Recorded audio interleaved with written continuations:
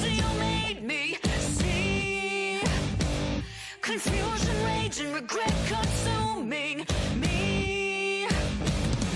Sun's going down and I feel it getting cold. I step outside, but the chill is from your soul. You can see the pain in my eyes, and I can see you standing by. Getting ready to pounce, but it's over. Now you've had your fun, but mine's just begun. Going insane, so I drink my pain. Now the smoke is clear, I have no fear. You gave me a war, but now you'll get yours. Now you'll get yours. Now you'll get yours.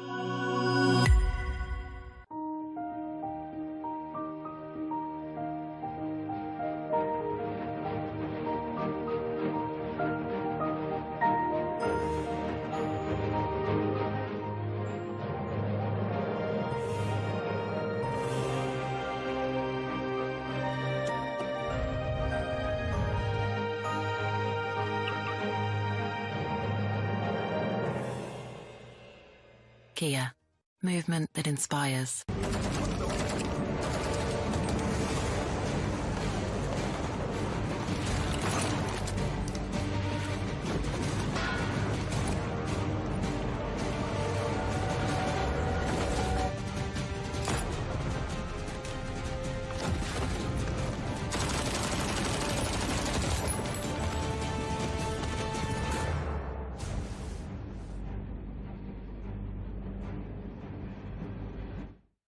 Scout भाई petrol भर दो ना। क्या भाई लोग रोंडो जाना है क्या? तो जानता नहीं मैं कौन हूँ? अबे तू बाहर में भर के तो बता। अबे रोंडो में रोंडो किसको बोला रे? रोंडो बोलता है हाँ? तू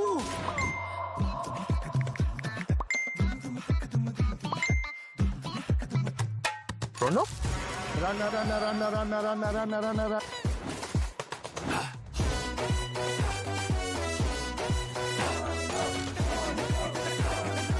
Nation wants to know कहाँ है ये रोंडो? रोंडो अभी बताओ मुझे रोंडो।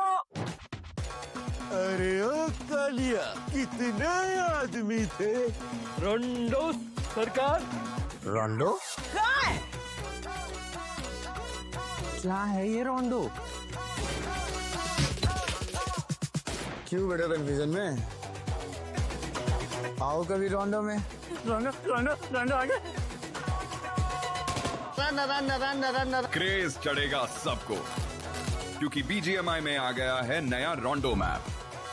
Get new vehicles, explosive weapons, epic hot drop locations and more. Download BGMI now. भाई क्या करवा रहे हो तुम? कभी पेट्रोल वाला बना दिया, कभी टीचर बना दे रहे हो। अबे गेमर हूँ मैं, एक्टर थोड़ी हूँ। भाई download BGMI now. Sir watermelon juice. अबे छोड़ो। Delivery order ready.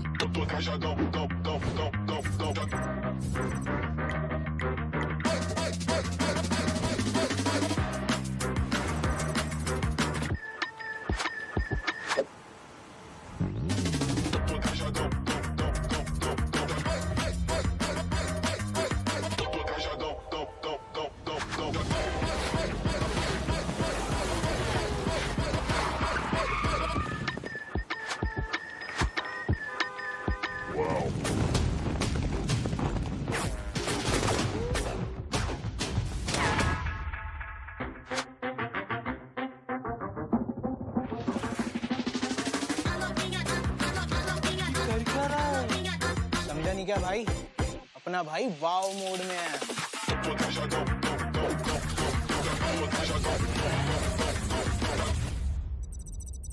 Wow.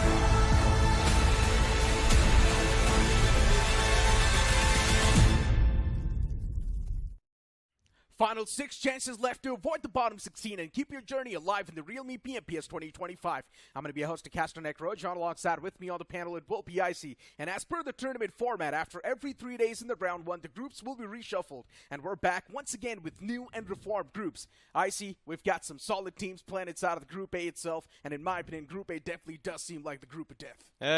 To be honest, every single group seems to be the group of death here, especially now when we are officially going to be beginning from the halfway mark of each and every single team here in round number 1. So that means the other half, it's all comes down to where you are going to be aiming for as well. Because at the start of, a couple of days back, I did mention as well, are you aiming for top 8, top 16, or are you aiming to not get eliminated here? So teams that are aiming for that, 100% I'm going to mention this is going to be Gen X FM for sure. Yeah, I mean, without a doubt, a lot of these teams still sitting all the way down there. Even Universe 7, even Fearless 4 should be a prime example of that. And Fearless 4 has been a little bit of a concern because when you speak of the firepower, it's not there. You talk about the tactics as well, clearly not there. I do understand it's for the first time Fearless 4 is over here to try and make a mark, but still they're struggling too much. And in my opinion, now it feels like they're just at the wrong place at the wrong time. Yeah, I think Universe 7, I think it was Universe 7, one of the players actually texted me like a few days ago. He was asking like, what do I do? Is there any advice we can do for them?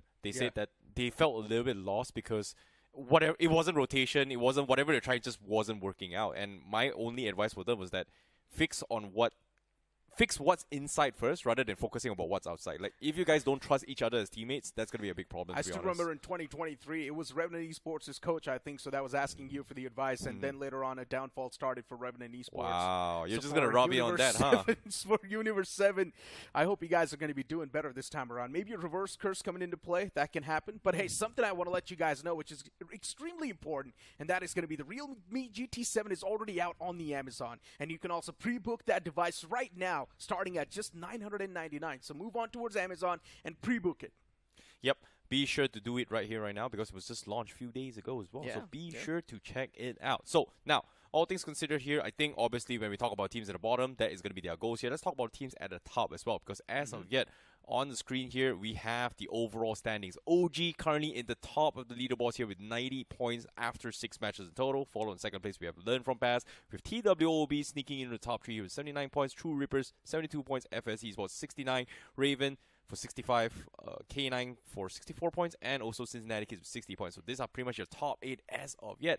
And Hiroshima Godlike going to be on 9th position with only 1 point away from breaking past in the top 8. A major surprise in the top 8 has definitely been FS Esports and Raven Esports with the performance they have been able to put up in the Realme BMPS 2025. It's quite surprising to see them in the top 8. And then you move on towards the remaining teams on the first page itself. As you mentioned, Hero Extreme Godlike on the 9th spot. You've also got Godsreen right there sitting on the 10th. Even AX coming in, which is Team ARYAN. Soul as well with 58 points. Eggy too is doing not bad, and since Eggy's going to be playing inside of the Group A itself, things are going to be definitely spiced up. Yeah, it is going to be very, very spicy as well. And of course, 8-bit now pretty much having a little bit of name change here. We were previously called Versatile 8-bit. Now it's officially being called 8-bit officially. So for those of you who are wondering, who are they? They are here right now. They are going to be the previous Versatile. So on the next half here as well, we have Hyderabad Hydras going to be on the bottom borderline trying to break past the top 16. We also have Wildfangs with 51 points. We have Glitch X 147.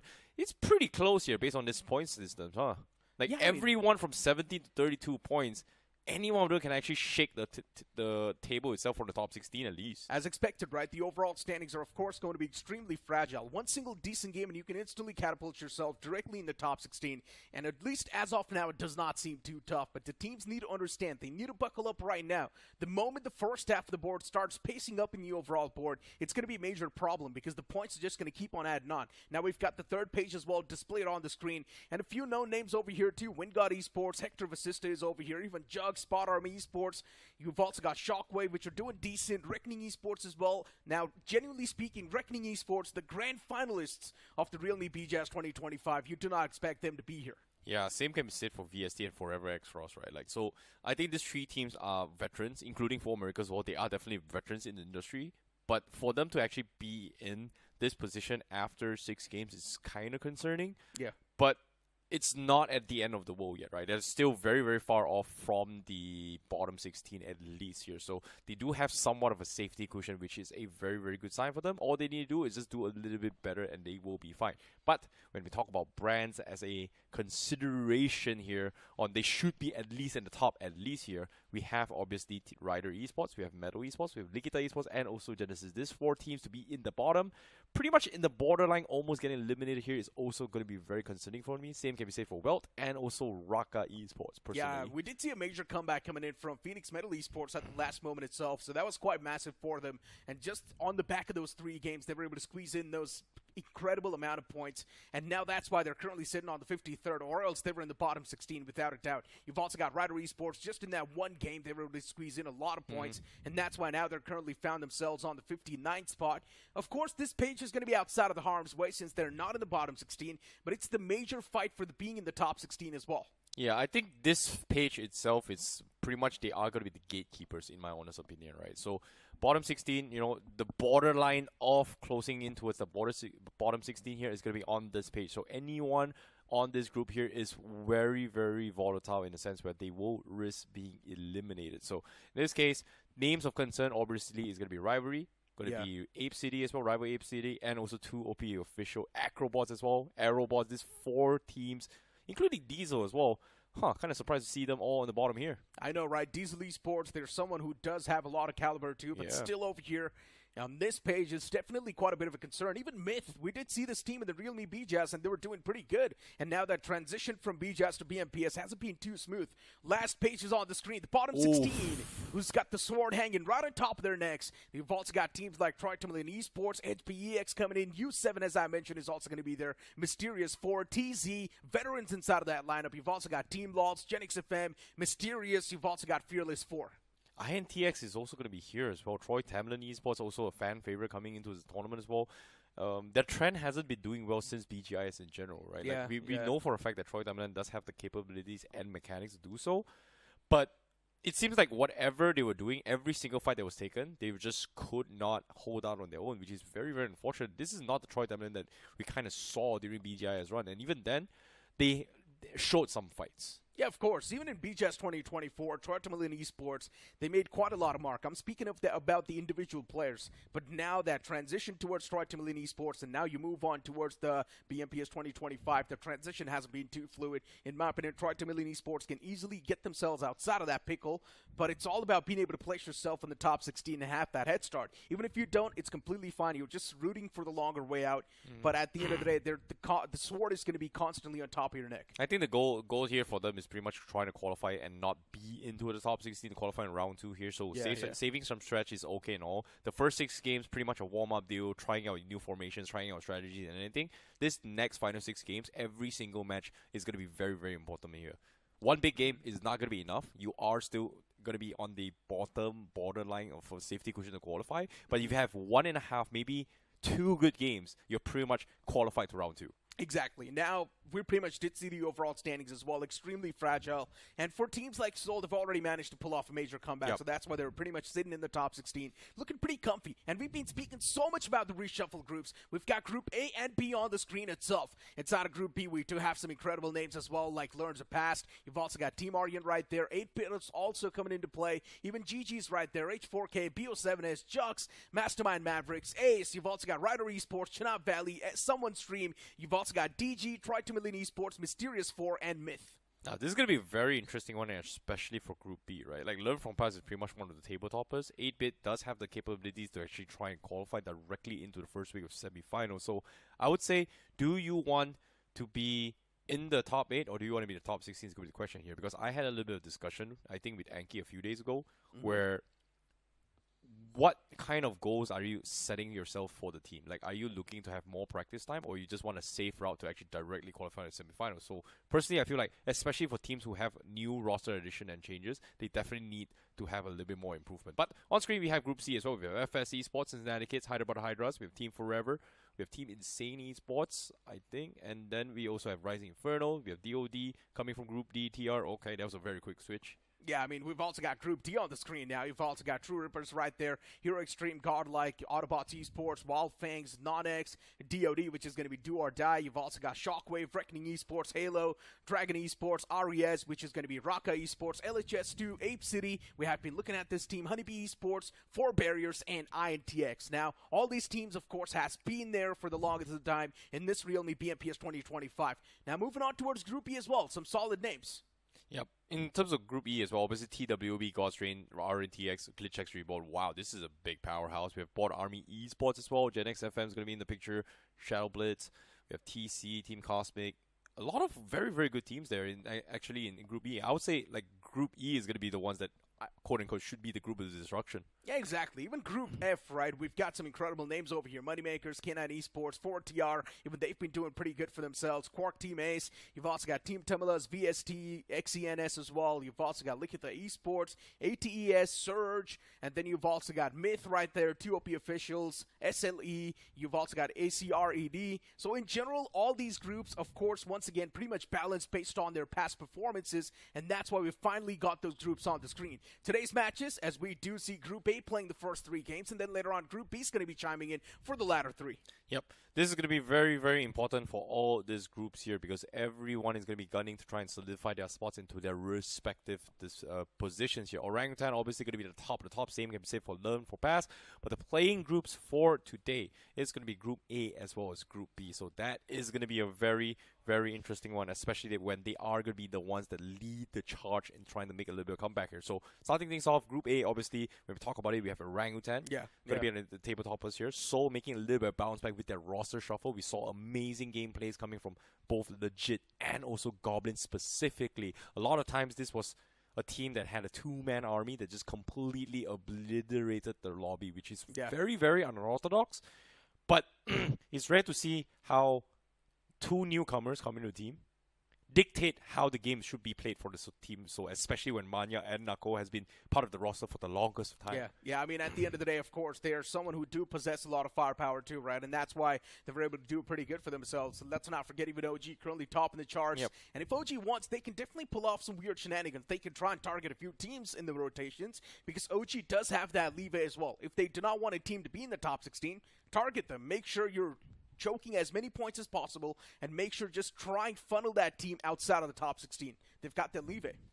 That's some very, very interesting conspiracy theory that Necro has just pretty much brought up as well. But it may happen, it may not happen. It's just speculation thus far. But let's take a look at what we are going to be talking about, especially towards this specific team, right? I like that you actually brought up that Orangutan has the leeway to do whatever it wants, which bounces back towards what I'm trying to explain earlier on as well. At what stage of the tournament are you looking at? Are you looking for more game time, or are you looking to try and experiment with certain things? So personally, I feel like Orangutan has that leeway, so that's why I'm going to still pick on my prediction here for Orangutan that they are still going to perform well. It comes down to what kind of stretch they are going to be going for. I mean, OG is kind of like a safe pick in my opinion. Even I went for a safe pick, I'm not going to lie. Seoul's doing pretty good for themselves, so I went with Seoul myself. Then you've got Rivalry from Ankybot. This time the man's playing a bit of a gamble. Even Hector VASISTA selected from the side of Sparrow, and Maisie going with WINGOD Esports. Solid prediction. WINGOD has been struggling to gain any sort of points. For some reason, it feels like they forgot how to play together. But at the end of the day, it's all about that one moment where you just click, and WINGOD Esports does possess a lot of firepower. So in my opinion, they do have the caliber. Personally, I feel like based on the English side here, you went for Seoul, I went for OG. Personally, I feel like these are two very, very good examples of two different play styles of a team, right? So, based on their performance from this past 6 days itself, Orangutan is a very, very organized, very strategic play style. Tactical, Whereas Seoul is very creative, very chaotic, but somehow works out. Yeah, Seoul likes to adapt on the fly pretty much. And OG comes in with a pre-plan already in their mind on what exactly they need to do and what exactly they want to execute inside of the game. But you know what I see? The game's going to be on the fly as well as we cut through directly towards the transition. And even the map's going to be putting up on the screen soon. Starting all the way from Sumfordi towards the Snoka military base is going to be the plane fly path. And are we going to see a few clashes? Probably not. Yep.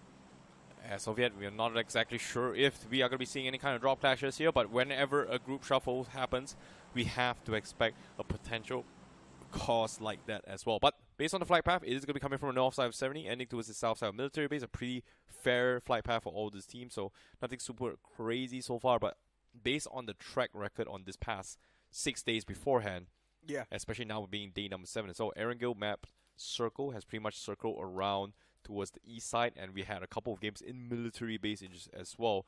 I think one on towards the north side yet, but so far we haven't seen any Mount Everest ruins or Gadkar circle, which is ironic considering that that's the most frequent circle in BGIS during their round stages. Yeah, indeed, it's been kind of wild, right? Since we've seen those top circles. But I guess this time around, we're seeing a lot of those off circles as well, right? Some military base, even on the map of Sanok, we're seeing a lot of camp alphas. Yeah. So yeah, this BMPS has been interesting. Just putting a bit of that spanner and a bit of a twist in the play style. OG dropping towards Ross Hawkins School. That's going to be a smooth sailing for OG. Even on the northern side, we've got Fearless 4 moving in. There's a team right underneath Fearless 4 as well. The next zone's going to be centering on up towards Gadka and the Big Boy Mountain. Well, this is what you wanted to see. This is definitely Everest or Ruin Circle. There's only 3. It's like either Everest, Ruins, or Gadka. There's no way it's going to shift the quarry. There's no way it's going to go to Torch. I don't believe it would. So far, in terms of urban fights, usually we would expect it to be somewhere in Pochinki, Yasnaya, maybe even Novo, but even Novo is pretty much out of hand. I think military is pretty much a better shout than Novo. But all things considered, on screen we do see a little bit of collision here for those vehicle contention. Alibaba Raiders having a little bit of a run in here with Aerobotz, and this is going to be a very awkward one here, especially for Aerobotz specifically, because they are grouped up and on shorter end of those compounds. There's not exactly a lot of loots, and even if they want to try and provide some sort of cover fire towards each other, it is going to be very awkward. Yeah. As you can see, if they decide to push him, it is going to be open seasons for Wanted to actually pick them all apart. So it all comes down to just the first knock. And in this case, Aerobotz, they don't really have a good sight on towards him as well. They know that they saw someone there, and they need backup. Alibaba Raiders needs help, but guess what? They actually managed to sneak up. Wanted actually let them both through. Out in the open, no shots were fired. Yeah, Wanted still all the way to the back lines, and Aerobotz Esports don't exactly know where Wanted is. He's on top of the roof, so Wanted does have a bit of that upper hand. Aerobotz Esports needs to cross through the open terrain. And Alibaba Raiders, there's massive chance we might just see the cavalry as well arrive. So, for Aerobotz Esports, it might just be all good in the hood. The players starting to move in slowly and steadily. Wanted still spotting out those players in the front lines. 3 players. Wanted all by himself. The cavalry is approached as well. You can see the minimap in the back lines. The cavalry is already there. So pushing Wanted at this point in time is going to be a rookie mistake. Yeah, I'm surprised Wanted is actually opting to go for the UMP over the M16. I would say like the M16 in terms of mid-range would do a little bit better in terms of effective damage. But the UMP does give him that mobility. So I guess he was going to prioritize the mobility over the range instead. So Alibaba Raiders, they do have Scar L. We do have a couple SMGs as well. But Alibaba Raiders, they're still circling around, trying to find some sort of cover to try and back him out. But looks like shots has been made. He's finally going for the push to try and save Wanted himself. But looks like the crash comes through. Fraganoob looking for the press. A pretty unorganized push, that's what it seems like.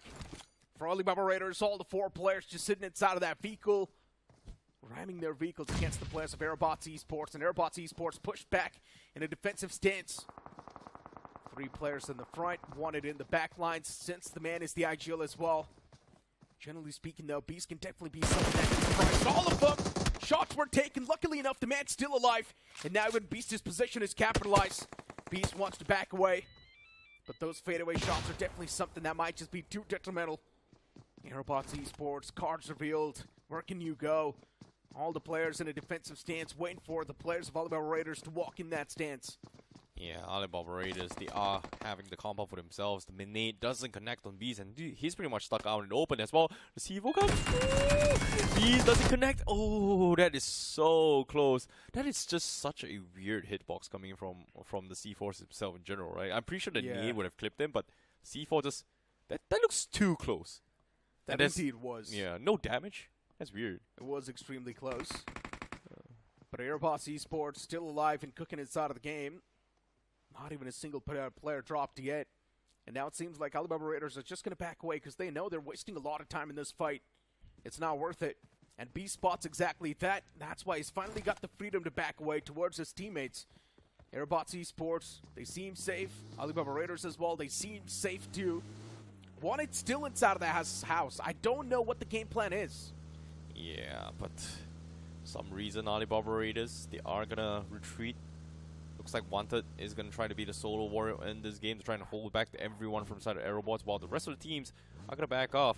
Seems like the circle, we do see Soul directly going up on towards Everest himself. Very, very quick rotations coming from Soul. We do see VASISTA right down the bottom compounds of Everest as well. Rivalry still going to be into South George. We do see White Walkers all the way onto North George as well. That's going to be a little bit of a interesting one coming from them.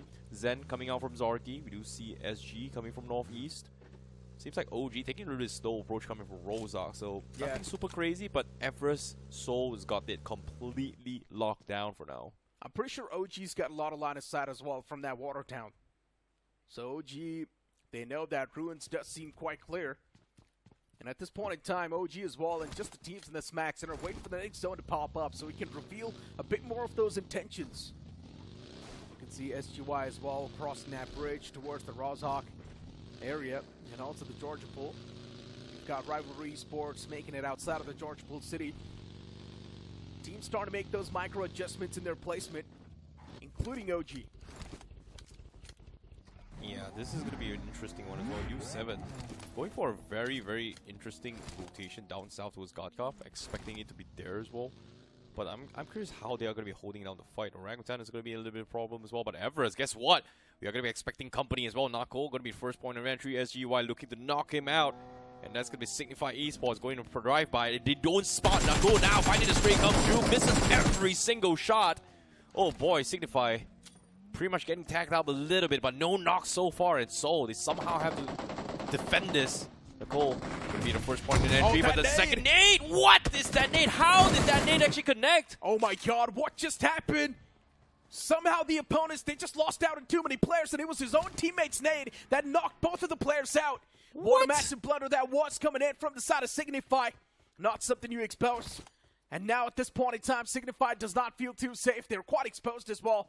2 players down, not dusted yet. Utilities as well, tossed out from Goblin. And now the man's going to make the march. And this is going to be a death march as well. And just like that, Signify, they have been eliminated from this game. And now they're the one with the dust. That one nade came through, no coordination, no calls. And that's why 2 players got knocked out. That was just a very, very awkward fight for Signify. I'm not exactly sure what's going on. But like you said, they accidentally needed a teammate, gave an opening. Yes, they got the knock on Nicole, but was it worth it losing 2 players in the process? Yeah.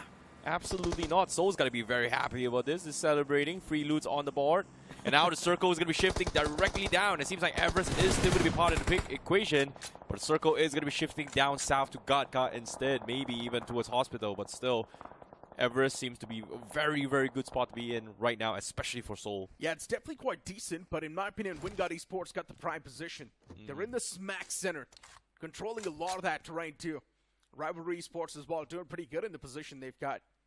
They've also got OG moving in now. I actually like Rivalry's position a little bit better just because he's got more options to work with. Like, it's a spot where people need to force direct contact towards you in order to try and challenge you. If not, everybody's going to be zoned out. So I don't know if this is luck or this was planned, but Volcano Esports went for a late game rotation from the military base, and now they found themselves in one of the best spots possible inside of the zone. Yeah, might be the case as well, coming from the south side. Orangutan, they're going to be playing on towards the roads around Everest on the east side as well. It's great spot to actually punish people mid-rotation, but in terms of endgame circle, it's one of the best spots in case teams comes down from Everest, but it's not the best spot if you need to push up Everest though. Exactly. That's the only downside of those spots. True that. And speak of downside, OG's currently on the downside of that Everest, holding these compounds. OG's going to try to stay alive for as long as possible. But hey, something I want to tell you guys, and that's extremely important, is also the Realme GT7's already out. The device launched on the 27th. And if you guys want to pre-book the device on Amazon, it will only cost you 999 rupees, I see. Yeah, it does. Be sure to pre-book it now because it was just launched a few days ago. But at the same time, ORA Esports Royal Emperor, a very, very interesting team who surprised us during the run in BGIS, but this time they haven't been showing their performance for quite some time now. I'm a little bit curious here. What has happened for them? Yeah. The aura's in minus, pretty much. Yeah. It's not going too good. I'm surprised I actually understood that sentence. Wait. Oh, yeah, you're not Gen Z, right? Fine. But you know what? ARZ's on the screen. And since ARZ as well, they're on the move themselves, there's a bit of a problem that's going to be in the front soon. There's a team trying to guard the edge lines, which is going to be Alibaba Raiders once again. And for Aerobotz Esports, if they're not careful enough, Alibaba Raiders might just end up dismantling them from this game itself. I think they actually found one pick. I believe that's yeah, that's actually the players coming from Alibaba Raiders. They actually lost one guy. Quite unfortunate. Yeah, the last guy who just didn't want to move. Yeah, wanted. That was the IGL. This feels bad. Not sure what they were thinking about this. But both teams, because of that small little delay, they were so scarce in terms of loot. Forced to take a very late rotation. But now, when the stage 3 comes through, they have to push through. So that's going to be something that they have to worry about. Fearless going to be going to the side. But Circle actually shifts towards the west side. Oh no, looks like Circle, not going to be on Gatka, not going to be on Everest, not going to be on Georgiapol as well. It's going to be far west. And right now, Royal Emperor and also WINGOD has one of the best spots possible to gatekeep all this open terrain. I'm not even surprised since you said the circle's going to be shifting around this territory. The circle just does not listen to you. I know, and instead right? shifts completely towards the opposite side. But this is just going to spice things up even more. Forcing teams in an off terrain to try and adjust on the fly as quickly as possible. This is going to be extremely fun. VOLCANO Esports as well, once again, pretty quick. They rotated late from the military base, found themselves a decent spot in the circle, and now pretty quick this time around in the stage 3. I'm loving the approach from VOLCANO Esports, but even Seoul is starting to dismantle a few more teams. Yeah, WINDGOD does have one of the strongest compounds into the south side, right? Because if this was an endgame circle, they can play the roofs on top of this compound and just completely shut down everyone. But again, they need to last at least until stage 5, stage 6 before they can actually take advantage of the rooftop itself. And meanwhile, on the north side as well, we've got teams like Aura, Emperor also trying to hold down the fort on those compounds against everyone on the sides. WINDGOD still checking every single corner. And right now, they just can't fight, though. They just have to wait. But on screen, oh, what happened? Eggy just got wiped out by White Walkers. Oh, it's not something you expect like that. Eggy, one of the strongest teams inside the lobby, just getting illuminated within a flash. Never saw this coming, too, with 0 elimination points acquired. And Eggy's someone that's currently sitting inside of the top 16 as well. So this is going to be a big pill to swallow and also a tough one. So hopefully Eggy recovers from this setback in the future game. And speaking of the future game, Manya spotting out the place of Fearless 4. Shot taken. And that's also going to find the knockout. Beautiful precision from the side of Seoul. That knockout against the place of Fearless 4. Now Fearless 4 definitely do seem quite feared. Just want to back away, do not want to take a fight against the place of Seoul. They claim that elimination point. There's also Zenin in the sidelines, and I'm pretty sure Seoul does not want to challenge them. Yeah, at the same time, Seoul, they are going on the hunt as well. Manya's not too happy that Legit is, as well as Goblin's been outperforming him. Today, he brings back a very, very big game here. He finds himself 3 finishes all by himself. Meanwhile, Fearless 4, they were on the run, and guess what? They ran into his White Walkers. As White Walkers are going to be looking to try and crash onto them. Or crazy, pretty much stuck all by himself, no backup whatsoever. The only backup is across the road, but doesn't have those angles to work with. A lot of smokes being dropped as well. Here comes the push. Shotty's being shot, but no connection coming from Crazy. Crazy needs to pull off a crazy clutch, and also Miraculous One needs to be the magician. Jumps down from that balcony, positions noticed, has got the DBS to play with. Moves the man way too low, but goes from the back is there to provide the backup as well. What? And Crazy somehow strikes another player down as well. What is going on? White Walkers, a big blunder coming into play this time around. And Crazy and his teammate goes. They're doing a lot of damage in the end. Crazy as well gets wrapped up. And White Walkers, they prevail in this duel, but still a lot of damage was dealt. Yeah, White Walkers gotta be very, very lucky about this, because right now, Seoul, they heard this entire commotion, and Goblin is looking to try and third party this. Sneaky little Goblin. Gonna be looking for those angles. He sees all those vehicles. He's hoping to catch them while they try to rotate in as well. Guess what? They're not inside the zone. Yeah, they indeed are not. And Seoul, they've managed to acquire 5 finishes so far. And looking at their playstyle too, one thing is clear. Seoul's going to fight their way through. They've got them up. And they're going to wipe the entire floor with the enemies. Yeah, zone not exactly in their favor as well. Manya going to be taking charge to actually push through. It's going to be caught in the crosshairs of Royal Emperor, but surprise, surprise, Royal Emperor, no shots were taken against them. As Seoul still deciding and waiting on the call from Manya what to do. Yeah. White Walkers, after eliminating those 2 remaining players of Fearless 4, even they've managed to acquire 5 finish points so far. Eliminating the entirety of Eggy, then 2 players from Fearless 4. Solid stuff from White Walkers. And now they just need to move on to the safety lines. On the northern side, quite in a bit of a bad spot. Even Seoul's around them, and Seoul's just wait for White Walkers to make some sort of mistake. Spotting out those players too. Goblin is just waiting for the right moment to strike. Yeah. Someone who is too exposed. Spots that buggy as well, closing on in towards his position, and White Walkers, they were aware of the fact of what's going on around them. Shots taken against Goblin. Goblin's still going to be fine. Great disengage coming from Goblin, realizing that he was out of position, immediately backs off and makes a run for it. Comes through, but Goblin is going to get tagged out of it all, but eventually gets knocked. Great pick. Unfortunately, it wasn't White Walkers that gets him. It's actually Royal Emperor that has been sitting down for the longest of time. Finally finds the pick, and that's going to be Goblin down in the hands of them as Seoul loses a player. Oh boy. Yeah, White Walkers, rough luck. But now look at what's happening to the Plex Pora. It's not looking too solid as well. Aura, Royal Emperor getting dismantled themselves is a bit of a problem. And all the players from the side of Zenin, they've already made it towards the warehouse. 3 players in there. Zenin for them. The only threat's going to be the team in front. The moment they get rid of those remaining 2 players from Royal Emperor Aura, it will be all good in the hood. Zenin needs to watch out the backline as well. Look at what's going on. White Walkers, they make it up close and personal against the players of Aura. But it was a big mistake coming in from the side of White Walkers. They still push up. They have managed to find the first knock. And now Aura, they've got too much on their plate. They're also getting shot at from the Soul. It's not looking too good. Legit from the far fray. He's got the drone view and taken as many advantages as he can. Nicely done coming from Soul. The third party was just impeccable. Legit continuing the pressure. White Walkers, they're taking so much damage. Aura also looking to try and get a couple confirmations with Voltrick. Look at this. He can't even push through the spike having the knock.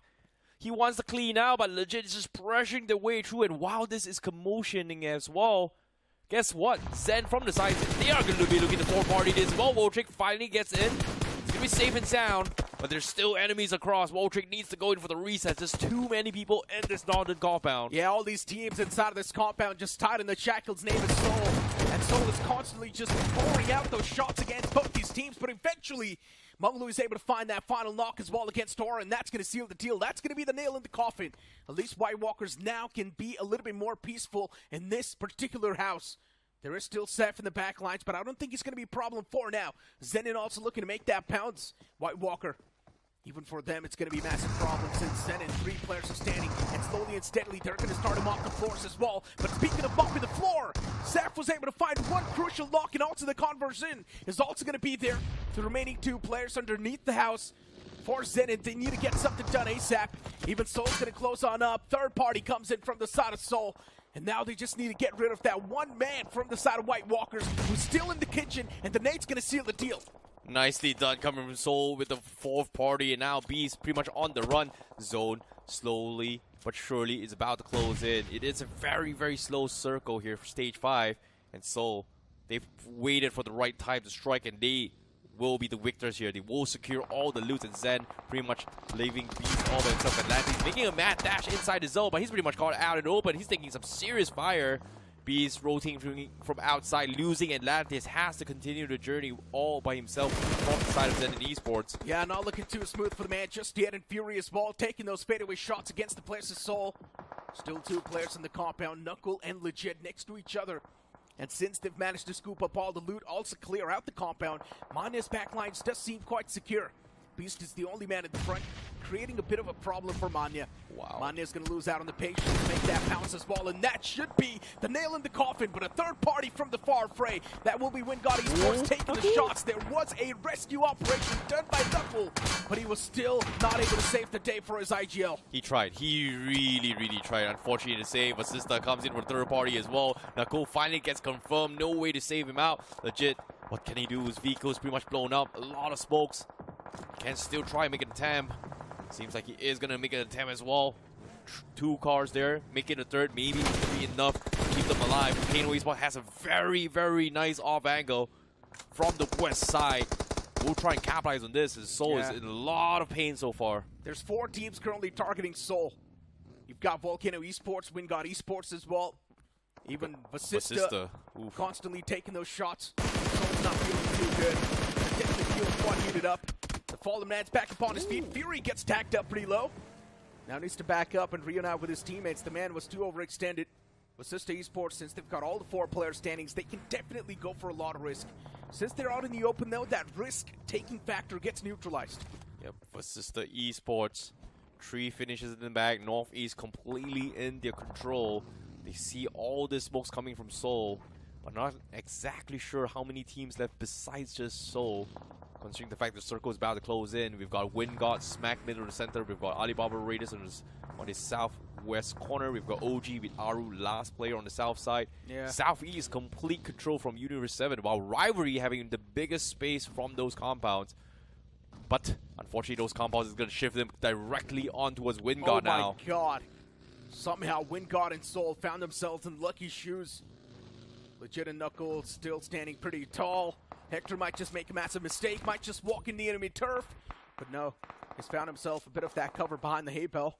And also squeezing himself just a bit in the safety lines. Knuckle gets spotted, shots were taken against the man, but even Hector gets caught and taken down in that moment. VASISTA Esports not looking too fluid, as Viper's going to be the last man standing, and a lot of shots are also taken against Viper himself. Those shots are quite deadly, and especially Rivalry Esports, they're punishing the players of VASISTA Esports constantly.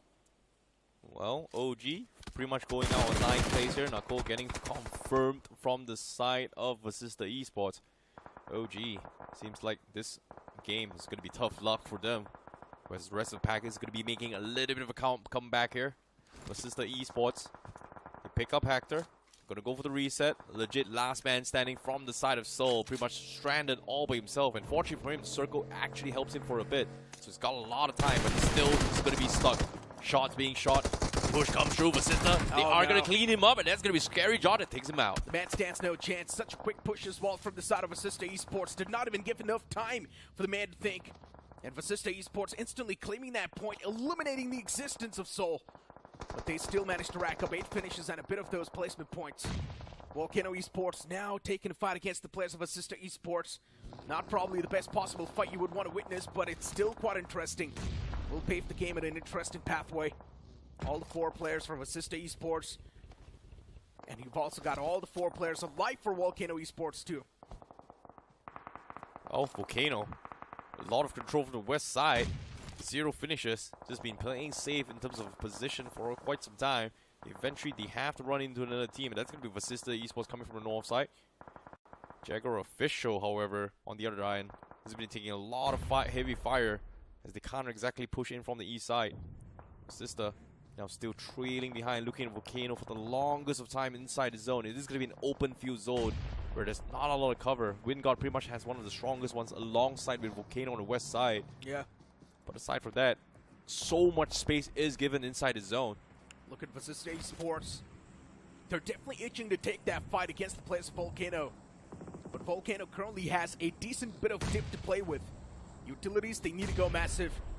Vegito quite lucky to be alive in that instance. The nade was tossed right next to him. The constant bombardment of utilities is constantly chipping down the man as well. Vegito backs away from that spot, but instead walks into another nade, and that's going to get a quick 2-piece for the players of VASISTA Esports. And here comes the go send it moment. Scary Jaw inside of that vehicle, another nade tossed up, and that's going to find the confirmation as well. VOLCANO Esports getting dismantled just on the back of the utilities, and these nades are finding the exact precise strikes. Psycho is going to be the only man standing, but the nade parade from VASISTA will eliminate the entirety of VOLCANO Esports. Complete shutdown from VASISTA Esports. It all started with Viper finding the 2 knocks. Immediately, the parade comes through. Restocks in play, VASISTA Esports, full domination from the north side. And as of yet, we're down towards the final 4 teams.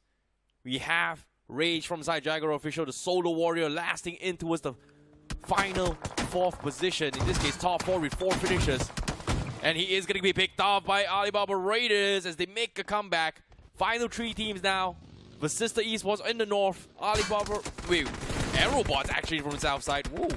It's not Alibaba Raiders. Apologies there. Aerobotz Esports, but unfortunately they've lost out in a man, so it's not looking too solid now. Aerobotz down on the 2-man squad. What can you do? Those remaining 2 players in the back line, it's a lot of pressure on their back now. WINDGOD Esports, since they've got 3 players standing, of course, the man advantage with them. But let's not forget it. HECTOR VASISTA, they've got all the 4 men standing. So we speak about the risk-taking ability. And VASISTA Esports has a lot more of that compared to the players of WINDGOD Esports. The risk-taking ability in the hands of WINDGOD Esports is not too much. Kyoya's got a nade in his hand, and he's looking to toss that nade against the players of ARZ2. The revival is going to be successful. Cloud's back up on his feet, and Mash is now going to try to make that pounce, or at least to leap closer to the players of WINDGOD Esports. Oh, wow. But that nade instead is going to find the quick knock. Kyoya was exactly waiting for that instance. Mash walked into that nade. Man got knocked out. The confirmation as well, pretty much on the verge of happening. What can Aerobotz Esports do? Now trying to toss out a trail of smokes. But is that really going to help him cross on towards the opposite side? WINDGOD Esports is being the guardian angels off the edge lines. Aerobotz Esports soon enough are now going to start a choke to death. You've also got LeBron on the left side. Clown will be held in the back. Aerobotz Esports is still going for that revival. Yeah, it is going to be there as well. They are going to make an attempt. Circle comes through. Have ditch vehicle. Clown pretty much pushing outside the smoke, going for a couple free fires. A lot of shots has been made. VASISTA Esports hasn't made their mark to third parties yet. WINGOD Esports, they have to be a little bit careful with this. WINGOD not looking for the commitment. They get the knock first. They do find a confirmation. WINGOD gonna be dropping bodies as well. This head-to-head is gonna be costly for both teams. Yeah, of course, WINGOD Esports easily mowing down the launch by the bodies of Aerobotz Esports. But even WINGOD, they lost out and through VOG. And let's not forget HECTOR VASISTA. Even they're starting to make that pounce here to third party. This entire fight. And for HECTOR VASISTA, this should be an easy cleanup. Aerobotz Esports, what am I watching? They end up wiping out the entirety of WINGOD Esports. What just happened? Such a massive blunder from WINGOD, and in the end, HECTOR VASISTA just on the back of those utilities, eliminating the final existence of the foes. VASISTA Esports is completely shutting down the competition in this game. Very, very clinical nades coming from them as they take out everyone in this lobby here. No one stood a chance. Yeah. And as of yet, what did we just watch? Like, nobody was able to challenge them directly at all in a head-to-head fight. I know, right? They were just getting rid of the foes on the back of those utilities. And HECTOR VASISTA, this is the exact game we all were looking for, too. Now, I do understand HECTOR VASISTA is quite a solid team, but still we did not see that good performance up till now. And HECTOR VASISTA, this is definitely a good sign. This is a huge game to actually make a bounce back as well into maybe a chase with top 16 or maybe even top 8. Same can be said for WINGOD as well. A little bit of recovery coming from them. Aerobotz also making a little bit of recovery in that game as well. So that was very, very nice coming from them. But I think the teams that kind of made a little bit of fumble here is going to be number 1, Orangutan. Number 2 is going to be Seoul as well, having a little bit of slight hiccups. But I still think Seoul overall still did a little bit okay, just because the circle kind of forced them in a situation where they just don't have a lot of information to work with. And what really surprised me was that HECTOR drove by towards so many places and nobody shot at him. At the moment he made the call, it's like, we're safe here. And when Goblin tried to rotate in and got picked by Royal Emperor, it was like, what do I do? So here's the thing, right? Seoul got 9 points out of that game, so I still think it's quite a decent game, but OG definitely fumbled up.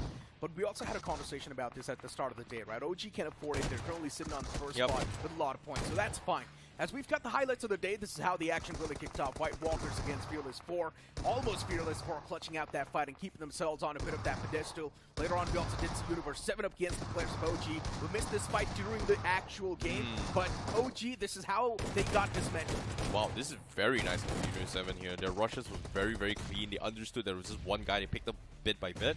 But I don't think they gotten a lot of finish points for positioning, so that's pretty much how they actually got taken out. Meanwhile, inside this northern compound where we had, what, 4, 5, 6 teams actually colliding and contesting these compounds, was one of the reasons why Stage 6 become kind of open if you think about it. Like, Stage 6 circles, you expect at least 10 teams, but there was exactly 6 teams in Stage 6, especially when this zone is kind of big. I'm still a bit confused on what exactly happened to WINGOD Esports, right? Because WINGOD Esports was supposed to win that fight on paper. They had the man advantage. They had the terrain advantage as well. They had better positioning compared to the players of Aerobotz Esports. But they still somehow choked things up. And speaking of Aerobotz Esports, this is the exact situation that I'm speaking of. Kyoya was able to find that crucial knockout. Right then and there, the advantage was in the hands of WINGOD. Another knock was found on the mash, and then still it felt like now WINGOD was unstoppable. But something happened. A flip was switched, and WINGOD Esports just instantly got dismantled in that instance. And it was Mash, or it was Clown actually, to eliminate all the players. And look at that flick too. Disgusting stuff from Clown. That was a sick flick coming from Clown as well. But a little bit of small nomination here is gotta go to Rage as well from side Jaguar officials, because he was getting pushed. And he somehow clutched a, 5 HP situation with the shorties and then flipped the table, being the last solo warrior into his top 4.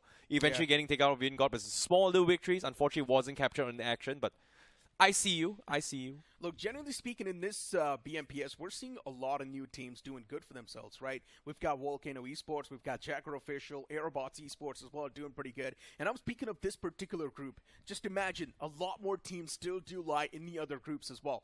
In BJS, we saw these newer teams trying to make a mark, but generally speaking, in the BMPS, we might just see a complete new champion. I think, well, it might actually happen as well, but VOLCANO Esports, ever since they debuted on screen for BGIS, it looked really weird in a sense that I just don't understand how they play. But for some reason, they always get away with very decent positioning in the ball. And even there in the final moment, they got good positioning, but the moment the nade came through, I don't know, it was just lucky coming in from VASISTA, or they just didn't know how to take that fight, to be honest. I mean, if you're Volcano Esports, you can't even do anything. VASISTA Esports were just eliminating so many teams that they also had a lot of nades available in their backpack. And they pretty much just tossed every single piece of utility they had against the players of Volcano Esports. And Volcano did not even get a proper chance to fight back. So you cannot even blame them at that point. Stars of the match is on the screen. 5 finishes from Clown. That final flick was insane, by the way. You've also got Beast right there from Aerobotz Esports with 2 rescues. And then Viper coming in with 3 finishes. Yeah, that was very nice coming from Aerobotz as well, especially Clown in a very, very crucial round.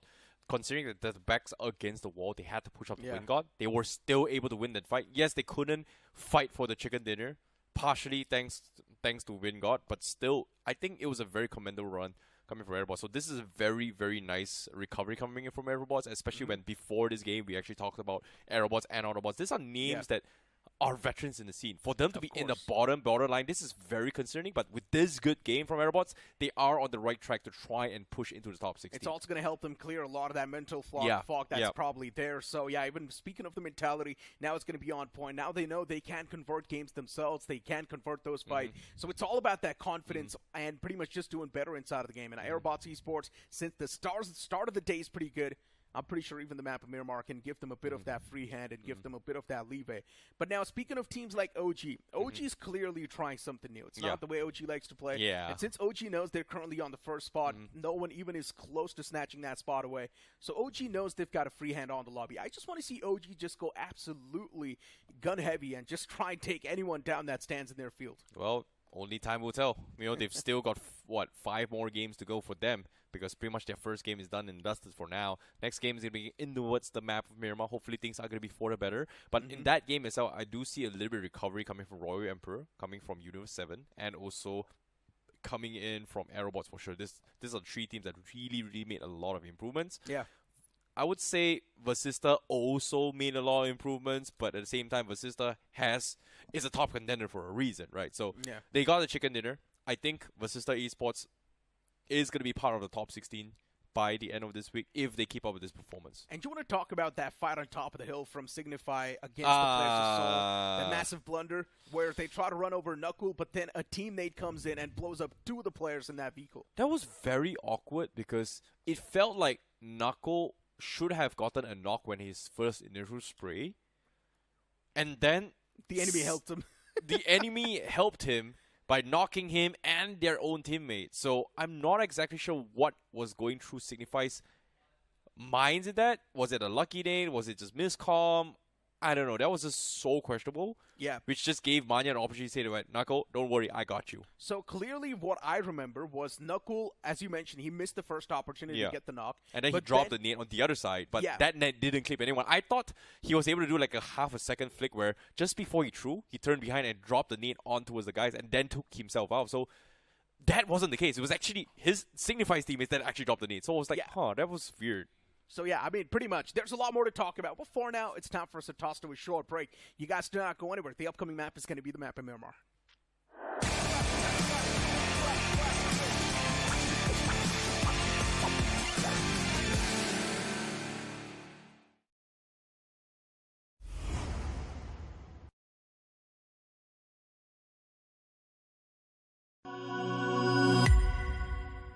Scout भाई petrol भर दो ना. क्या भाई लोग रोंडो जाना है क्या? तो जानता नहीं मैं कौन हूँ? अबे तू बाहर में भर के तो बता. अबे रोंडो में रोंडो किसको बोला रे? रोंडो बोलता है हाँ? तू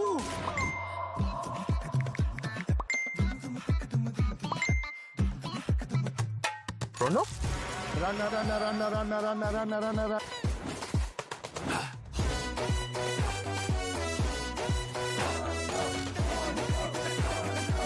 Nation wants to know. कहाँ है ये रोंडो? रोंडो? अभी बताओ मुझे. रोंडो?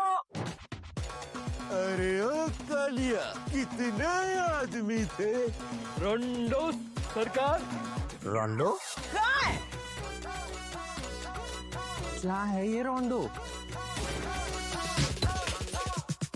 क्यों बेटा कन्फ्यूजन में? आओ कभी रोंडो में.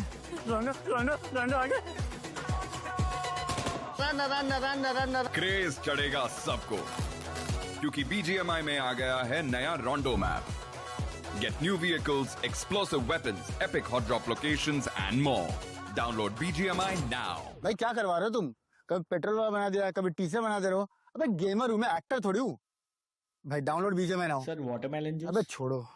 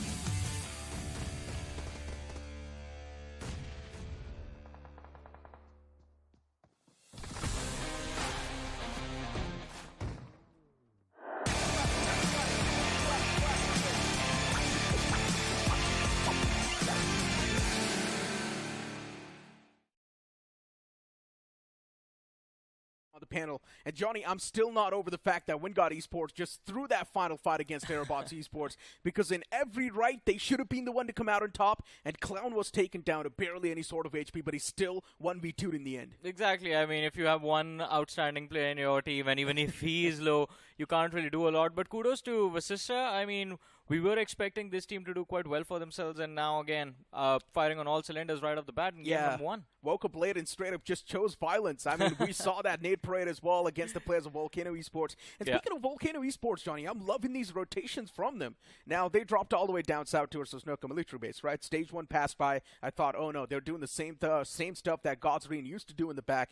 But then we saw that circle shift coming in, and Volcano Esports instantly just found themselves in that center spot. I mean, I was like, what? Exactly, and it's surprising to see a new team be this confident with the decisions and the moves that they make, committing to everything completely, not really second-guessing themselves. And along with that, I think the most difficult thing that usually newer teams and newer players struggle with is the fact that you kind of have to figure out this balance between motivating your player but keeping them in check when instead of overcommitting as well, because that is the thing that happens the most with newer teams. They just overextend, overcommit, overheat in the fight and then mess things up. But Volcano Esports, I think this was kind of required. 2 points from the game. At least they're taking those fights in the early stages. OG though, I mean, all of that hard work done in week 1 I think might just slip away, although they have a safety cushion big enough that they stick around in the top 8. But top of the leaderboard, we have VASISTA Esports finishing with 20 points, Aerobotz with 17, Seoul off to a great start. But again, it's all about the finishes and not about the placement. Now look, Aerobotz Esports, quite a massive comeback, honestly speaking, in the overall board. 17 points, which is massive. Yeah. Seoul pretty much just trying to stick with the consistency. Slow and steady steps are going to be there from Seoul as well. They're already inside of the top 16. Seoul wants to crack in the top 8 as well. Even Jaguar officials, 8 points accumulated. As usual, Jaguar likes to stay consistent, and the consistency is clearly replicated on the screen. But WINDGOD Esports, a bit of an underwhelming performance since they were there in the top 3. They just got 1 elimination point, Johnny, and because of that, they only had 6 points.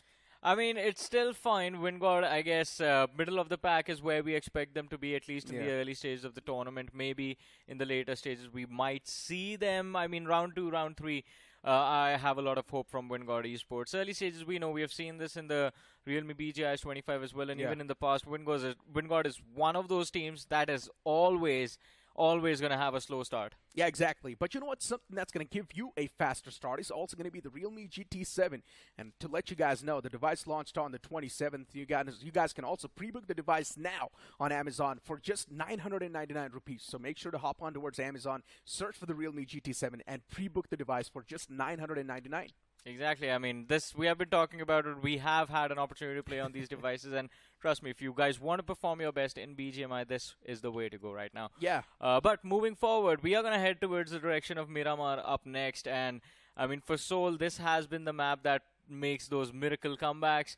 This has been the map where they initiate everything, but this time with OG, with Hector VASISTA being there in the same group, do you think that's actually going to be possible? Plus, let's not forget about the wildcard team Eggy. I don't think Seoul really wants any sort of flashy players at this point. Seoul themselves are just trying to figure out how they want to play in the future stages, because Seoul knows they're anyways going to be either in the top 16 or the top 8, but Seoul just wants to figure out how they want to play in the grand finals, right? Let's talk about this. Yeah, how you want to play in the grand finals, but the last grand finals they played, they finished 15th. Yeah, but they've also got a bit of a change now, so that's also important. Yeah, you got to put that change on the line. You got to put your money where your mouth is and give the fans something to cheer for. I know, right? Just like Hero Extreme Godlike. In every single match, they try to give it all they've got. But I'm pretty sure Seoul wants to keep a bit of that secrecy. Knowing Manya, that's how he likes to always do it. Yeah, he's always got that one single signature post. But, yeah, I mean, for Manya, he always likes to maintain that anonymous factor in the playstyle. So I'm pretty sure Seoul is going to try to reveal all of the things in the grand finals itself where things are going to be interesting. But for now, we're going to move on towards the map of Miramar as the plane's going to hit the skies once again, starting all the way from El Azhar towards the opposite side, which will be El Pozo. And now this plane fly path extremely tilted to the northern side. I just want to see, are we going to see any teams go absolutely heavy? I mean, we might actually see that happen, considering, as you mentioned, plane flight path leaning towards the northern half of the map. That means anything beyond Los Leones is going to be out of reach, including Chumacera, Valle del Mar, Minas del Valle, and Puerto Palacio. The southeastern quadrant of the map, Los Leones to Puerto Palacio, we see that quite heavily utilized, plus that highway has a lot of vehicle spawns. So probability of an early drop clash goes up quite a lot, but we do see OG taking an early exit along with the players of WINDGOD. I think a little bit of conflict might be there towards the north of Impala, maybe? Conflict? Probably. I mean, in the previous game as well, we did see a bit of that potential scuffle occur off the rip. But in this game of Miramar, is that really going to happen? We've got White Walkers next to one of the teams, which is going to be U7. And speaking of Cruz del Valle as well, we do have one of the teams, actually. Jaguar Officials, Fearless 4 right next to each other. And you've also got Seoul right there moving towards the northern side, which is going to be La Cabrera. The next zone actually shifting towards Montenuevo. And generally speaking, Johnny, towards Montenuevo, it will be interesting because you've got two teams dropping in El Pozo, and Montenuevo is clearly vacant. That means any of the teams, if they do want to move in towards Montenuevo, contest that high ground as soon as possible. It will give them a lot of advantage. I mean, it will, but I don't think there's going to be any team moving in there early. Usually, Ladriela would be a better spot to start your game from. You get those vehicle spawns, you get a decent amount of loot. Plus, Montenuevo, the problem is that the actual city, the compound cluster is on a lower ground. The mountains are empty. So if you go for that high ground, you're going to be stuck there for a long time with no way of coming down. That is why teams usually like to play from Ladriela, take those roadways, send one or two players up the hill, and then have the other remaining players on the compounds on the lower ground. But VASISTA Esports this time starting off in Picado, no conflict for them in the early game stages. That means they have a lot of breathing room to work with. And again, with Hector being there, Fury, Viper, Scary Jot, this lineup is stacked with that experience and the young guns being present. There are a lot of expectations from this team at the start of the tournament. I mean, when the lineup got announced, but let's see how they deliver. This could be the start of it all for VASISTA, considering they are coming in with that momentum of a recent win as well. And yeah, speaking of Fury too, right, of course, used to be a part of MAFIAxZENIN Esports, the most aggressive team inside of this entire region. So yeah, that aggression is also starting to amp up from the side of VASISTA Esports, but under the IGLing of Hector, he's of course someone who likes to keep his team under control. It's also been in a good way, and in the BGIs, it's been in a bad way as well, because we saw this team not really capitalizing on a lot of those fights that they should have. I'm speaking of the past lineup. But let's just hope this time around they are the opportunistic ones and just jumping inside of the fights much more. I remember recently Hector on his social media posted a reel of Scary Jord warming up and he was just practicing his flick and Hector just walks in. He's like, what are you doing? Yeah. But the man is quick on, like, very quick and very precise with his flicks, to be honest. Yeah, he's got some fast fingers. That's for sure. Oh, but look at this. Someone who's going to be a little bit quicker in this game. It's going to be Rio. As Eggy from Team Eggy is going to be dropped to the floor. That's going to be the first knock of the game. And Noob, we see him moving in. Ah, yeah, there's no escape from this. This man has to go back to the lobby and or watch his team. I can't believe it. What's happening to Team Eggy at this point?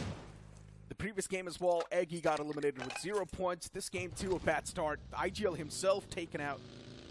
So, yeah, for Eggy, it's quite a rough patch to try and recover from. Signify Esports, too, previous game, they just ended up eliminating themselves.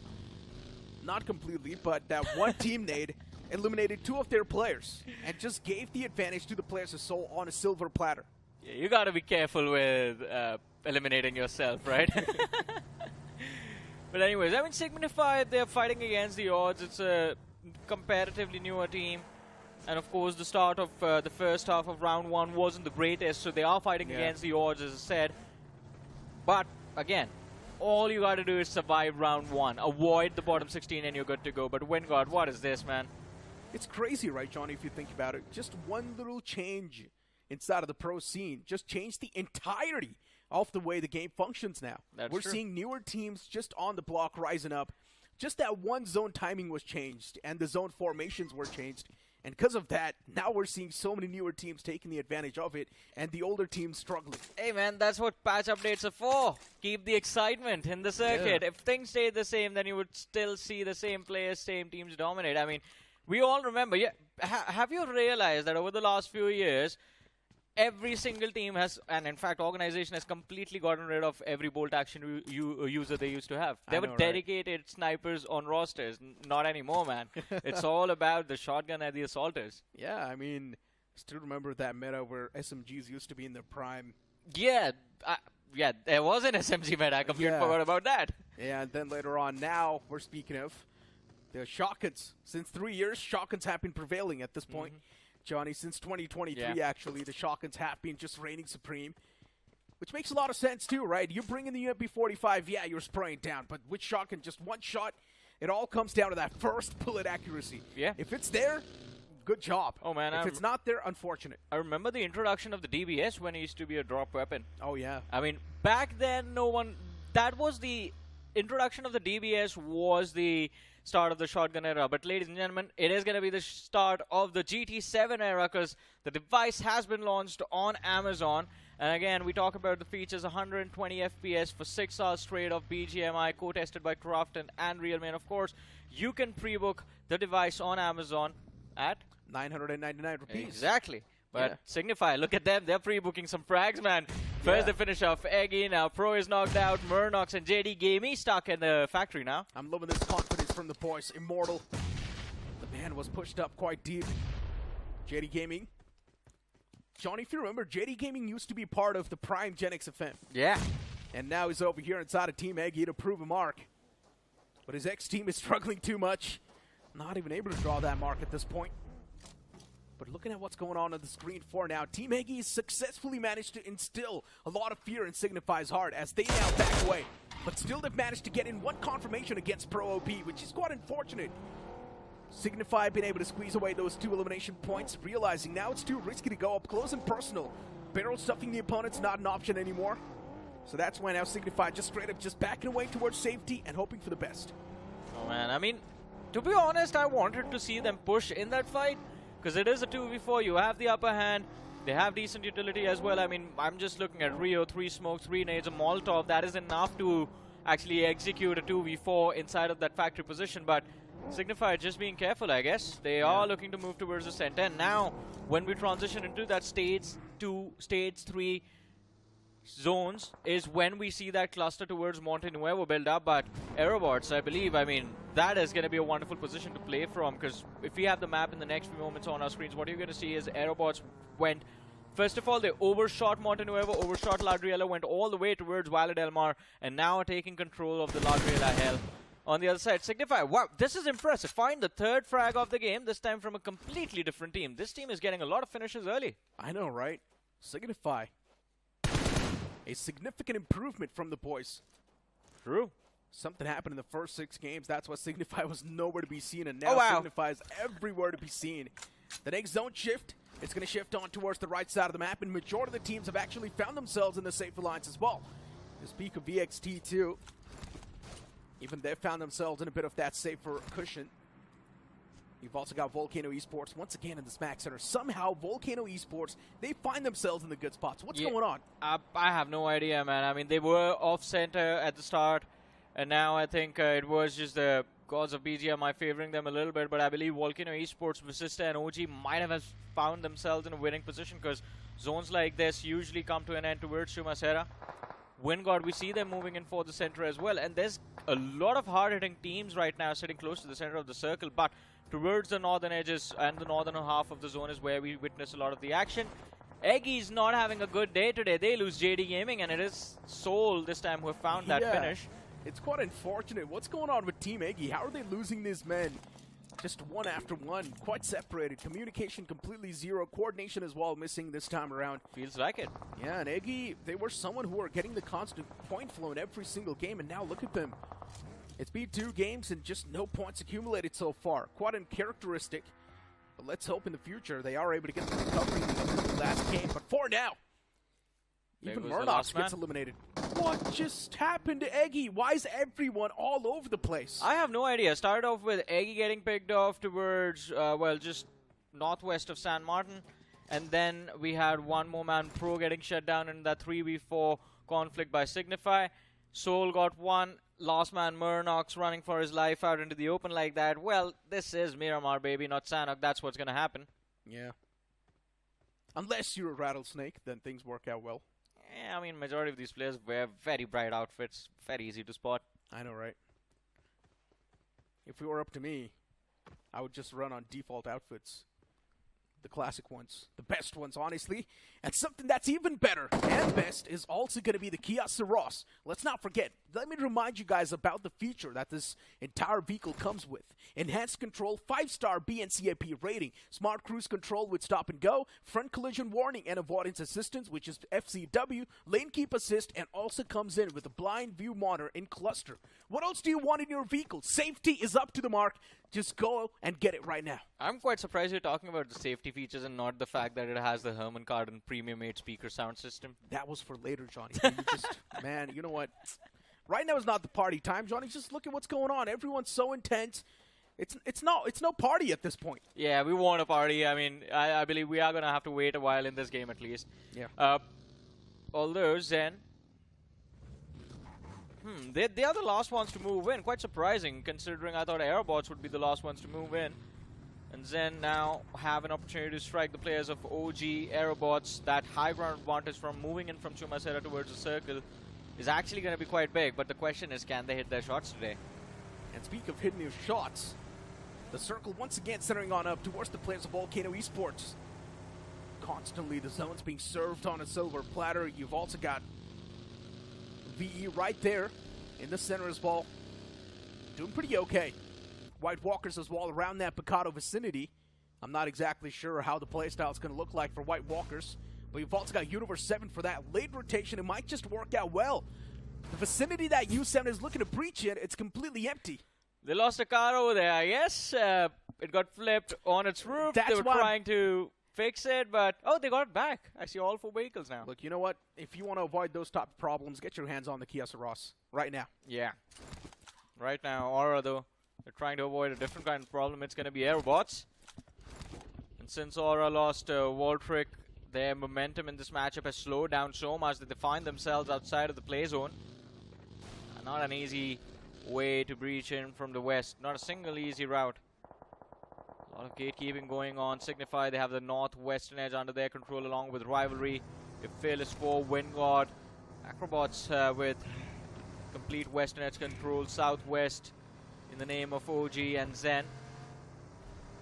Soul takes the northeastern side just south of Picado, by the way. These hills will provide them some advantage, but not a lot of opportunity to get those finishes mid-game. But there we have it. Zen still struggling, still looking for an opening. They do manage to sneak in, but I think OG, they have a trap laid out. WINGOD, and he's holding on to the trigger, not pulling a single shot here. The man was just waiting for him to walk out in the open, the right moment to strike. And maybe now it's going to be the time. Oh, inside of the vehicle. Just press that trigger. Come on, WINGOD. Should be able to find a free knock, and there we go. Finally finds that crucial knock. Beast down. Wants to inflict some more pain and hurt even on the second player, but misses out on the opportunity. Zenon's taken down to a 3-man squad. Man advantage in the hands of OG. They really want to press on the charge, though. WINGOD now starting to drive up close and personal. Knows exactly where Zenon does not have access to. Pushes up towards that compound. Even the man at the front has a lot of panic going on at this moment. A teammate's knocked out. They need to get the fallen player back up on his feet. OG is on the tail. What are you supposed to do if you're Zenon? OG has to press. There is no other option for them. And Zenon right now are just praying that Universe 7, they at least find an opener. That was such a wonderful opportunity for OG to strike. They had everything in control. Backing off like that. I'm telling you, OG's trying something new. Since they found themselves that safety cushion, it feels like OG's trying a new strategy. Even the previous game, OG got just extinguished in thin air by the players of U7. Yeah, I don't think this team knows how to play passive, so they should not play passive. Every time OG has tried to slow down their pace of the game, they just get taken out outside of the top 8. Exactly the reason why they should practice playing passive, I guess. Ain't no point, man. If it's not broken, don't fix it. But hey, maybe they just want to try and suppress all the strategy leaks out there. What? Yeah, I mean, their strategies, right? They have been top-notch so far, and that's the main reason why they're currently sitting on the first spot in the overall standings. But hold on to that thought. A mad dash coming in towards this compound. VOLCANO Esports, they were sitting in the prize pot for the longest time, but then WINGOD Esports, they come in trying to suppress the players of VOLCANO Esports. But Kyria, he gets shut down as Vegeta was the man to eliminate the player and also nails him down to the ground. VOLCANO Esports, man advantage in the hand. WINGOD Esports just trapped. Ooh, nice, Nate. And even the utilities are now starting to make it count. WINGOD Esports down to just one man standing, which is Dhruv OG. He patched himself up, but now he needs to take it up close and personal fight against the shotgun. A lot of shots missed. Eventually, Dhruv shuts him down, and even he gets down the second player, but that's all he's going to find. VOLCANO Esports, in the end, they nailed the opponents down. How did he find that second knock, man? That was insane. I thought he was done with the first guy and he would be out of ammunition, but the second man falling to the floor was a surprise, although Dhruv was outnumbered. It was basically a 1v4 at that point. But lucky for VOLCANO, they get those 3 finishes and now have an opportunity to recover as well. Because as Aura, they try to move in. The third party comes through from Signify. They find the instantaneous knock and finish. Now the question is for Signify, what do you do from here? Do you try and push VOLCANO, or do you hold your ground towards that southwestern edge of the circle? Because guess what? There's extra pressure. Look at the radar. There's one more team closing in from the rear. It is going to be Aerobotz. It's not going to be an easy fight, or maybe it will be. Bandit, man, that was a nice break. Kicks things off in a nice manner, gets the opponent extremely low. Alibaba Raiders, Chris and White Tiger next to each other. That Nate's actually going to find a bit of that clip too, which was quite important. Chris taking down real level. Look at the back lines as well, not too secure. Just precise as ever before, gets that knock as well. Beautiful sprays from the side of VOLCANO Esports, and since they've got the prime compound as well, they're not going to spare anyone on the southern side. And it feels like these are going to be some easy finishes for VOLCANO if they can connect their shots, but Noob and Pro now. It's not going to be easy for them to escape. Alibaba Raiders building up a lot of pressure over here. And that nade also found a little bit of damage onto Rio. Almost getting knocked out, runs into the shack, hoping for a revive. Oh, they just need to get a molly in. And it's going to be another knock on the board for Alibaba Raiders. But the problem is, Necro, they can't seem to convert these into finishes. Although that nade, it converts a finish, gets the second knock, and Signify, I believe, are down to the last man. Yeah, and the man is right there, quad exposed as well. Just has a bit of that rock to play with and a buggy. What just happened there? A bit of a blunder coming in from the side of Alibaba Raiders as now one of the players to make the pounce, and in the end, the last man gets evaporated into thin air. Alibaba Raiders still, the problems continue. Wanted's knocked out. They need to get the revival on to Wanted. Man will be back upon his feet. A P90 with White Tiger. An extremely overpowered weapon. Yeah. White Tiger can use it to try and dismantle his foes without any problems, effortlessly. But unfortunately for the players of Alibaba Raiders, I hate to break it to you, the zone's moved away from you. The zone's moved away, and also I feel the P90 only works in the endgame situation. Mid-game, it is still going to be very difficult to just go after back multiple players, one after the other. And right now there's VOLCANO Esports that's standing in the way, OG down south. And did just one man from F4 pick off 2 players from the side of Alibaba Raiders when they were trying to move in, because they had 2 knocked. Luckily they do recover. One man back on his feet now. Chris taking a lot of shots upon him. And yes, it is just one player from Fearless 4 that's causing all of these problems for Alibaba Raiders. Yeah, without a doubt. And at this point in time for Alibaba Raiders, Chris, White Tiger, pretty much all the 3 players are quite exposed. OG spotting out the players of U7 all the way in the back, and for U7, things are not looking too good either. OG has been playing it as passive and safe as possible. VASISTA Esports in an awkward compound, being pressured constantly by the players of Rivalry Esports. And Rivalry, they at least want a bit of that piece of the pie. They want one elimination point to give them that security. But I'm pretty sure VASISTA Esports is someone that's not going to let that happen. Never. They will let that happen.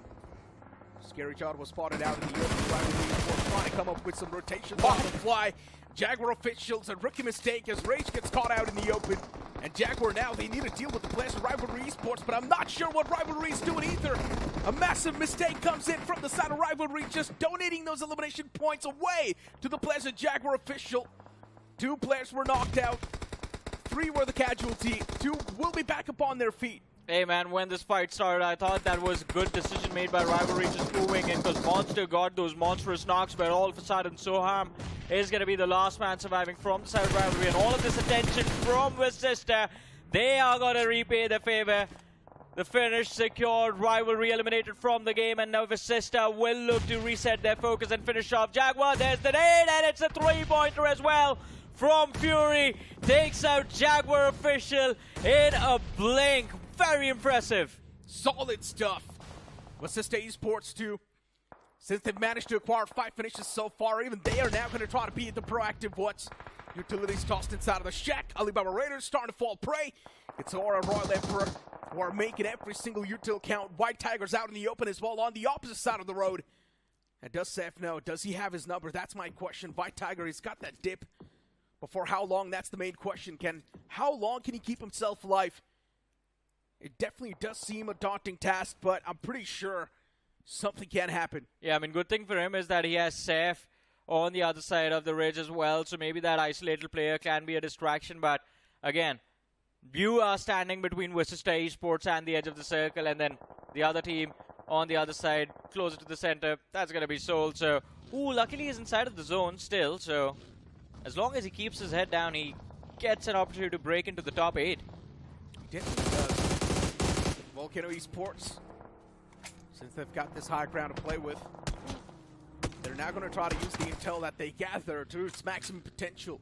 But they're also taking a lot of shots from the side of VASISTA Esports. And from VASISTA Esports, it feels like they've got eyes pinned all across the board. They know exactly what's going on where. And that's why VASISTA Esports currently does have a bit of that advantage too. But the main issue is they need to breach through a few teams to make it inside of the circle. And even the spot they will get is not too strong. And VASISTA again looking quite solid, but the question is, now do you get to take on Soul and actually walk away with the chicken dinner again? 5 eliminations on the board. They have the information of where Seth is. They're moving towards White Tiger. Gotta be careful of that P90 in close range. Do they survive or not? Yes, they do. The DBS, better than a P90, I guess. All it takes is one pump, and the one pump man always prevails. VASISTA Esports, though, as the 2 players have moved in towards the safety lines, and one man, Hector, all the way in the back lines. Now, Hector's job is to provide that cover fire, but look at what's going on inside of Picado. Not really the best possible circumstance, but they still need to work with what they've got. And Aerobotz Esports is now starting to fall apart like they do not mean anything. Oh no, just like wooden blocks getting blown to smithereen. And at this point, even White Tigers, for them, it's not even going to be a big problem to eliminate the entirety of Aerobotz Esports. And just like that, you blink it and you miss it. The entirety of Aerobotz Esports has been taken outside of the game. Hey, either one could have missed it at that point. Even White Walkers are down to their last man, Boogie. Well, it is going to be time for him to boogie a little bit. But Yeah, that was very chaotic. 5 finishes on the board, 3 of his teammates knocked out. It's time to go for Revive Fest now, just getting them, all of them back on his feet. But luckily, that fight actually whims them a lot of map control, man. They have the entirety of the northeastern quadrant all to themselves. U7 as well. The southeastern quadrant belongs to U7. Center belongs to Seoul, OG, Volcano, VASISTA. These 3 squads that are playing the southern and the western edges, they have to go for those finishes now, because you can't really make an approach to the center and survive without getting shot at from 3 different directions. Without a doubt. Raz with the higher spot this time. U7 is surprisingly doing pretty decent. Yeah. But the main issue is that U7 does have a lot of playground to cover. And U7 should spread themselves out. But they just don't have enough confidence to do so. Plus no ridges as well. It's not just about the confidence. Either to pick off OG, relieve some pressure from the southern side, and then trade spots with OG, or they have to find some vehicles for themselves. Did we see vehicles on U7? I don't think so. They were on the hilltop, so not exactly sure if they do have those means of transport. Oh, maybe. I think from the distance, maybe 1 on the ridge. But they're going to need more than 1 vehicle. They need at least 3. Yeah, the next zone's going to be important and crucial. Centers on up towards the place of Seoul. And you already know what happens when Seoul gets the prime spot in their hands. Now it's just going to be Seoul and their domination all across the board if they play their cards right. Seoul always just waits for the circle to pop on them, and that's when they start to pop off themselves. Man, it's always Miramar for Seoul. Always, or at least in 2025 it has been. But VASISTA Esports, oh no. They try to make the bounce. Viper instantly gets taken out by Aura Seth. And he's going to find one more. Fury extremely low, but Hector is going to be there in the backline protecting his team. But now the pressure builds up as Volcano Esports have their position. Trades coming through. Fury still on his feet. 2 versus 3. VASISTA Esports. Can you take this fight and come out on top? 7 eliminations secured by VASISTA as they break into the top 6 of this game. Yeah. And VASISTA Esports, since they've only got 2 players standing, now converting anything gets a lot more tougher. They're also not inside of the circle, so just add on the difficulty level even more. Hector and Fury needs to reunite, and that's what they're also looking to do. Both the players will now start to play in tandem. Smoke's tossed out as well for OG. They've got a bit of that problem brewing up themselves. I think he's the casualty, at least for now. AKOP, there's a Molotov right in front of you. But still the man walks right outside of it. And AKOP is challenging the players of U7 in a completely different terrain.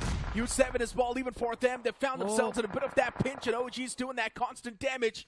The elimination feed as well just starting to pop off in different levels. And U7, now they start to pull back. If AKOP moves on top of that ridge, U7 is done for. And again, we always praise the confidence that OG shows up with, and this time U7 feeling the pressure. Instead of U7 coming down that hill, OG actually moved in towards the southeastern edge of the zone and are taking the fight to the players of U7. There's the opening knock, and now OG builds up on this pressure. 1 more man in the back lines, dropped extremely low. 2 players still left standing to fight. The trade comes through. Arjun finds AKOP, but Krishna needs to be careful. WINDGOD towards the left can actually take him down, put him on his knees, almost does so as well, but it's going to be Seoul from the distance that capitalizes on the right nick of time. Third party coming through, and this was the breathing room that U7 needed. They have gotten a reset, and now OG sit at a disadvantage until Antanki chimes in. That was a brilliant angle by Aru. Yeah, all of a sudden, U7 is down to the last man. What is going on? It's just open fields, Johnny, all across the board. No matter where you decide to take a fight, there will be some sort of line of sights available. And that's why I love this Soul's approach. They smoke themselves out completely, but still those shots taken against him. Seoul is now just messing things up by a margin, and Volcano Esports somehow able to convert this fight against Seoul. Oh my god, they've got the man advantage as well, but then legit, he starts to strike. This one single man can indeed beat the solo man army. Can he really clutch it out for his team? He's already found 2 solid knocks. Now he's deciding to make that push, and just like that, Volcano Esports eliminated from this game, and it's all thanks to legit this one single man put in a lot of efforts in that fight. Man, the positioning in that final moment was absolutely insane. Yeah. Moves out from a compound, goes further wide, knows that he can't really take a fight head on, so he has to go down wide. Goes for the shot, gets the last finish. Volcano erupts, and there's a beautiful display. But OG, again, Soul now 2 versus 4. Goblin has been dropped extremely low, but I think this game is pretty much done and dusted. There's no way Soul dropped the ball here. This is much predictable fight for the side of Soul. They know the players of OG. Here comes the bounce. Goblin leading the charge. Aru is extremely low as the two players in the back lines provide extremely impressive cover. And Aru and Atanki, both of them get cleaned up as Soul moves forward and claim the chicken dinner, which was rightfully theirs from stage 3 of this match, pretty much. As usual, right? Whenever Soul gets the circle, they will get the chicken dinner as well. No, man, that's on Sanok. This time they moved from El Pozo down to Chumacera. Yeah, but that main important shift in the final few moments, just right on top of Team Soul, while all the other teams were so exposed, wanting to make it inside of the circle, Soul just needed to be sitting turrets, just like Metal Esports in the BJs. Yeah, I mean, so we can say if they get to the circle, they get the chicken dinner. If they fail to get to the circle, well, yeah, expect the 15th or the 16th position exit. Yeah, I guess you can say a little bit of luck, a little bit of skill as well is a mixture that Soul needs for a perfect combination of chicken dinner. There's a formula for that, you know, right? What? 10% luck, 20% skill, 15% concentrated power, will, 5% pleasure, 50% pain, and 100% reason to remember the name. Cool. And since VASISTA Esports unfortunately left out on that chicken dinner, it's completely fine though. Yeah. From the previous game, VASISTA Esports, I mean, I'm speaking of the game of Erangel. From that game, VASISTA Esports had a massive leeway since they got the chicken dinner to kick things off. They can afford a bit of a downfall in this one. OG recovery, since they had things on the second spot, they really did not need that, but fine. Yeah, I mean, OG has a habit of messing up one game every single day, right? Only one day. Opening day, they played it very well. The second day they came, one game was like kind of a mid-tier performance, and then the next 2 games, they were very consistent. I think that's what is going to happen today as well. Erangel not off to a great start. Amazing performance, recovery, or as we would like to call it, on Miramar. And now I think Sanok is going to be this as well, but... yeah, where does he find the second knock? Yeah, I mean, he goes prone, and his teammate started shooting his own knock teammate, I think, so that's what happened. And he switched the weapon. Yeah. But the animation was so quick that we completely missed it. But it was still quite a scrappy fight. Nothing taken away from that. One of the most awkward combats we've seen so far inside of BGMI. And even VASISTA Esports, right? Yeah, we're able to get a decent bit of frags for themselves, but unfortunately for them, they lost out on too many players in those early scuffles that they were taking. Even Aura Royal Emperor, it feels like they're constantly trying their best to get something done, but their best is still not enough. I mean, so, okay, I want to give a huge shout out to one man from a team that got taken out very early, but shout out is because he got like 2-3 finishes, otherwise they would have gone out for 0, and that is Pervy Sage from Fearless 4, man.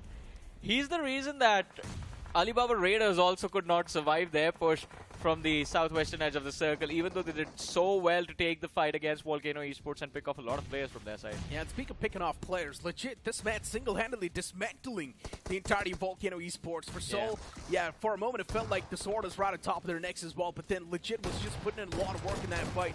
And since Soul, they themselves knew that, all right, we've got the prime spot in our hands. We've also got a man like legit converting those elimination points. They knew this is going to be their game no matter what. Yeah, I mean, this is going to be their game, but it's off to a great start as well. But you got to figure out how to make things work on Sanok as well, because as it's turning out, and we've had a conversation about this, that Sanok is turning out to be Soul's kryptonite at this point. Yeah, true. If the circle's not on top of Camp Alpha, then definitely it's their kryptonite. And the funny part is, so far inside of the round 1, it's been the meta.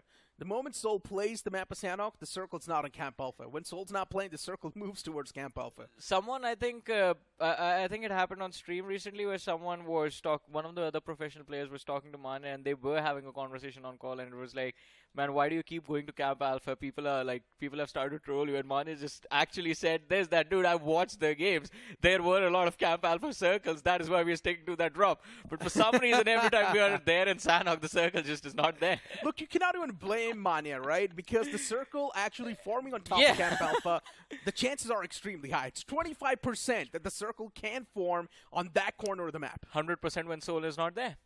Yeah, I guess. One odd that I forgot to calculate. But the stars of the match on the screen as well. Legit's going to be there with 5 finishes. Psycho 2 from Volcano Esports getting 3 rescues, and then Goblin there as well with 3 finishes. Now, I'm really starting to get impressed by Volcano Esports' performance because they're extremely consistent. Now, Volcano Esports, the previous game as well, I'm speaking of the game of Wrangle, Volcano Esports did decent. This game too, Volcano Esports found themselves in the top 3, did pretty okay. The same thing can be said for Jaguar officials as well. Yeah, the previous game of Miramar not exactly there, but Jaguar officials, they cracked the code. They know how to survive in the top 5. Yeah, this team is actually doing quite well for themselves, and Jaguar, I think a little bit of a slip-up is there in terms of the momentum, but overall, if you look at their journey and how they are playing in round 1, I'm actually quite happy seeing Jaguar official play like this. Yeah, well done, boys. I mean, the newer names started to pop up in the BJS 2025, and now in BMPS 2025, there's a lot of new names. It feels like pretty much equal to the old names. There are the new names as well starting to pop off, which is a good thing. Now we're seeing a proper 50-50 ratio of the newer names and the old names as well, giving a tough fight to each other. I mean, yeah, sure, but again, there are these few older names that we have a lot of expectations from. We want to see consistency in all 3 games. We want to see them fight for the top 8 and not just to finish in the middle pack. And one of those names in this particular group has to be WINGOD Esports, man. I mean, a lot of expectations are there. Worst possible finish in round 1 from WINGOD I want to see is a top 16. Look, I'm going to be really harsh on WINGOD now. Why? And it feels like IGLing is a big problem for WINGOD Esports because we're seeing too many harsh pushes without a proper calculation on what exactly they want to do when they enter inside of the fight. Now, even the game of Wrangle, we saw WINGOD Esports just straight up sending it. And that was one of the main reasons why they choked the fight as well. And generally speaking, that was not a fight you were supposed to choke. You found yourself in the top 3. Aerobotz Esports is down to their last man, and you end up choking that fight. How does that even happen? I understand Clowney just pulled off a miraculous play, but let's count about the advantages and disadvantages that WINGOD Esports had. WINGOD Esports had the circle.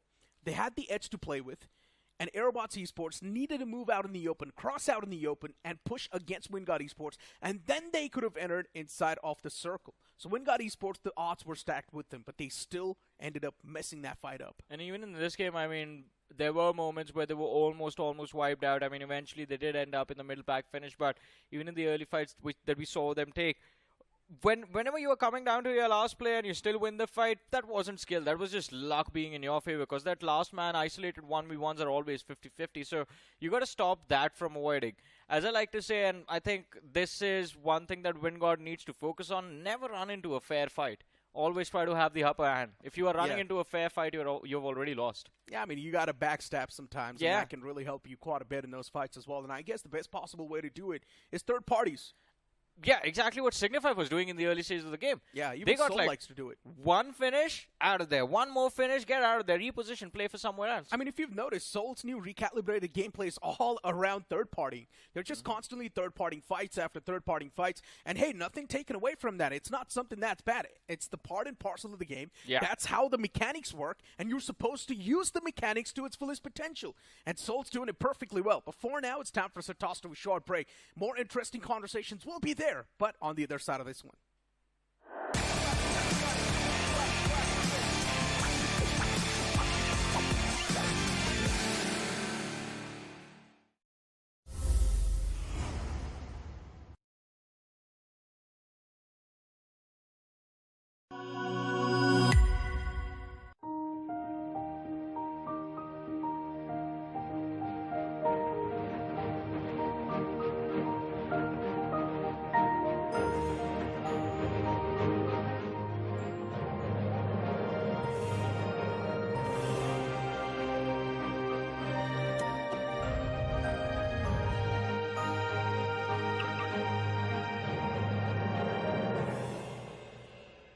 Kia. Movement that inspires.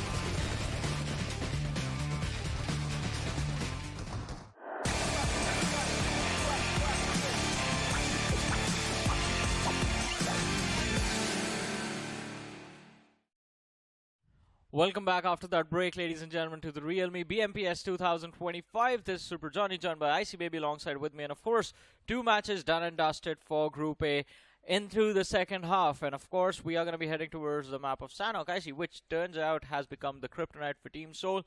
But hopefully they can change things because they are just going to be coming off that win, the chicken dinner on the map of Miramar. Well, all things considered here, very, very consistent stuff coming from Seoul as well here. It's a little bit of bounce back coming from Manya. But that map of Miramar, legit, just single-handedly manhandled Volcano was just wow. Yeah. I mean, we thought they were going to be taken out over there, right? Yeah, but legit, think about this. Like, from my perspective, it was like, okay, he got the first nade. Great, whatever. Oh, Manya tried to jump out and then got picked off. And then, the moment legit saw somebody outside the window and scoping with 4x and then taking him out, you must understand this. 4x scope near range is nearly impossible to track. Yeah, but let's have a look at the match ranking. Seoul, 21 points on the board. OG with 14. Volcano with 13. You have VASISTA also being extremely consistent. The chicken dinner in game number 1. Game number 2, they walk away with 11 points. White Walkers with 7. U7 with 5. Alibaba Raiders with 4, Rivalry with 4, and both these two teams along with Signify were responsible for majority of the early game conflict, especially Signify. I love the fact that Signify was just going around looking for proactive fights and not really overcommitting into those fights. They would just get 1 point and then just instantly move out, reposition, look for a fight somewhere else. Agreed. But Eggy, no, not 2 games in a row, not having the greatest of time at all. WINDGOD also having a little bit of slight bump down bottom here. It's going to be putting them in a very, very awkward spot. So I think OG made a little bit of recovery despite having a very rocky game number 1. I would say they're still getting some sort of points. But this game, this 2 games itself, it feels like Seoul are really, really eyeing to make it to the top 8. That is very true. But ladies and gentlemen, if you guys want to get your top performance out inside of your matches, well, check out the Realme GT7, which is out and available on Amazon.in. So go on to Amazon and you can pre-book the device for $999. We have kept you updated about the features, the iSense graphene cover as well, which IC absolutely loves because it will keep you 6 degrees cooler in the heat of the battle, especially for marathon gaming sessions. And of course, 120 FPS stable for 6 hours. That means you can keep on grinding for all 6 hours. Yep, it was all tested by both the crafting guys as well as Realme to give you this amazing, amazing device. The GT7 is currently up in the market. Just search it up on Amazon. Pre-book it right now. Do it. Just do it. But all this considered here, now coming to the Sanhok as well. You talked about this as well, Kryptonite for Sanhok in general. KM Alpha, we've had a lot of KM Alpha circles this past few days here. So do you think Seoul will stand a chance? Or will we see a new contention up towards Alpha Island? I mean, depends on whether the circle goes towards Camp Alpha or not. Because if the circle is anywhere towards the eastern or the southeastern quadrant, then yeah, bye-bye Seoul Chicken Dinner.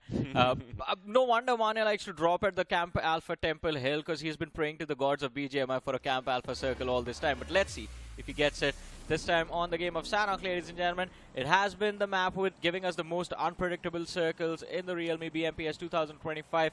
Is that going to happen once again? Well, it might happen as of yet here, but 2 back-to-back chicken dinners is something that we haven't seen yet thus far after 39 games. So this is going to be very, very interesting to see if any of the teams are going to be able to replicate it as of yet. And the contenders here is going to be coming in from Seoul. And as we called it as well, they are going to be going towards Alpha Island. And surprise, surprise, nobody heading into that vicinity except for maybe Aura Royal Emperor, who's going to be lurking on towards the west side of the bridge. Yeah, I think everyone realized, like, all right, Seoul is here, so no Camp Alpha circle. Everyone just completely goes away. Like, this is so weird. Like, normally, you know, you would see at least somebody hot in, somebody in Camp Alpha, you know, sometime in the stragglers, but Seoul says this entire Alpha Island is mine. Revelation time, though. Where is the circle going to be? Is this going to be the first time that we get a Camp Alpha circle? I'm just going to ignore this fight completely. Oh, someone got knifed. Fearless fourth. They get a knife finish in the early start of the game. Can't ignore that. Also, Aura Royal Emperor, they are looking to make a push. Voltrick, gotta be careful. Has an AKM up against the DBS, and it's going to be a blank range fight between the two sides. His team is providing some cover, and Seth is going to be the man finding the knock. And guess what? We have the circle centered at, well, just west of Paradise Resort. It's not exactly Camp Alpha, but there is a probability, there is potential that it takes that western shift and maybe Seoul get lucky. And also, a huge shout out to F4. They get that dagger stab in. Man, I love daggers inside of the game. Yeah, you like to get things a little bit rough here and dangerous, I get it. But at the same time, on screen as well, we do see WINDGOD Esports, like you said, they lost Infinity right from the angle. But they do see a nice pick here coming in from Vishu. Very, very sick headshot, even though the guy was out and open, but still very quick reflexes coming from him. Jaguar official losing one player. WINDGOD looking to retaliate and fight them. But Jaguar, they're pretty much going to go in for the save. WINDGOD, they don't really have to lose to work with. Seems like they are going to back off despite getting the knock. They're not going to go for the confirmation because they've heard commotions. Fearless 4 going to be making a mad dash away as well. Oh, no. Bye-bye, like there's going to be a three-way showdown. Fearless 4 goes for the spray down, and they do find Kyoya. Fearless 4 pretty much finds the takedown, and here comes the confirmation. Hey, you get a knife finish within the first few moments of the game. You see the team with 3 players out in the US. You know you're going to wipe the entire squad, and Fearless 4, I think that is what they're going for, but LeBron, of course, if he has the name of the MVP, he's going to play like the MVP as well. 1 spray, 2 players hitting the floor, and Fearless 4, you got to be afraid of that. Oh my goodness, what a spray down coming from both LeBron and Vishu, knowing that they are looking for the confirmation. And with that spray down, they save Kyoya. What a save from WINDGOD Esports. What a save. I mean, what makes this even more impressive is that all 3 of them have basically 30 HP on them. They have nothing. No meds, no health, no whatsoever. The only thing they have is each other. Hey man, sometimes in life, don't do it, I see. You gotta rely on family. Oh, I thought they were gonna do. They're gonna win this game with the power of friendship. Yeah, not happening. Apparently, apparently LeBron got taken off, but as the fight continues, Kyoya is picked up. He's got his health completely resetted here. A second chance at life from Vishu and LeBron, and now it's up to him to make things even for them. Vishu now knock. Kyoya, last man standing against Fearless 4, 1 versus 4. And despite all this commotion, Jaguar official, they heard all of this. Did nothing. Did absolutely nothing. So it looks like they will find the confirmation. Kyoya gets spotted out right in the pixel. Now it's going to be so low. Goes for a couple of flick shots, but his health slowly deteriorating. No helmets, no meds, no whatsoever. Not enough in space. Press fire comes through. He's stuck in a rock in a hard place. 2 angles looking at him. He's bobbing and weaving. He needs the perfect headshot. And here he comes. He misses the shot and he gets taken down. That's it for WINDGOD. Oh, but same can be said for F4, I guess. Because Jaguar official, while we thought I see that all of this information, what does it amount to? Absolutely nothing from the perspective of Jaguar official. Well, they were just waiting for an opportunity to strike. Finally moving in. They are going to get this one finish, but maybe they're going to miss out on that last man. Because he's actually on the other side of the hill, and there's no way Jaguar official actually wrap all the way around, and he's still going to be there. He has... Oh, no, he's still going to be there, isn't he? ZX. Are they actually going to come for him? He's like crawling back down. Yeah. Sometimes in life, you just... When they beat you down hard, you just got to... Stay down. Stay down for a bit. Sometimes it's smart to not get up again. You know, you got to get up, you know. I get knocked down, but I stay down. Because Jaguar officials is all around. Yeah. Have you not heard that song? Yes, Johnny. No, absolutely not. You do realize we're doing a job here right now, right? I mean, like someday you have your own concert and probably get like 1,000 people come and watch you. I don't think that's gonna happen. That's like ZX getting the chicken dinner in this game. Wow, that's low, Johnny. That's really really low. Odds of me having a concert are better than ZX getting a chicken dinner in this game. Wow. Well, all things considered, on screen now, White Walker's going to be invaded from the side of Universe 7. Here comes the pump. Wyro finds the opening. He gets immediately taken down. And White Walker's continues to suppress the players coming for U7. Ashu finding the angles coming through. Broly through a fucking awkward spot. Nades come through. Does not connect, but White Walkers, they managed to defend this. And U7, they get completely eliminated. Man, that was such an awkward fight from the perspective of White Walkers. They had the upper hand. The opening push completely denied, close to the broken wall. 2 players knocked out. But then the third man shows up. So much damage dished out. Wyro, I have no idea how he could not secure the third knock. It was all set up for him, point blank range, had the DBS as well. But kudos to White Walkers, at least they just have one of their players knocked out. They recover quickly because there's a third party headed their way. They are playing the northeastern quadrant of the zone right now, and towards their north. There's going to be another squad just waiting to move in. Plus, they can't really move in for Paradise Resort as well. But, ladies and gentlemen, we know since the start of the Realme BMPS, you guys were waiting for it. Well, guess what? The Realme GT7, it is out now on Amazon. And all you have to do is go onto Amazon.in, search for the Realme GT7. First, you can stand a chance to win prizes up to 2 lakh rupees. And second, you can actually pre-book the device at 999 and will enjoy it as soon as you get it. Well, be sure to do it right here, right now. Meanwhile, the circle pretty much shifting onto its second stage thus far, and the circle is going to be shifting into its main island in general. And as of yet, it might shift onto the south side of Paradise Resort here. And as of now, Aerobotz, they're thinking to make an exit, but it seems like they do have a little bit of information that All-Out Royal Emperor is going to be in the vicinity.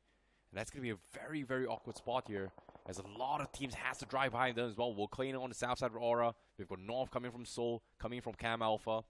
East side, we do have White Walkers winning that fight, but Eggy still bagging on taking that fight against them. It looks like they are going to try and make a mad dash for it. And guess what? They find the opener. Eggy takes the first knock. Wyro gets a little bit trade from the side. There's actually iQOO that actually takes him out. Team Eggy not too happy over this. Nice flick shot coming from JD, but from the sides he gets picked off as well. Huge flank comes through, but it's actually a third party potentially. Yeah, it's White Walkers moving in. And these White Walkers today, especially on this green map of Sanok, are looking quite deadly, to be honest. Eggy, they didn't see this one. Boogie gets those 2 finishes, and White Walkers all of a sudden started the game. 6 eliminations on the board. OG, perfect timing, but they got to be quick about this. The Molotov goes in as WINDGOD is going to try and move the player into a preferable angle from the perspective of OG. They still haven't found the knock though. And again, stuck in a corner, but somehow managed to find the knock. Jump shot fading to connect. Second chance, his teammate is right next to him. And finally they move in. OG getting the elimination on 2 White Walkers. 4 finishes on the board. White Walkers taken out of the way. That was literally Orangutan doing some monkey business, because that was some insane jumping jacks coming from WINDGOD. Oh my goodness. Eggy, they somehow survive for now. They don't realize that there is still Murnox left around, but OG was able to clean out the rest. But as of yet, Murnox, he's got to be panicking for his life. What does he do? I would say right now Murnox might be afraid of OG because, yeah, the other team has been finished off, but with how OG pushed in, it just felt like Team Eggy, Murnox was like a VIP and someone just called security. Save the president. Yeah, they just came in with a beatdown, man. Oh boy, Orangutan pretty much getting himself some very, very nice 4 finishes here, but seems like WINDGOD did hear a little bit of noise there. They know for a fact there was a somewhat of a major fight. Just as a safety net, WINDGOD is going to preemptively check this, trying to bait out some sort of reactions, but no reactions so far, even despite pulling the pin. But I think he wants to play it a little bit safe. But if you guys want to stay safe in your journeys, ladies and gentlemen, check out the Kia Ceros. 5-star BNCAP rated, and of course a lot of features that make your driving experience extremely comfortable. It has the smart cruise control with stop and go, front collision warning, and avoidance assist, lane keep assist, and blind view monitor in cluster. So go ahead, check out the Kia Ceros, and we're going to check in with OG again, because 4 finishes, not lost a single player. This time actually have a pretty decent position to get a few more frags in this match. Well, Orangutan, they realize the circle is about to close in, immediately takes a mad dash to try and get dips onto center circle, and guess what? It pays off. They're right in the middle. The question here is, middle, not exactly the greatest spot to be in. Bond, not a lot of cover. As usual, Bond not exactly the best compound to be in, despite being a compound inside the map. OG still has a lot of options to work with here. Do you want to play outside or inside? Seems like Aru is going to be taking a little bit of protection inside the car, hoping to get a little bit of a high ground advantage, but I don't think it's going to do him any good at this range. Meanwhile, the rest of the world, they are going to try and make their way inside the zone. OG Aru actually split off from the rest of the pack. He is going to try and get information to try and third-party teams once more. Seems like the goal here for OG is all about third-partying today. Well, let's see. I mean, it's been working out so super well for them. Hey, I see. I mean, all of this commotion, and we completely missed out on the fact that Seoul is still alive, but they've lost 2 players. Oh, wow. That's unfortunate. Yeah, I mean, but the circle is not on Camp Alpha, so... Hey, all things considered, Legit is still alive, so that's going to be a little bit of plus point. Meanwhile, VASISTA Esports definitely making a little bit of bounce back. Game 1, Game 2, very, very successful runs. The tandem nades has been very spot on today. Will it be the 3rd time here? OG getting a couple of suppressed shots here. It's pretty much Aru, a solo warrior, going to try and stop those rotations. And guess what? It was successful. Just a couple of love taps pretty much forced VASISTA Esports to take a little bit of a stop here to try and gather what's happening. And at the same time, VOLCANO, they are going to be forced to collide against each other. Time is of the essence right now. It is. Especially from the perspective of VOLCANO Esports, VASISTA, they at least have these shacks and are going to be a little bit more on the inside of the circle, but VOLCANO, they're stuck on that edge, especially an awkward high ground, because there is a potential that Alibaba Raiders might have a line of fire, but it is going to be VOLCANO Esports that kick things off in a brilliant manner as they find the IGL of VASISTA Esports. HECTOR instantly knocked and finished. I genuinely feel bad for VASISTA Esports. Like, if they were just mad dashing their way through, they might have gotten away. But because of that love tap from Aru, forced them to take a stop, and then VOLCANO heard their commotion, immediately stopped, and then set up for a gank. And because of that, they lose HECTOR. So it's very, very unfortunate for VASISTA. And because of this now, they have to play in this exact compound, which, again, may or may not be a blessing in disguise. You are safe, but if the circle shifts out, you are going to be in a lot of pain, because rotating in, very, very difficult from those spots. Oh, but Zenin, I mean, this is going to be an interesting position for them. They have the 2 remaining players of Seoul right behind them.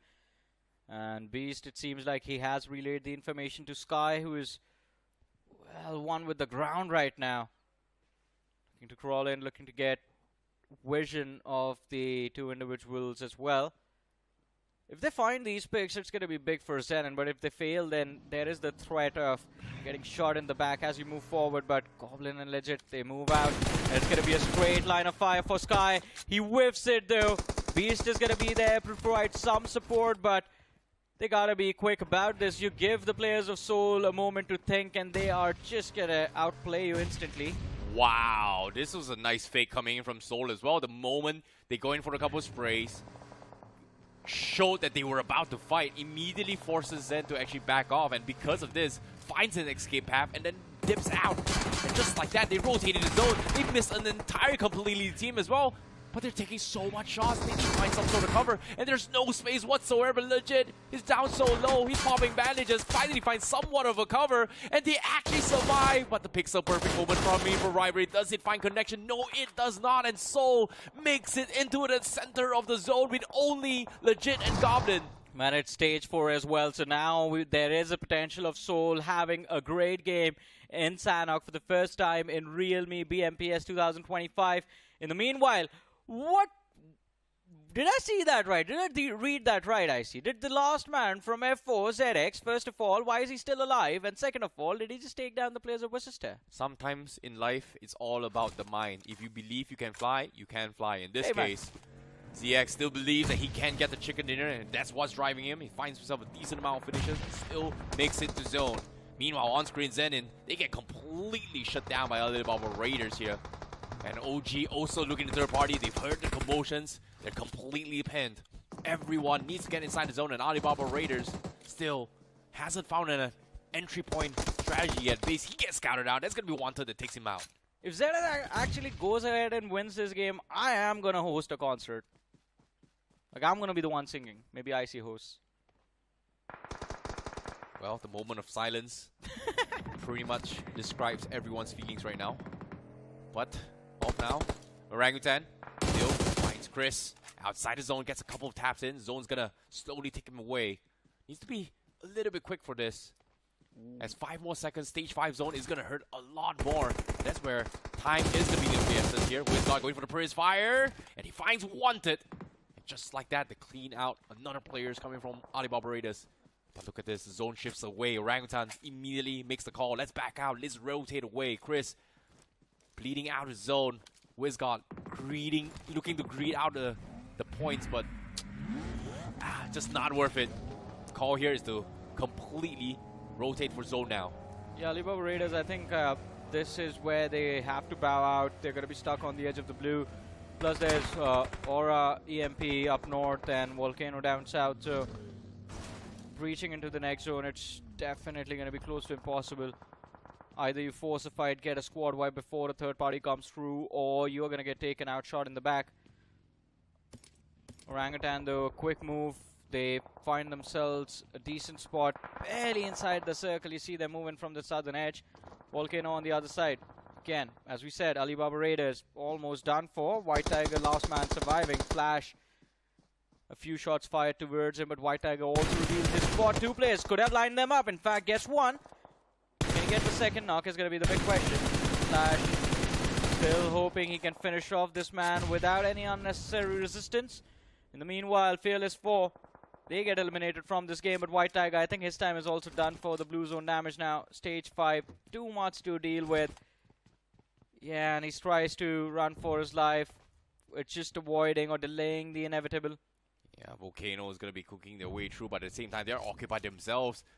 They're worried about White Tiger. Wow, they have no entry point. Royal Emperor is going to be in front of them. Fortunately for them, they have a high ground advantage. But right now, they need to clean the backs first, and they do find White Tiger. So that's 4 finishes for Alibaba Raiders as they exit out. 3 for Volcano.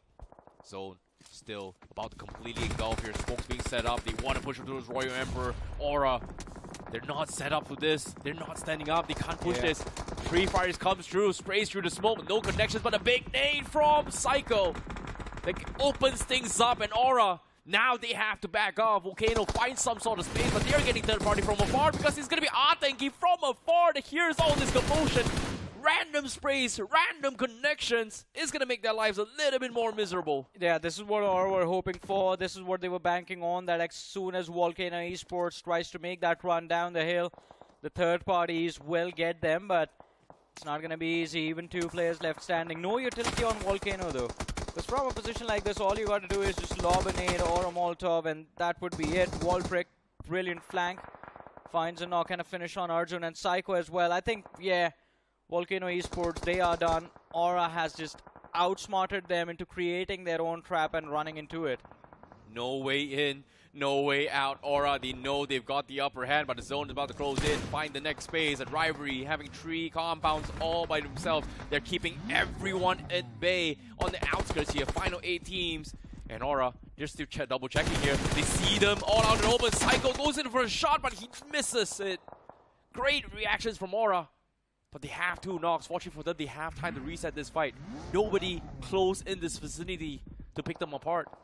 I mean, if we can move to the perspective of OG, that is going to be amazing, because OG right now is just running around getting those finishes.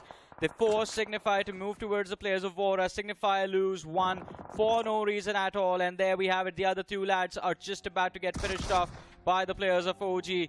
Orangutan, I mean, in the rainforest, the apes are definitely going to dominate, and it seems like that is about to happen. 8 finishes on the board. All 4 players intact. Rivalry, Chandan was knocked out. There hasn't been a recovery all this time. OG found a knock against the players of Soul as well. But legit, it seems like focus shifts. He gets his teammate back into the game.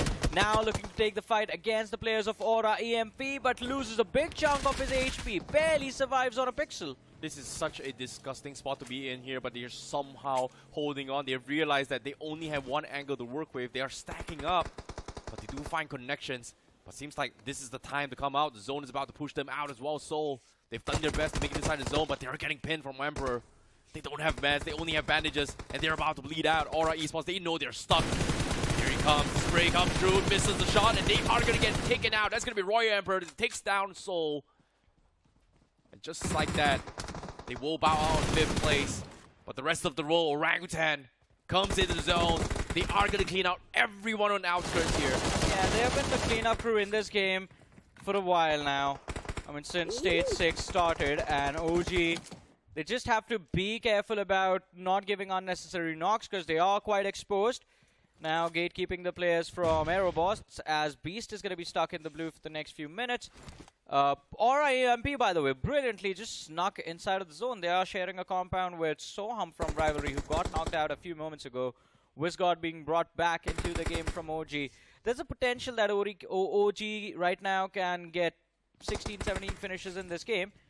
Well, and have a very, very impressive chicken dinner win at the end of the day. It could be, but Aura, they are also cleaning out as well. This is the Aura Royal Emperor we haven't seen for a long time. Finally mixing a little bit of bounce back, but it's now or never. Rivalry now forced to hold the angles here. Sarwar left all alone. Chandan as well.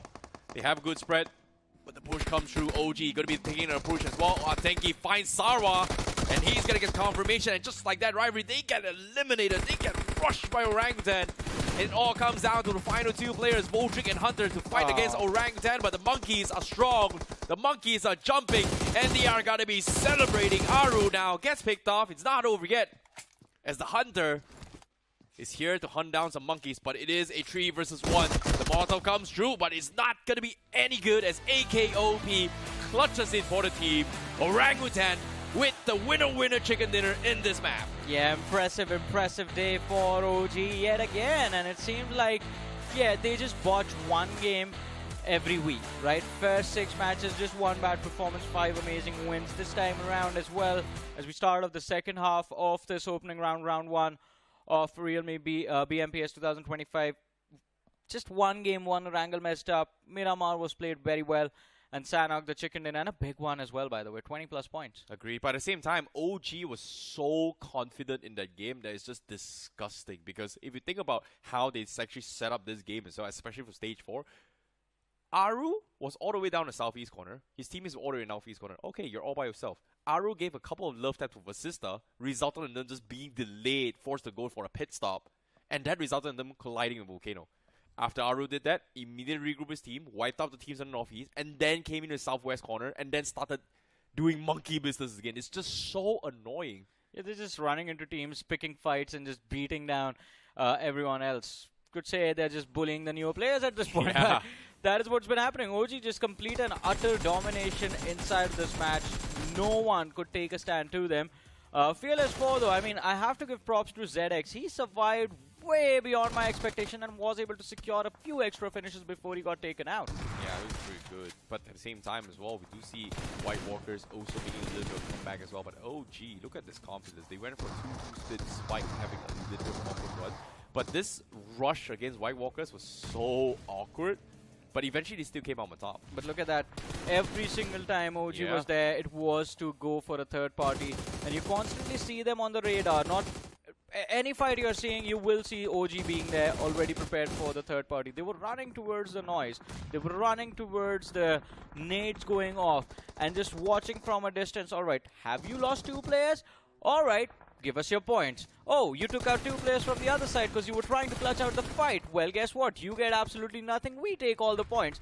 It was basically offers being made that could not be refused by OG to everyone else. Think about it this way, right? How did OG actually land in this southern approach? Think about this, right? They came in from the northeast, they went down the south, and then went by the northeast, and then came back to the south just to clean out everybody, just because of the fact that they got everybody pinned outside just because of a couple of love taps. And I'm really liking what Aru's thinking, especially that small little play that they did.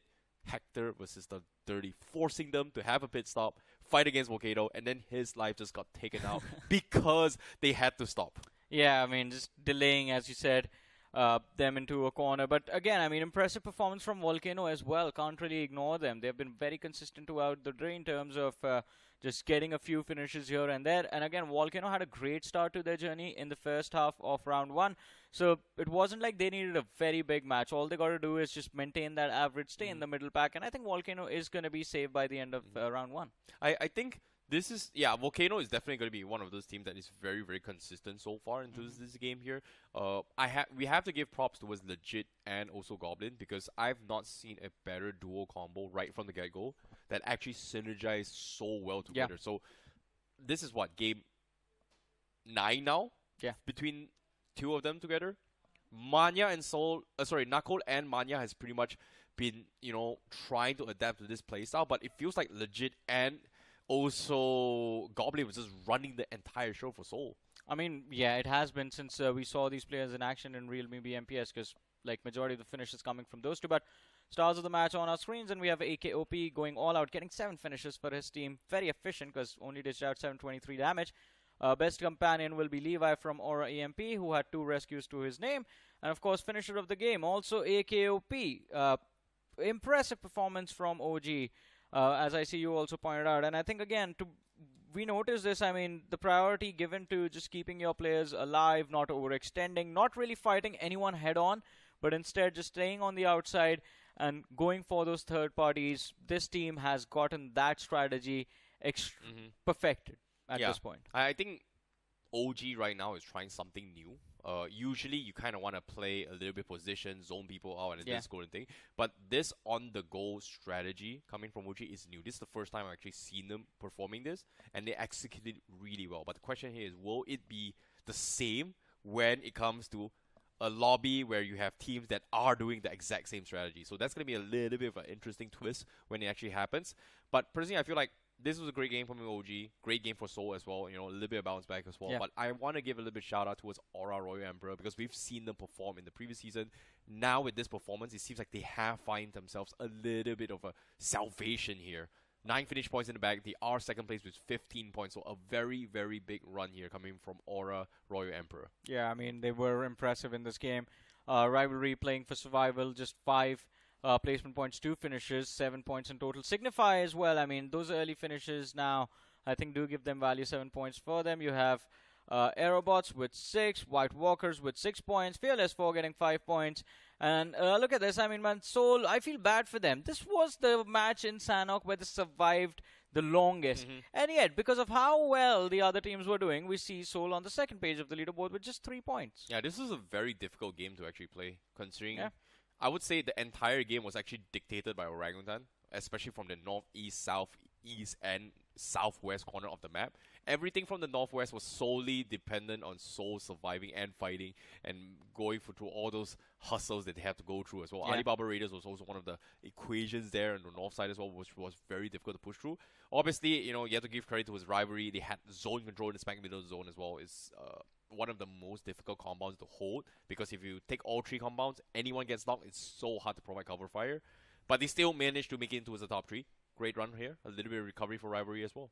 Yeah, I mean, a little bit of recovery, but again, from Rivalry, I think we are going to want to see bigger and better things, because this name has been there in the circuit for the longest time, and Rivalry is one of those names that at least I would want to see in the top 24 by the end of their matches. But let's see where they end up. Overall rankings on our screens right now, and OG still leading the charge with 132 points. Seoul moving on the second with 91, but I think in the upcoming group we have learned from past, which is going to try and chase both these two teams down. Yeah, this is going to be a very, very interesting run as well. But OG setting a huge benchmark once more. They started the journey with 90 points. They got themselves 40 over points in just 3 games. So 80 that's finishes. A huge run for them. And yeah, 80 finishes in total in 9 matches. Yeah, that is impressive. I mean, they are being aggressive. They're surviving as well, because 52 placement points. OG consistent through and through. But as we move down the leaderboard, we see VASISTA. VASISTA did not have a great day today. They end their journey. 9 matches played, just 69 points on the 7th position. That's almost 9 finishes per match on average here, coming from OG, from the entire squad of their team. So that's a pretty high average here coming from the finish department there. But at the same time, let's talk about the WOB. They are going to be a team that is going to be looking to make a bounce back through Rippers as well, FS, and most importantly, teams in the second half as well. We also have Hero Extreme Godline looking to make a bounce back as well. 8-Bit also going to be playing next. Reverend X also going to be playing as well. It is going to be a very, very close, tight competition here for the top 8. Yeah, it definitely will be. And again, a lot of interesting names. As you mentioned, 8-Bit will be there. Golden Gliders, which is going to be a new favorite team of Necro, is going to be there in the upcoming game. A newer name on the block, but they are doing quite well for themselves. You see those 2 chicken dinners that Golden Gliders have been able to grab for themselves. Hades H4K, a team that impressed us during their run in the realme BGIS 2025. realme BMPS 2025, off to a decent start. I would say any team that was able to cross that 40-point marker within the first week itself, they had a decent start to their journey. Agreed. Anyone who had between 25 to 39 points, they will have to be cautious. If you are under 25 points, you gotta make every single game count now. Agree. But at the same time, here on the screen, on 35th position, Alibaba Raiders is able to push themselves into 35th position, but they have played 9 matches. But here is where things get a little bit concerning here. They've got 31 finishes, but look at their placement points. Only 10 placement points so far for Alibaba Raiders. So that is going to be a major concern for them. Royal Emperor, with that top 2 finish, they do get themselves a decent amount of points to shoot themselves in towards 41 points. So that is okay-ish for now to stay out of the bottom 16, but it's still not safe yet. Yeah, and I think as you talk about safety, these teams starting from the 49th rank onwards, that is what they're hoping for, to at least just stay safe. If they get a big game, then it's good for them. But if they fail in the run or in the pursuit of getting that big game for themselves, there is a potential that they might actually get kicked out by being in the bottom 16 if they aren't able to pick up the momentum or even recover for a single match. Yeah, but at the same time, U7 making a little bit of bounce back as well for today.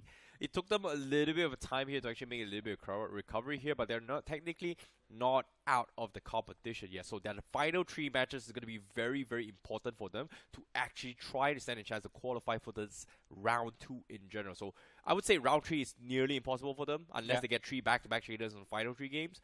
But that is going to be a danger red flag coming from them. But now, the moment of truth, the final 16 teams in the bottom of the pack here. These are the 16 teams that are right now on the danger zone, being eliminated from round 1 itself. Yeah, and from this group, Mysterious team sitting on that 96th position will be there in the next match.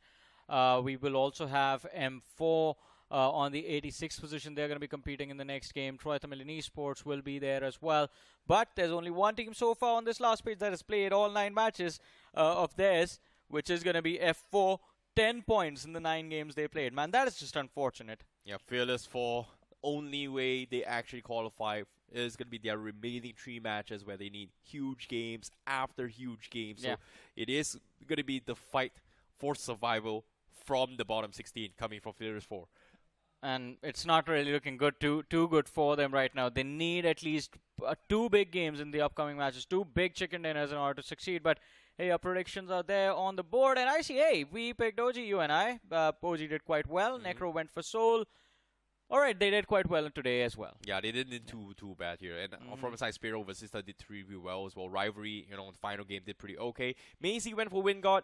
I would say WINDGOD did really well in game number 1, but everything just completely shattered in game 2 and 3. It was just very, very awkward here. So the only loser here, I would say, is going to be Maisie.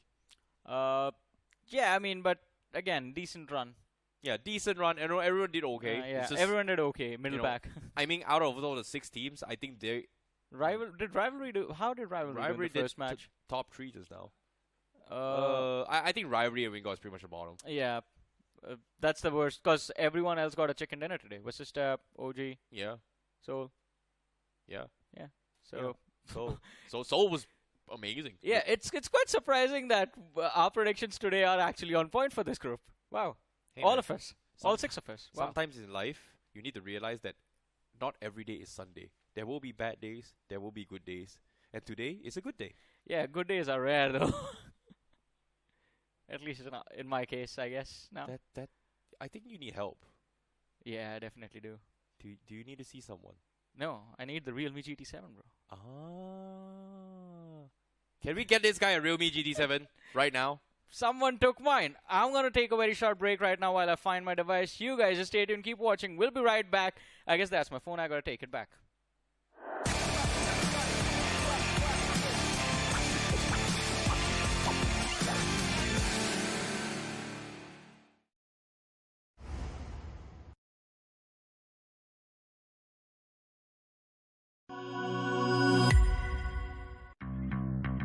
Delivery, order ready.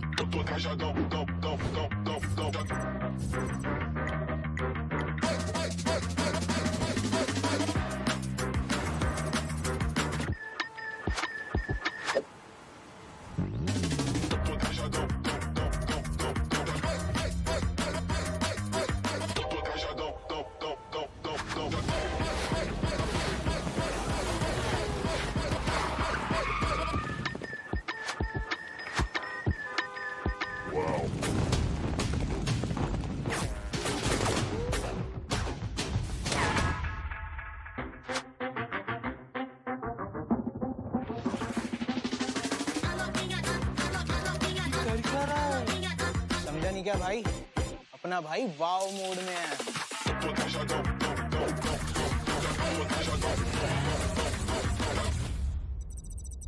Wow.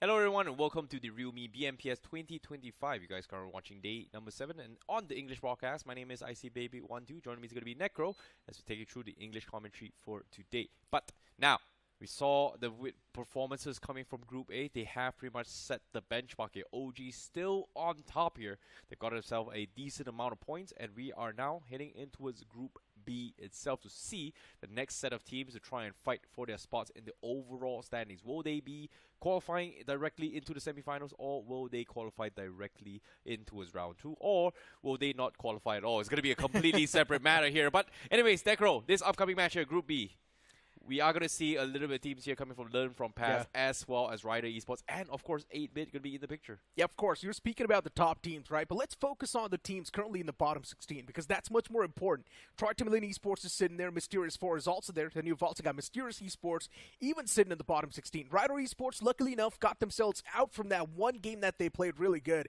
But still, in my opinion, the swords on top of their necks. Rider Esports is not with a safety cushion. Yep, they are indeed not in the safety cushion here. But for these guys watching at home as well, if you guys want to play with the pros or be a pro yourself, you definitely need a device that actually can fit your needs so far to play at the best. Right now, it's currently out in the market here. You can pre-book it on Amazon, the Realme GT7, at a price of 999 rupees on Amazon itself. Of course, the iSense graphene rear cover is my favorite feature of the phone itself because it gives you that stable 120 FPS up to 6 hours to curb overheating issues that most devices have. So this is the phone you have to check out. Be sure to book it now. And of course, to support that to support that 120 FPS, it also comes with a 7,000 mAh battery and also 120 watts charger that can help your device get charged up pretty quick. But back towards the main conversation that we're having, right?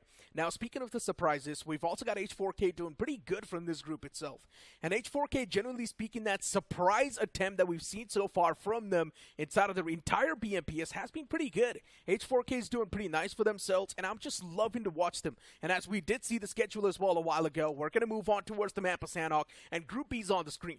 Well, Group B, we have Learn From Past, we have Team ARYAN, we have 8-Bit, we have Golden Glider Esports, Team H4K, Brothers of Seven Sisters, Jux Esports, Mastermind Mavericks, Ace Official, Rider Esports, Shanab Valley Esports, Someone's Dream, Deadly Gaming, Tri-Tamilian Esports, Mysterious 4, and Mysterious Esports. So we've got the double Mysterious here to give us a little bit of element surprise in this game. But nevertheless here, the top teams are looking to solidify into its top 8. 8-Bit has been struggling to do so ever since the beginning. They were somewhere in the middle of the pack, but now they are the closest towards that top 8. But can they retain their spot? Solely depends in this next upcoming 3 matches. I don't think so. It's even a question. 8-Bit's quite a solid team at the end of the day, known as VXT in the past as well. And of course, they're also the champions of the Realme BGS 2025. So in my opinion, they do have the caliber. They do have a lot of experience as well, and it can be converted directly inside of the top 8 in the overall standings. And let's move on towards the first game of the day for Group B, as the plane's going to be hitting the skies once again on the map of Sanhok, starting all the way from Camp Alpha towards down south, which is going to be Camp Charlie. And now this plane flight path once again tilted quite a bit to the left side. If the teams do want to move in towards the extremities, which is going to be Camp Bravo, it will be a tough stretch. Well, match 40 on screen here. And this is going to be an interesting one here, as Necro said. This, well, I don't know what about you, Necro. You always like to give the spoilers a little bit freehand here. But guess what? On screen, you finally get to see the full picture for these guys watching at home. Zone, not exactly sure where the circle is going to be forming here. But instead of the previous game just now where Seoul was the only Seoul was the only team that had Alpha to themselves. But this time, we do see a huge cluster of teams on towards Alpha as well. We have JU, we have Tri-Tamilian Esports, we also have Beastie as well. Sorry, I think it was BO7S, that's his? Yeah, I mean, we've got Tri-Tamilian Esports right there as well. Even Learn From Past, one man is right there. And it seems like Learn From Past, they have managed to find a knockout against Tri-Tamilian Esports. Hydra's knocked out. Oh, that's going to be a bit of an unfortunate starting for the players of Tri-Tamilian Esports. How can they recover from that? Let's see. The elimination feed definitely starting to pop off. Even the players of Shanab Valley under fire. You're also seeing H4K now starting to get a few elimination points for themselves, which is a good start for H4K. And we had a conversation about H4K too, right? Since their journey inside of the BMPS has been incredible, for H4K, I just hope they continue the same run of form. Yeah, I hope so too, because this is going to be a very, very interesting one coming from them. But all things considered, I think now this is going to be where things get a little bit tricky, especially when the zone actually comes into play, right? Like, this is divided between 3 different spots, and obviously it still has a very, very slim chance of popping onto its Alpha Island, which we've seen in the past where scam circles are in play. But I think I've only seen like 2 or 3 scam circles throughout the entire BGI itself. So that was like, what, over 100 over matches? So I would say very, very unlikely. But Troy Tamlin Esports, Hydro, he's going to get abandoned at the last tick. Maybe not Ranveer. Okay, he's going to save the day too. So Troy Tamlin Esports, they are going to be A-okay. My question is, why was he allowed to get away? He should have been capitalized instantly. Nobody was knocked out. And speak of capitalizing, Chenab Valley, Ninja gets capitalized himself. A bad start for the man. But Deadly Gaming, they kick things off the exact way they wanted to. Perfect start for the players at Deadly Gaming, ripping out 2 players at Chenab Valley. And now for CV, they've only got the final 2 men standing. Need to convert the most out of the worst pot they have been provided. And now for CV, the remaining 2 players are going to try to play it as safe as possible. And speak of playing it safe, Rider Esports, no intentions this time around of playing things safe at all. It's Exist, pushing up close and personal against the players who learned from past. And at this point in time, for learn from past, both the players are quite the snakes. On the map of Sanok, we already know the grasses are quite tall. It's tough to spot the snakes out as well. Silo BAF, the man definitely does have the advantage since he knows Exist's position. Not even sure what Exist is trying to block him. Shots taken, man gets chipped up pretty low. Back against the tree once again. Yep, Exist now pretty much forced to reset for the fight, but his teammates is nowhere to be found, but he is going to get taken out as well as Honey. Finds a little bit of pixel, clips him off, and learn from pass will gob him up. The rest of Rider Esports are still inside bootcamp, so no safety net whatsoever. And this time, learn from pass, they will have the high ground as they go in for the hunt. Suppress fires from bootcamp itself is going to try and scare him all, but guess what? No fear from the pass as the blast is about to come on towards Exist. Exist still crawling their way through. They're going to be checking the houses in case, but the confirmation comes through and learn from pass. We'll get the secure. Baby trying to provide no suppressed shots, but that range is not going to do him any good. Pretty much useless at that point. BO7S kicking things off as well. Chenab Valley once again getting picked off. What's going on? The players are so separated from each other. The last man is still standing for CV, luckily enough, and now the man needs to play a complete passive mode. Back away from the fights, try and keep yourself outside of as much smoke as possible, and just stay safe. No brawls needed. H4K on the screen. For H4K, they're doing pretty good. They've got a decent start as well to this game. I'm pretty sure they're going to be looking forward to convert this great start into a chicken dinner as well. It is going to be a very important one here, especially when Learn From Past is going to be playing middle control. The only downside that Learn From Past has right now is that they don't have vehicles. That's going to be a sign of concern. They're hearing a lot of gunshots coming from the south. They're hearing gunshots coming from bootcamp as well. They know for a fact there's teams, but right in front of them, H4K might set up an ambush here for Honey if they actually spot him out. But as of yet, they are about to run in as well. They're only about 100 meters away, and I don't think Honey has actually spotted him out. But his door, pretty much opening this way through, does give away a little bit of information. He's trying to bait a couple shots in, but no shots. Seems like he does have a little bit of spidey senses. Yeah. But the circle is going to be forming their way through. A lot of teams are starting to make their way out of Alpha Island as well. Golden Glider Esports going to be playing from the far west of the zone. We have Troy Tamlin Esports from the south side going to be making the re-entry from the zone and into it as well to try and find a couple of spots in. But interesting enough, I do see Team ARYAN smack middle of the zone there. Going to be holding those compounds, hoping to punish the easy rotation between the 3 islands in case the circle shifts either or. Even Learn From Past has got a solid spot.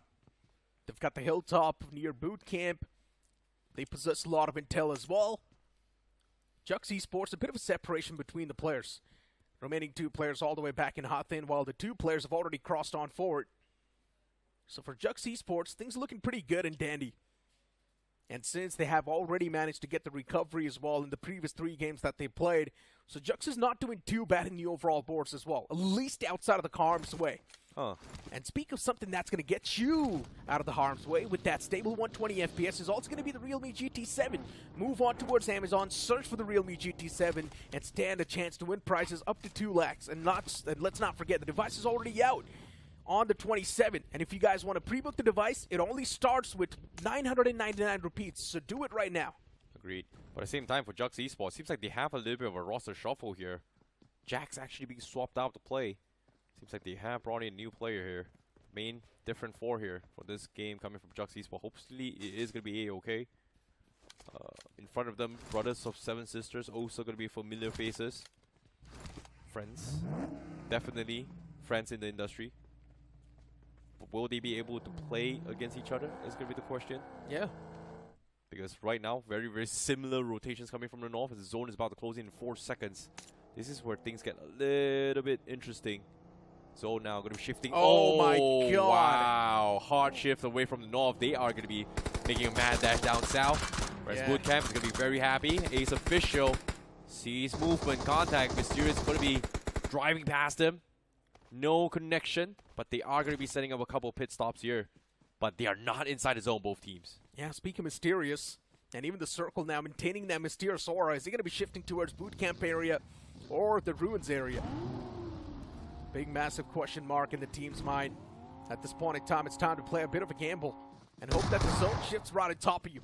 And speaking of shifting, Team Mastermind Mavericks now making that bounce against Learn From Past. Yush gets caught.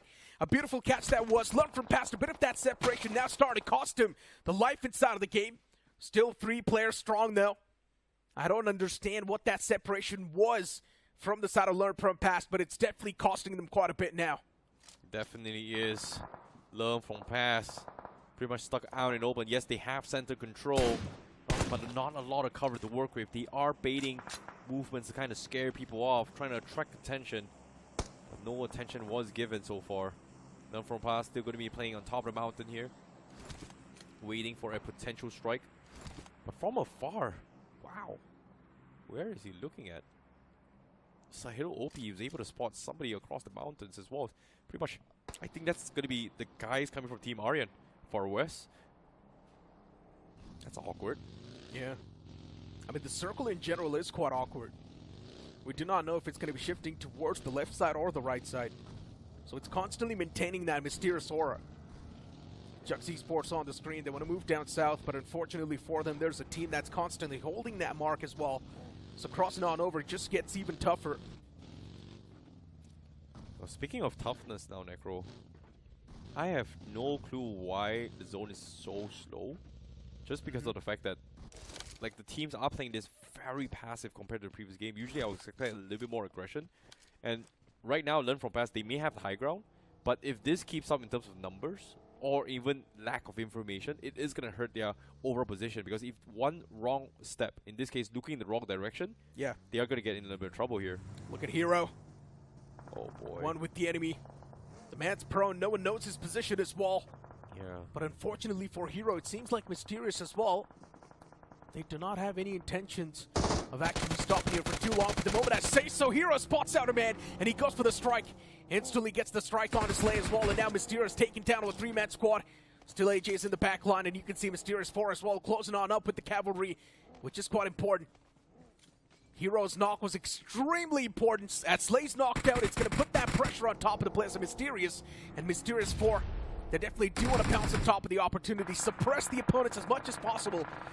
Even Mastermind Mavericks now starting to chime inside of the fight as even Slay gets claimed. And they're also able to find a lot of knockouts. Mastermind Maverick dismantling Mysterious. And Mysterious 4 from the back as well, just applying that constant pressure. What a big pinch that was, Icy. That was insane because you know who else was actually in part of the equation? It was BO7S as well, that from out of nowhere actually takes a jab from them from outside the zone. So very nicely done coming from Rum. But it's not over yet because the huge form of cluster from northeast here is going to be a lot of teams. But the circle actually shifts down southwest. So a lot of the teams here, especially in northeast here, we have 1, 2, 3, 4, 5, almost 8 to 9 teams all clustered around the northeast corner. Oh boy. Now we're going to start to see a lot of elimination points being claimed by the teams outside of the circle. Triton Esports, this is probably the best possible spot you can ask for. And even they can funnel in so many elimination points from that bridge right there next to him. It all comes down to them playing their cards right. And speak of playing the cards right, Doroki up close and personal against the players of Mysterious 4. That nade was well placed. does a decent bit of damage too, but it's still not enough to get any sort of knockouts. Second nade tossed out as well from Doroki. No connection found this time around. Yep, the third party comes through. Doroki continuing with the assault. They know for a fact there's enemies there. He's got to be very quick about this. Molotovs to try and clear those angles before the push comes through, but the counter nade comes through, almost taking him out. But he might bleed out the zone. The zone, oh, it's going to be very, very close here. Ghostface goes in for the push. He finds the connection, and that is going to be BO7S going for the push. As the zone so far off, they have to wrap things up quickly. Mysterious fall there, getting picked apart. Dusty finds another, and it's up to Sketch to defend. Sketch all by himself. The confirmation comes through. BO7S has got him completely surrounded. Fragger and Sketch, what they do. Patience comes through. Sketch finds it a small little angle, gets a love tap, but no knock soul. But Dusty immediately takes him out as BO7S makes a recovery this game. But in my opinion, both the teams have screwed themselves up because they're all the way back in the blue. No vehicles as well to go for that quick rotate. So both the teams have messed up big time. And since BO7S, yes, they have managed to get those 6 elimination points so far, I'm pretty sure they want to convert a better game. And looking at the elimination feed as well, you can see someone stream, unfortunately, just blowing themselves up. What's going on there? That's my big question. BO7 is still all the way back in the blue. They need to make the pounce as soon as possible because now the blue's starting to chip out a lot of damage. It's taking chunks of HP away. Yeah, it is going to be very, very difficult, but somehow Mysterious, they were able to come and survive this for now. Last man standing, he heard all the commotions, made a little bit of mad dash, comes in from the south side, so it's a small little victories here of being the early bird. But for now, we're down towards the last 14 teams. Obviously, stage 3, 14 teams, you expect it to be a little bit more just because that it is only stage 3 in Sanhok, but I'm very surprised that it's just 14 teams, to be honest. I was expecting a little bit lesser, my apologies. Golden Glider Esports once again finding themselves in a decent spot. You've also got DG, Deadly Gaming, moving in slowly and steadily and also in tandem. The team in the front's possessing a lot of threat.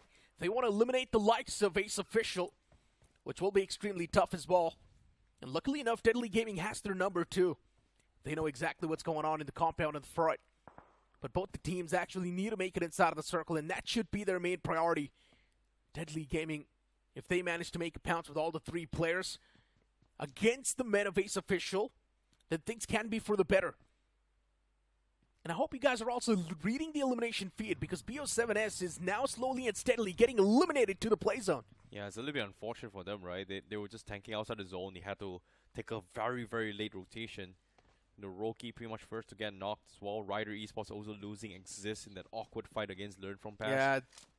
But they somehow make it in the zone, which is a little bit of a plus point for them, but still, it's not over yet. As Rider Esports, they are going to be coming from the southwest corner, playing edge to edge. BO7S eliminated.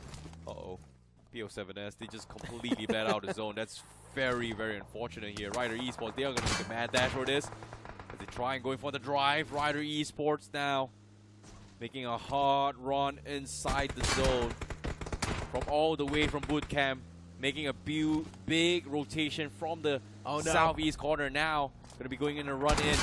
They try to find some sort of space. Getting shot every single angle. Rider Esports, they lose Fragger. The push comes through Devon. Blindsided and he gets taken out. But Fame, he holds on by himself. Cooks a nade.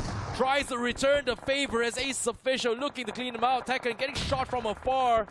And the saving grace of a different team is going to keep things alive, and that different team spots him out. They take him out, and that's going to be Golden Gliders that reap the rewards. Of course, Golden Glider Esports, they've also got a solid spot to play with. Exactly what they like to do, somehow snatch away one of the best spots possible.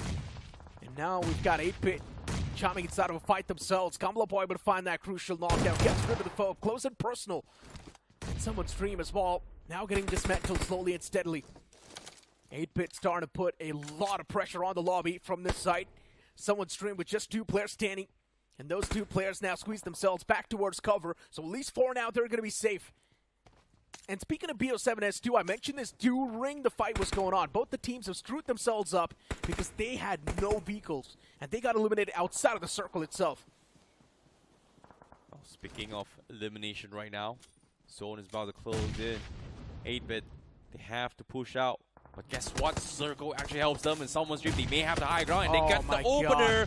Equinox gets the knock, and Parasite pretty much going to be done and dusted as well. Sin2G, he's still swapping his scopes. He's not holding the angle, but the Molotov clips it right at the edge. He's about to bleed out. Oh no. 8-bit continuing the push. Someone's dream. He actually walks back into the Molotovs and gets taken out by Equinox's Molotov. This is insane confidence from the side of 8-bit, just pushing out, exposed, and they're still converting the fight. But this man Kondo in the back lines is now starting to put a lot of effort and work against the players of 8-bit. As Kamala Boy gets taken down real low, needs to connect those crucial shots as well, but he misses that too. 8-bit, what a big blunder this was. That one man's able to convert the fight back in his team's favor. And look at H4K, even they want to reap the benefits. Now Draxy's closed up, wants to third party this entire fray. Kandu, the man has managed to eliminate 3 players single-handedly. He's about to get the revenge against the players of 8-bit. The last man standing, and 8-bit's going to try to keep themselves outside of the harm's way for as long as possible. What just happened? Such a massive blunder. Oh boy, blunder is one, but can't do the savior. Draxy now looking to come out of Painan.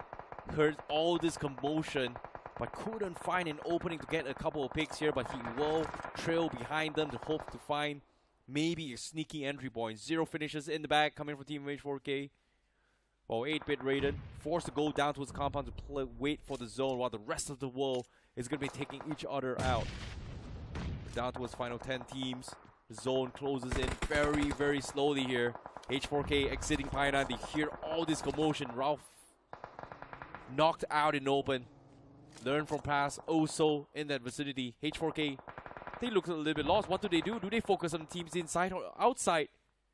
Seems like Draxy is going to focus on someone's dream instead. In my opinion, H4K should spread themselves out a bit more around the white line. Get as much control as possible since Draxy is quite in an advanced position. And Draxy can punish 2 teams. The next zone's going to center on up right on towards Draxy and even someone's dream. So that's probably the best possible spot they were asking for. Golden Glider Esports still in the outskirts. A lot of teams surrounding them as well. It's not the best possible spot you can ask yourself to be in. But Jux amazing, just one man standing. Golden Glider Esports went for the right moment to strike. One man gets knocked out, Sakuna not in the game anymore. Caesar in the back lines, even the man's going to try to reposition himself. Jux tosses out an aid, but Jux's back line as well. His 6 is not covered. Starting to stack up with too many foes at this point. Cyrax, Devotee, Hitler next to each other. Amazing's got too much on his plate. And eventually now the man's also catching too many bullets upon himself as Caesar will put that nail in the coffin and eliminate that man. Oh my goodness, Golden Glider Esports sees a pixel. Able to see through those bushes from afar, takes them apart. Nicely done. And the third party comes through. Team ARYAN now forced to go in for the push. Devotee goes in a little bit of aggression here. Goes in for a little bit of bait and switch as well. DPS misses the angle, but Caesar takes him out. Oh no! But he gets retraded instead. Golden Glider Esports still the problem brewing up for themselves as well. Team ARYAN starting to put in some decent amount of work, but even the Wall of Death is now going to start to move. The blue will not have any sort of mercy on anyone. Look at the players from Golden Glider Esports. Since they've got 3 men standing, of course, they're not going to be afraid of the opponents just yet. But Team ARYAN, Hitler is someone that you need to fear. This man has pulled off insane clutches in the past as well, but not this time, as he gets denied by the players of Golden Glider Esports. And it will be a buttery smooth sailing for the boys. What a jump shot coming from Sukuna. The pressure continues. Golden Glider Esports from the west side, complete domination. 10 finishes in the back, and the circle still favors them, and someone's dream smack middle of it all. And guess what? Final 5 teams. Soul still alive. Learn from past with 1 player left. Also still alive. And it is going to be a showdown between potentially God's Given versus H4K. The only 2 teams with 4 men alive. Learn from past. Sahil OP all the way in the back lines. And the man's trying to creep and crawl his way towards the white line. Looking at someone's team in the smack center. They've got a decent bit of stance. Sujul in an advanced position against the players of someone's stream. But he's not going to be able to do anything just yet. Sujul has the prime spot if he wants to fight against the players of someone's stream. But the main issue is he does not have any utilities. Well, in this case, only time will tell. right now, they know for a fact that there is a team right in front of them, and Golden Gliders looking very confident this game. Oh my going on a God. mad hunt. But guess what? Learn from past Sahil OP. He's going to be focused down. Gunshot comes through. Oh, Knight saves the day, and Sahil OP lives to tell it all, and he gets the confirmation. It's him with the palm of the DBS and the confirmation. That's going to be nades coming in through. Sahil OP is trading behind his zone. He knows he's being attacked, and he needs to reposition. And he will eventually go down in the hands of Caesar. Stuck. Pinned between two teams.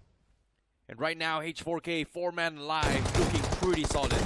Yeah, H4K's got the man advantage as well. Drex had no clue that the second man was right there, but he still turns around and eliminates the second man. What just happened? Such a massive blunder. Kondu should have never missed those shots, but that opportunity missed, and Draxi latches onto it, instantly eliminates the existence of the foes, but now it's taken down to the final three teams.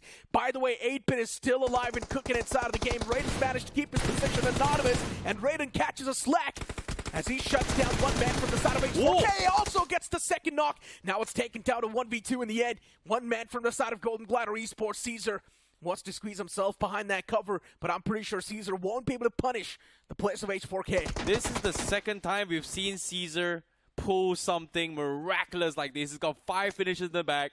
Last man standing in the top 2 position. But it's going to be a 1 versus 3. No nades, no shotties. Going for pixel shots, but no connection as Osiris takes him out. And that's going to be H4K taking the chicken dinner for this game. But... and I mean but, Golden Gliders definitely the victors in this game itself, the most amount of finishes in this game. It's crazy, right? Kondu was able to pull off a nice, quick 3-piece against the players of 8-Bit, but then he misses those shots against the man of H4K.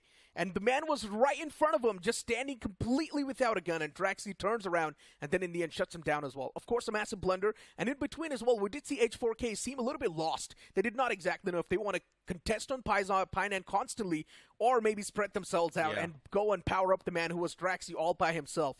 But then later on, they made a clear decision that, yes, we would want to push up with Draxi and help him out a bit more. See, the fight between, I would say, Someone's Dream was so awkward that even at that fight, I think when Sin, specifically coming from Someone's Dream, was looking to go in for the retrade, he wasn't exactly prepared as well, because there was not some insane movement coming in from H4K that actually clutched things out. So it was very, very awkward here. We will probably see the highlights a little bit here on how things actually happened for him, but you can see that he wasn't prepared for the shot. Yeah, I mean, speak of awkward fights too, even BO7 has taken a fight against the players of M4. Both the teams ended up screwing themselves over later on because the zone was already too far away from them. They had no vehicles as well to go for that quick rotate. And then later on, we did see the players of BO7 just tick away to death. The play zone was doing too much damage at that point. 8-Bit as well, taking a fight against the players of Someone's Dream. I love that confidence, which was just oozing out from 8-Bit. They were pushing out in the open, winning fights after fights constantly. But then Kondu comes into picture, and he eliminates 2 players instantly. And right then and there, the prowess of 8-Bit was stopped. Yeah, that was something that the funny moment that Kondu actually survived this as well. But Sin, that was very questionable as well. The way he died multiple times is just very, very awkward. Like, I'm going to straight up tell you, it was just very questionable. But at the same time, ARYAN, also did a very, very okay job. They made a little bit of bounce back. Unfortunately, just got overwhelmed, considering the fact that this zone just did not favor them as well. Knight, obviously, he is going to be the ones that save Sahil OP to make things a little bit easier as well. Sahil OP was able to get a very nice finish point, but yes, this exact moment right here, Drax was just standing still. He wasn't even looking at Sin. Exactly. That was so awkward of Sin. And still he missed that many shots. It's crazy. In my opinion, Someone's Dream should have been able to punish that man, but since Draxi is also the star player for that entire lineup, he's also the main man who's able to rack up those elimination points. So Draxi, of course, the moment he stays alive, he's of course someone who will be a destructive force and ends up eliminating the entirety of Someone's Dream. But still, looking at the positive side of the spectrum, they still made the most out of the worst possible spot, right? Someone's Dream could have been eliminated instantly by the players of 8-Bit, but just that one man, Kondu, saving the day, getting them in the top 3 in the end. Yeah, but at the same time, nicely done coming from H4K. Final moment was a little bit awkward. It was a little bit of a blind spot for the guy H4K to actually push into its Sin, but like we don't really want to say bad things about that, but how could you get picked off in the most awkward position, not once but twice in a row? Once was the Molotov, from Equinox, and then you got picked up, and then second time, the guy wasn't even looking at you, misses 3 shots, and then not get a single bullet through. That what was that? I guess sometimes it's just luck not really favoring you, right? Sometimes just unlucky things happen, and you're just someone who's not really able to control it. So just one game let loose, it's fine, I guess. Someone's dream is not someone that's currently in the bottom 16, so I guess we can let them lose for now. This is something that I did not expect out of Necro, not gonna lie. Wow, wise words coming from Necro. How did you become so optimistic? What happened? What changed in life? I mean, look, man, quite the newer ones on the block, right? In my opinion, we should not be too critical. Instead, motivate them. You guys got this. Zin, come on. I believe in you. In the future, you can definitely pop off and make some incredible clutches happen. One game bad should not let your mentality be affected by that. But the stars of the match is on the screen as well. Caesar from the side of Golden Glider Esports. This man was definitely racking up eliminations after eliminations. He was on fire. Later on, Kondo also came through with 4 rescues, and Osiris from H4K being the finisher. Yeah, this is going to be very, very big game for all these players as well. Kondo, he was the best component for sure because he kept things alive to get themselves a decent amount of points. But like you said as well, they're not in the bottom of the pack here, so they do still have a chance to actually fix things. 100% definitely must fix something as well. You know, it might be the nerves, it might be stress, it might be lack of sleep. Something went wrong for sure for someone's dream. Hopefully, in these next upcoming 2 games, it will not translate into something worse. Yeah, and speak of worse, right? For Chenab Valley, they started their journey inside of the BMPS in quite the big up. Their graph was going up constantly. But then later on, when we saw the groups being reshuffled, CV's performance started dipping down slowly and steadily, and now CV's nowhere to be seen. Look at that, 0 points out of that previous game, which is terrible. You've also got Mysterious Esports getting 0, Mysterious 4 getting just 1 point, and looking at the top of the charts, of course, Golden Glider Esports, somehow, they've always been quite the consistent bunch, once again getting 17 points, H4K getting 16, and then you've got Someone's Dream getting 12, which is not bad. Yeah, it's not bad. 8-bit also making a little bit of recovery as well with position points courtesy of Raiden as well. So that's going to be 11 points in total. Learn from Past getting himself 8 points. A pretty widespread. Yeah. But another team that is a little bit awkward here is going to be BO7NS because this felt like a redemption arc for BO7NS to try and give chase. Unfortunately, the entire team was bled out to zone on the northeast corner because of the huge cluster forming on the northeast corner. I think we had like, what, 7 to 8 teams still stuck on the northeast corner by stage 3, stage 4. So that was one of the reasons why BO7S struggled here. And like you said, no vehicles, no whatever. They had to go through whatever obstacles in front of them, clean out every single fight. And even then, they were able to win their fights, just not enough time. Zone just stopped them. I'm pretty sure the main thing that screwed them over was when they thought that, okay, we have finally eliminated the players of Mysterious 4. Let's restock up on the supplies. And by the supplies, they meant the meds. But Mysterious 4 as well were out of meds. They had no meds to play with, and that's why... I mean, it just felt like BO7S did not calculate things properly, and that's why they were eliminated outside of Blue itself. I do understand on the map of Sanok, a lot of teams say that, yeah, it's quite the smaller map. You don't really need the vehicles to try and make the rotation, but still, at least have 1 4-seater, just in case, in these type of scenarios. Yeah, sometimes prevention is a little bit better in life as well. Why does that sound so familiar? Prevention's better than cure. Fair We were enough. always taught in school, right? That's not what I meant, but yes, you are right. Definitely, 100%. But all things considered here, that was a great game coming in from Group B itself here. A little bit of surprises for sure, but great stuff coming in from 8-bit, great stuff coming from Learn from Past as well. We saw God's Given very, very consistent. And I'm surprised you're not gloating as well, because considering that this was your prediction of the day. I mean, look, at the end of the day, sometimes predictions go good, predictions go bad. But I'm pretty happy with my predictions, because I'm going to go and toss to a short break. You guys do not go anywhere.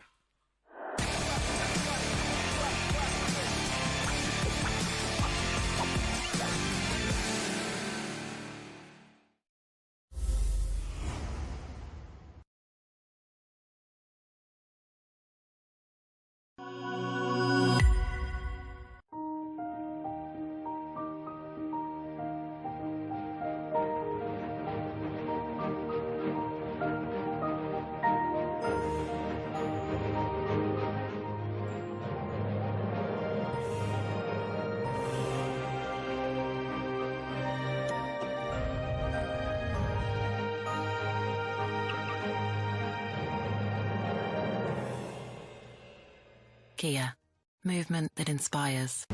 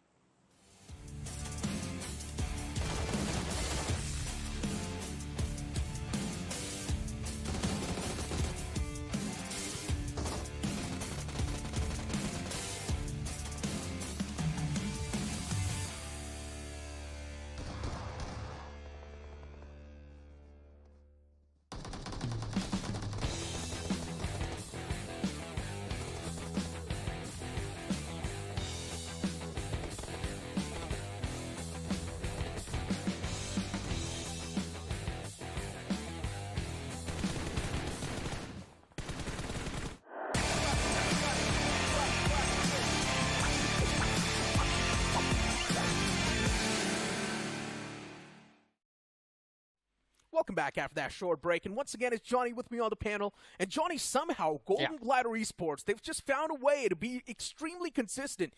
And by the way, remind you once again, it's quite the newer team on the block and doing really good. Again, that's why I said, I mean, we were looking at the overall rankings and I said that's the new favorite team for Necro, and with how they are playing right now, I think they're going to have at least a few fans of their own by the time their journey in the realme BMPS comes to an end. It won't matter whether they make it all the way towards the finals or not.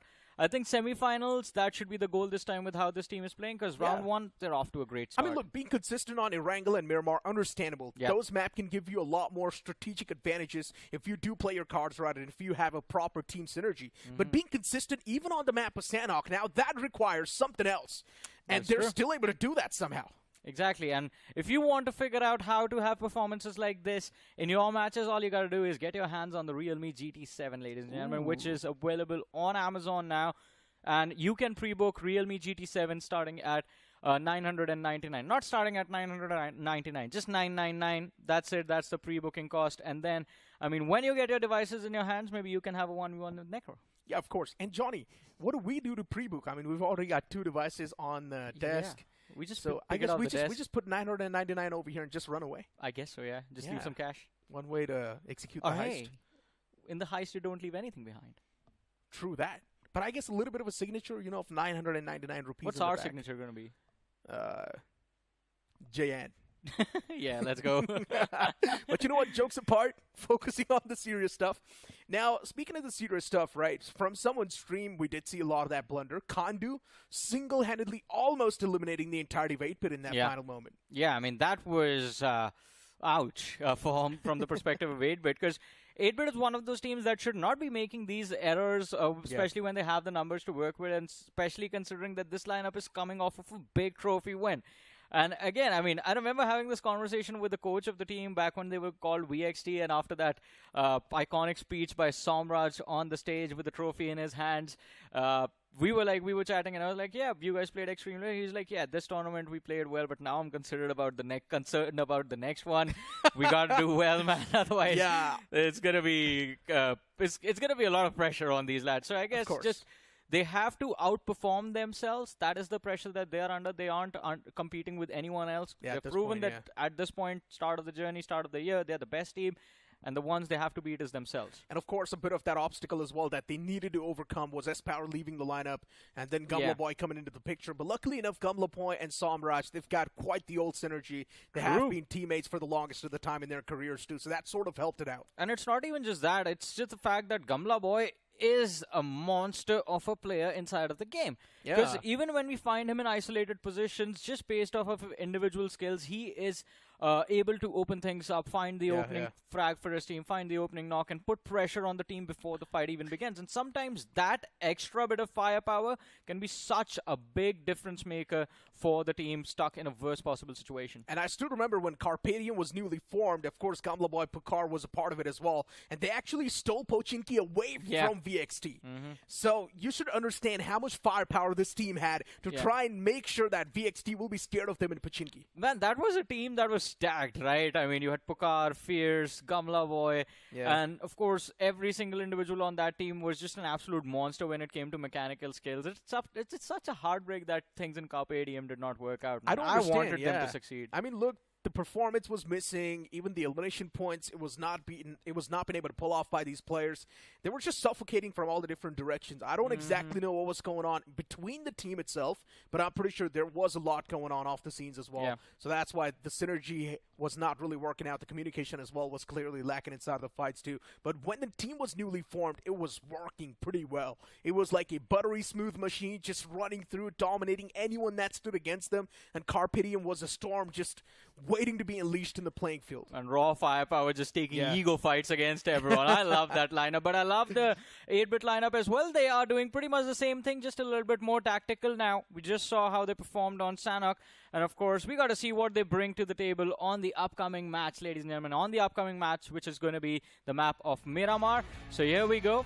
Let the game begin. Exactly. The plane's going to be in the sky once again, starting all the way from Ruins towards the southern side which will be Partona. Now, once again, the planned flat path tilted extremely towards the left side of the map. If the teams do want to move in towards Cruzdale Valley, El Azahar, Truck Stop, Minas Generales, La Benedita, Los Leones will be an easy pick, but other than that, all the other drop locations towards the right side of the map will be extremely tough to reach. Yeah, definitely. I mean, it's going to be a big problem, especially for anyone going towards the northeastern quadrant right now, as you mentioned.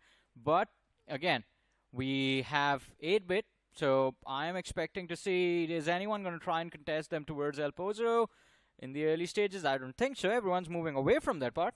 Yeah, DG moving towards La Cabrera. I don't really understand what's going on with DG. Their name is Deadly Gaming, but for now it feels like they're deadly to themselves. Oh, man, that has to be an awkward position to be in for the side. But, again, another big name in this team, or not a big name, but a team that's looking to make a big name for themselves, it is going to be Learn From Past. Now, this is an impressive team. It is an impressive roster. How do they make things work, especially with the lineup of Ace landing quite close? Look at that, Honey, right off the bat. It seems like he's not gliding. He's actually just trying to avoid getting taken out mid-air over there.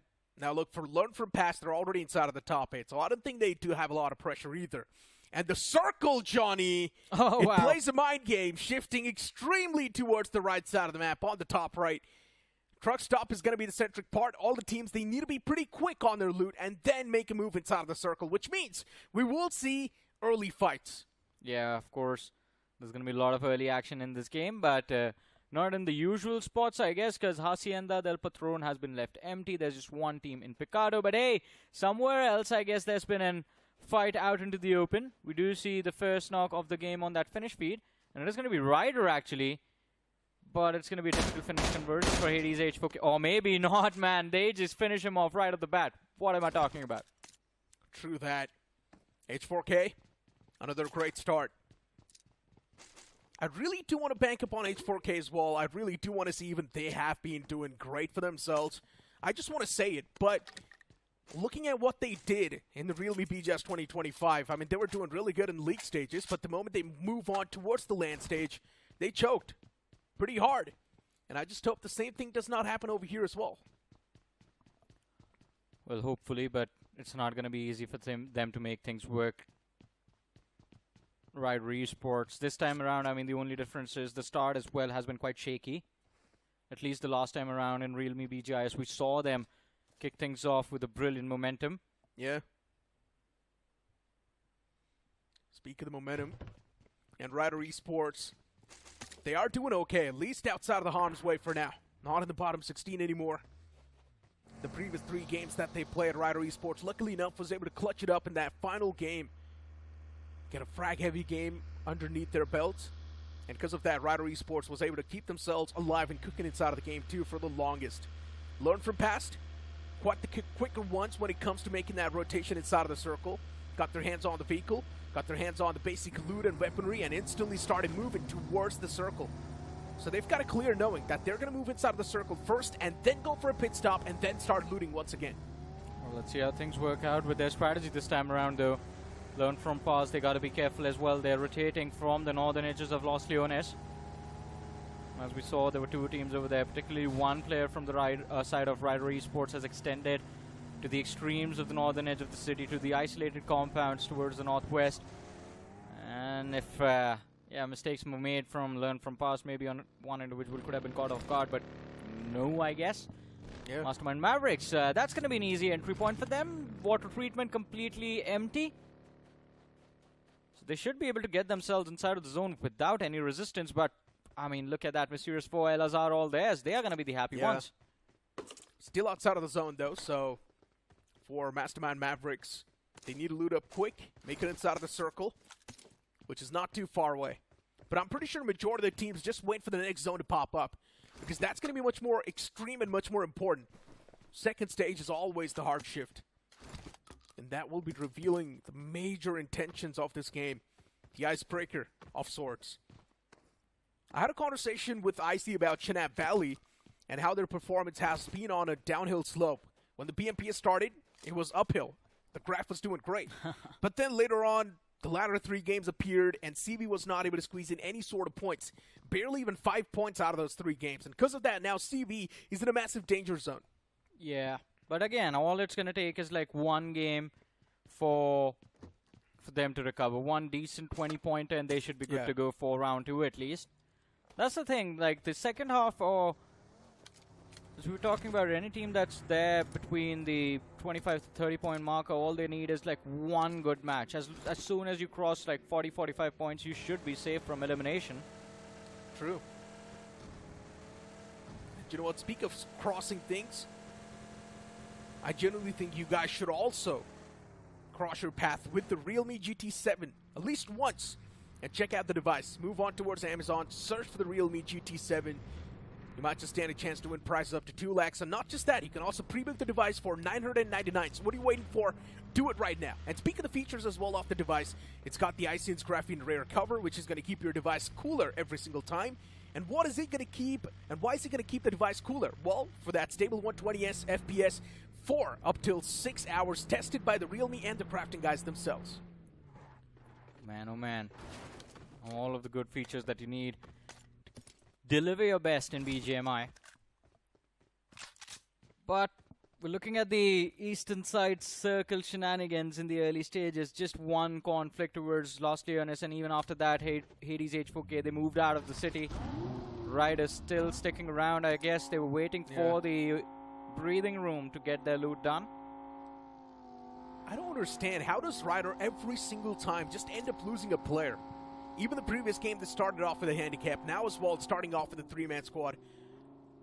It's quite unfortunate. H4K was the one who got that piece of the pie.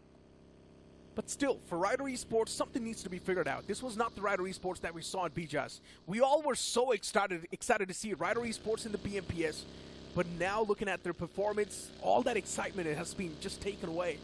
Oh, but this could be exciting now. 8-bit with the way they are moving towards water treatment.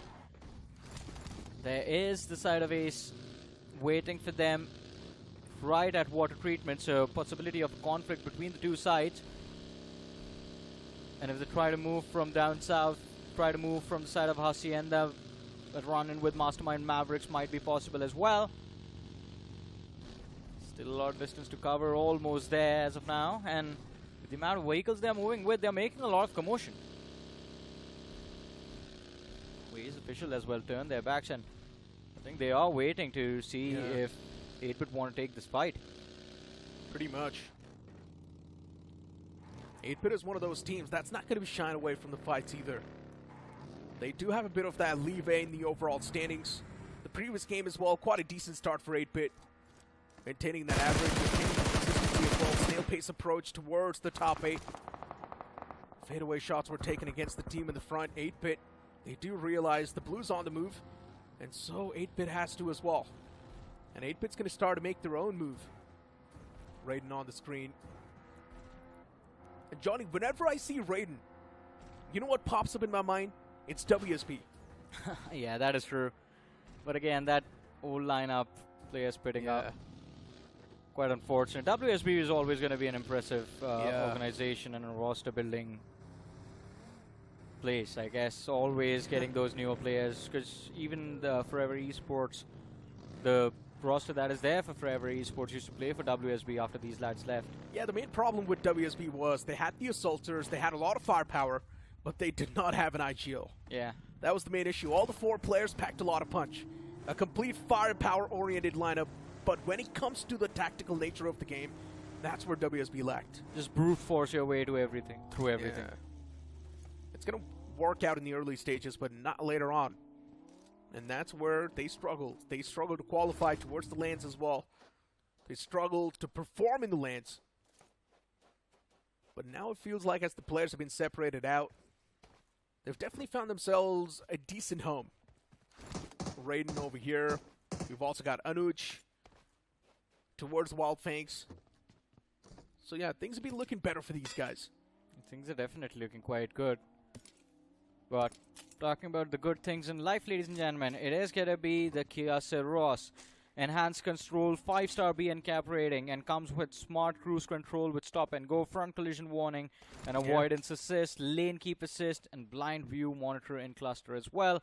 So go ahead and check out the Kia Ceros, evolved by the future, and movement that inspires. Wow. I love that tagline. Movement that inspires. But you know what? H4K at this point in time, their performance definitely has been iconic, quite inspiring. But as I mentioned, that's what they did in the BGS as well. Pretty good in the league stages, but when it comes to the LAN finals, the players ended up choking. And I just want to see a bit of that improvement this time around. What am I watching? Stunts with a bus? You're not allowed to do that. Yeah, I don't think he's going to be able to bring that bus back into action. Calls for his teammate to come and pick him up. But again, Golden Gliders, this is what I want to talk about. Still just getting out of Partono, and they have someone's dream that is also rotating alongside with them, just the southern hills of Valle del Mar. So late with rotating to the zone. Yeah. By the time they reach there, it's already going to be stage 3. Exactly. This has to be a bad game for Golden Glider Esports, Yeah, right? it will be. But if they still somehow manage to make themselves in the top 8, yeah, I would be flabbergasted. I would be speechless at that point. I mean, of course, because at this point, it just seems impossible for this team to just break inside of the circle itself. Because look at the cluster that's there towards the southern side. And they are looking like, it seems like they will be taking that southern highway from Porto Palacio, crossing Impala, and then entering the play zone. It's close to impossible to breach in right now, man. They're going to have to tank a lot of damage of the blue. Yeah, true that. And even the zone's going to move away, actually, from them. Takes another shift. So one thing is for sure, the moment they reach inside of the circle, the blues are once again going to start a move. So they will need to tank a lot of damage. Keep on tanking till the next stage. So yeah, for Golden Glider Esports, the amount of meds they've got, it's not going to be enough. Learn from past against the players of BO7S, Ghostface, and Dizzy next to each other. Honey's actually going to make his way out. Does not want anything to do with the players of BO7S, at least for now. Ghostface spotting out the man, take that rotation away. No shots taken, at least for now. Learn from past as well. Looking pretty good and dandy. But Rivalry Esports, hey, look at this, looking to turn things around even with the 3-man roster left inside of the game. They find an opening against the players of Chenab Valley and get the finish conversion instantly on their side. Ninja, he was extremely low. Brings his HP back up, but tries to rotate out. Will he make it? And will he be able to regroup with his teammates? Because Rivalry Esports will try to take shots again. And of course, 8-bit is there to cause additional trouble for them. Shots taken in the front. Somrush. Past actually dismantling the vehicle, getting rid of it. Tires out of commission. So that coupe is pretty much donezo. You cannot really use it for quick rotations anymore. Maybe for cover, yes. But looking at 8-bit and their position, they've got the prime spot currently in their hands. In this max center as well. Also the best possible compound they can ask for. Maybe intel can be limited. But still, as long as you've got the shelter to play with, it's all good in the hood. Boy, oh boy. And this is going to be an intense game. We are heading towards truck stop right now. Yeah. And almost all of the teams have found a way to breach the zone, stay safe. Just 2 squads outside of the blue. Here we have it, BO7 against Jux, and it's Jux on the wrong end of the stick this time. One of their players knocked out. The second knock could have been secured by Mysterious, but barely managing to stay alive. Jux, they've lost one, just 3 men left in the fight. Jux at this point in time, converting the fight definitely does seem extremely tough. And that's why they disengaged as well. But Rebu is catching a lot of those fadeaway shots upon himself. The man's taken down with barely any sort of HP, bandaging himself up constantly. And at this point in time for Jux, they just need to find a way to try and stop this hemorrhage. Just find a better spot, play around the edges or the ridges that you can find. But looking at the way the circle's formed as well, it's really tough to find a decent spot for yourself. And speaking of a decent spot, someone's stream. Clicking things off this time around against the players of H4K. H4K, this was the same team that eliminated someone's stream in the map of Sandhawk. And now someone's stream looking to get that revenge against the foes in the front. 2 awkward fights in the game. Someone's Dream versus Hades H4K, and of course learn from past against BO7. Just north of this position, you see it on the radar as well. Someone's Dreams, that's a bad way to rotate, almost getting knocked out over there. Karan barely surviving, but Draxi is too eager to find the trade, too eager to relieve some of the pressure on his teammates put upon them by Someone's Dream, just swinging in and out from the corner. Struggles to land the shot. might just be getting baited over there, but as soon as they find the trade, Hades, H4K, Draxi gets knocked out. His teammates a little bit slow on the retake. Oh my god. And now the struggles continue. They get the breaks, put the halt on the push coming in from someone's dream, but it is not going to be enough. The third party from the backlines, though, it is going to be there as BO7 chime in. And now Hades, H4K have an opportunity to recover. They have an opportunity to take control of these compounds and keep it all to themselves. Exactly, a trifecta of death now starting to form. MAFERICKS Esports as well, wanting to join the fray and get a piece of the pie in their hands. H4K somehow managing to get that recovery. Getting the revival onto Draxi, which was quite crucial. They desperately needed that as well. And look at Knight, the man instantly secures the vehicle too. He knows the opponents will try to put that vehicle outside of position. H4K at this point in time, they just need to prioritize a good rotation. And H4K, they already make it out alive from that compound. Somehow they've managed to squeeze in the white line. Esports can be a major threat. But H4K, since they found themselves a bit of that off angle to play with against the players of Esports, it's all looking good. I don't think it's looking good, man. I mean, the backline is compromised as a team up front. And let's not forget about BO7S. Although BO7S already distracted by the players of Learn From Past, who are getting sandwiched by Mysterious right now. Yeah. We're going to see that update on the finish feed. Learn From Past, Sahil knocked out. Yash and Dope still in the fight. Oh, Dope barely managing to avoid getting run over there. Does find the trade, looking for the second. This time it connects. The buggy finds the knock and goes phase. He's looking for a squad wipe, no HP, and the shotgun goes off. There it is, BO7S getting the squad wipe for themselves. 7 eliminations on the board, 1 player lost. The rookie, it should be an easy recovery. Although Esports and Mysterious are quite eager for the third party, and Johnny, if that nade connects, oh man, BO7S, there's going to be no way out for them. Yeah, look at BO7S, Doroki gets confirmed too. Mysterious, they themselves are in a bit of a problem as Slay wants to close on up towards Johnny, get that revival handed out as well. Mysterious Esports, they've got themselves in a bit of a weird stance. Fighting against 2 different teams at the same time, it's not the best possible thing that's recommended. But whatever works out for you, you're supposed to take the odds and take the chances. Esports having the high ground advantage over Demon OG. And at this point in time for Mysterious, they just need to try and keep themselves alive. Simple. Wait for the next zone to pop up. Even the blue's on the move, so your backs are turned against it. The next zone, the moment it shifts away from the side of Mysterious Esports, it's also going to lift off a lot of that pressure. Teams trying to pressure on top of them will be taken away. I know, man. It is definitely going to be quite intense over there, but the circle actually shifting right on the heads of Jux. There's Mastermind Mavericks, Ace controlling the northwestern quadrant of the circle. Even Team ARYAN's doing pretty good, right? Yeah. ARYAN, I think, might be in the best position if Cyrax stays alive, but Ace official, they got to be careful. They have M4 making a pounce, and Pasha, he hears the commotion. Still equipped with the Scar L and not the DBS. Oh, unfortunately, he does not have any utility. I don't think he's going to survive the assault. Yeah, even Summon's Dream getting eliminated, which is quite unfortunate. Mysterious 4 against the players of Ace Official. Not a big fan of the fight, but it is something that Ace Officials need to try and get rid of. I suppose at this point in time, they're applying a lot of pressure. Tekken spots out one of the men, takes a lot of shots as well. Does take him down pretty low, but not enough to get the knock. A knockout should have been handed. Mysterious 4 still live inside of the game. And anything can happen at this point in time. Fragger overextending, gets clipped pretty low, falls back, patches himself up, and now will look to re-engage inside of the fight. Mysterious 4 is just in such an awkward spot that it gets tough to convert this fight at this point. Yeah, it is going to be extremely awkward, but let's see. ARYAN spotted out, overextending over the red. Sketch wanted to go for a spray, but no contact.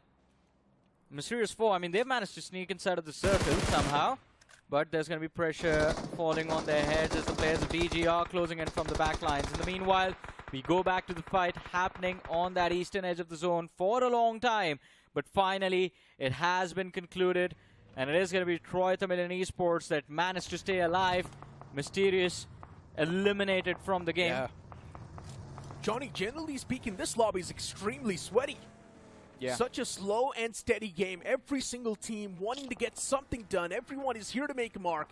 No one wants to give up, and that's the best thing. The smack center contested by the players of Jux. They're with no hit for now. But look at what's going on the screen. 8-Pit A lot of shots were taken against BO7S, Daroki and Ghostface. A little bit separated from each other. Equinox, Gumla, all the players tunnel visioned against BO7S, but now they found themselves in the rougher patches of Troy-Tomalin Esports. It's not the best possible spot to be in, but Troy-Tomalin Esports themselves need to disengage and find a better spot inside of the circle, and that's why they start to make a move. Troy-Tomalin is also getting shot at from Deadly Gaming all the way in the back lines. This is going to be a tough fight for both these two sides.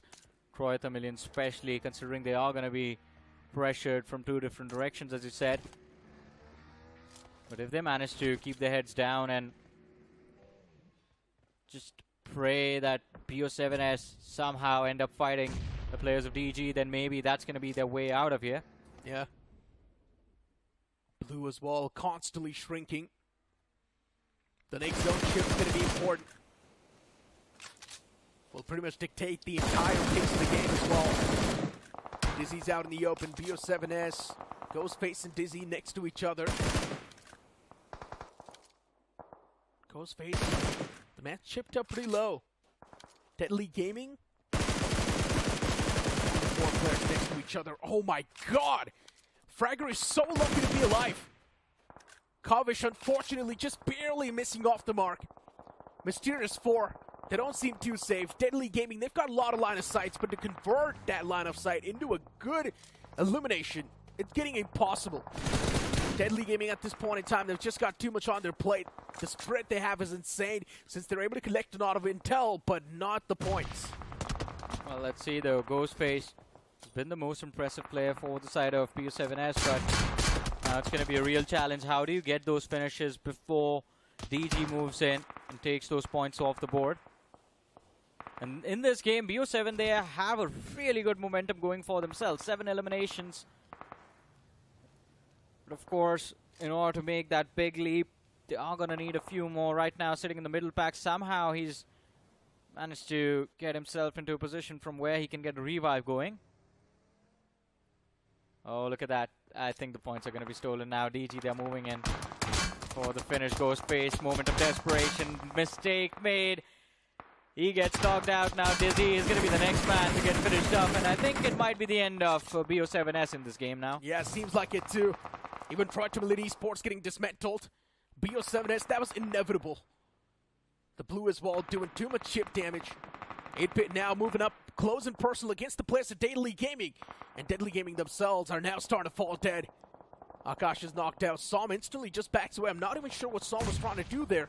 Maybe just to apply that mental pressure. But 8-Bit, all the 4 players now moving inside of the circle. Slowly it's Deadly Gaming. Mythic is the only man standing. What just happened here? Even from the back, they're now getting constantly pressured by the players of Troy-Tomalin Esports, as now they've moved up. But look at Somraj from the sidelines, suppressing the players of Troy-Tomalin Esports, and unknowingly just helping out the players of Deadly Gaming. Man, oh man. This is getting now it's getting sweaty, Necro, I have to say, especially towards that eastern edge. Because it seems like doesn't matter where you are, you hear this commotion, you want to show up for the third party, you want to show up for those points. Oh, and Hydro, I thought he was going to have it. The nade making contact, or the players of DG would have given him those 2 points, but shots from the northern side force him back down the ridge. Now he doesn't have an angle. True that. I drew. Ranveer, man though. was chipped out pretty low. Ranveer pushes outside of the comfort zone, still squeezes in 1 knock. Hero instantly trades him off, but still that trade's not going to be enough.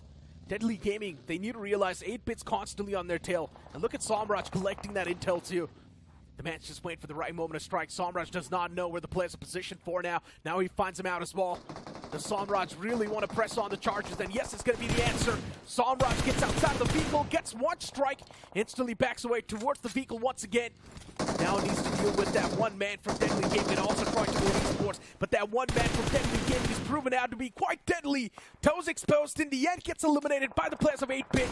Somraj, this 1 man, single-handedly dismantling squads after squads, but Troy-Tomalin Esports' 1 snake is still alive in the battlefield. Unfortunately, he doesn't have any first aids, and in the next 30 seconds, he's going to be forced to tank the blue. His helmet is gone, armor almost gone, and there's 8-Bit waiting for him on the other side. But with how 8-Bit is positioned, Necro, I don't think they're aware that Ranveer is waiting for them in the back line. before taking an exit run. We might just ruin this game completely for the players of 8-bit. We just have to see when will that moment occur, because 8-bit are walking and they're running without a single thought about checking their backs, even for a split second. 8-bit looking at the players of Mastermind Mavericks, so at least they've got the intel. Mysterious Forest Wall getting dealt with. The last man of Triton Esports 2 eliminated. Raiden so desperately wanted to go for the loot, but then the blue started moving and Raiden realized, alright, might just be too risky. I will be chipped up pretty low just for a bit of a loot. Team ARYAN from the top with all the 4 players standing. This is the team with the most dominating stance. They can end up racking this game up as well. Yeah. Unless the circle moves down south with the next shift, because Team ARYAN is towards the extreme of the northern side. Right on the edge. Oh, that's a big leap. Survives. Cyrax sees the threat right across the ridge. ARYAN, in fact, they have the northern and the entirety of the western edge under their control. Oh, and Max was spotted out. This should be an easy spray down. Almost gets him down to half his HP. Has a nade to close things out as well. ARYAN, since they've got the high ground as well, they control pretty much the tempo of the game too. Mastermind Mavericks, Maxmer. They tossed in the front. I highly doubt it's going to be doing anything at this point. Cyrax backs away. The man's chipped up, but it's completely fine. He's not beaten up completely. Look at Hitler. Spotted shots were taken against Hitler too, but now he also reveals the intention and the position of the foe. Maxmer was able to get rid of that vehicle's tire, and Hitler can almost be knocked out because of that, and that's what exactly happens. I don't even know what Hitler was doing. There's no way the man was serious at that point. I agree with that, but let's see how things are going to turn out, man. Maxmer, he has to be careful. Last man surviving for his team has gotten Mastermind Mavericks into the top 5, and the players of 8, they're lining up. He's out of ammunition. It's just the UMP that's left. No ammo for the AUG. How unlucky do you have to be? Yeah, 7 bullets and a dream. But he can also put that 4X on the MP45 and make it work. Since it's the final few circles, it can actually be quite effective. Yeah. It's not going to be long-range fights now. It's just going to be mid-range, so he can definitely make it work. All the 4 players standing. Jux as well, still live and cooking inside of the game somehow. Jux have been in that same trench from the start now till the end. And the circle has been constantly favoring them. Shifting around on top of them every single time, but now Team ARYAN, their focus is going to be on the players of Jux. Tossing out the nades in that trench. 8-bit as well, starting to make the move. The main problem for Jux is they're also going to be the center of focus, which definitely blows. Maxmer trying to make it inside of the circle, gets eliminated in that process. 8-bit now, focus clearly there on the players of Jux. Utilities tossed out in the front, not doing anything at least for now. Raiden's position is compromised, and what just happened? Team ARYAN and Team 8-bit work in tandem, eliminating 2 of the players of Jux. And now it's down to just Niku.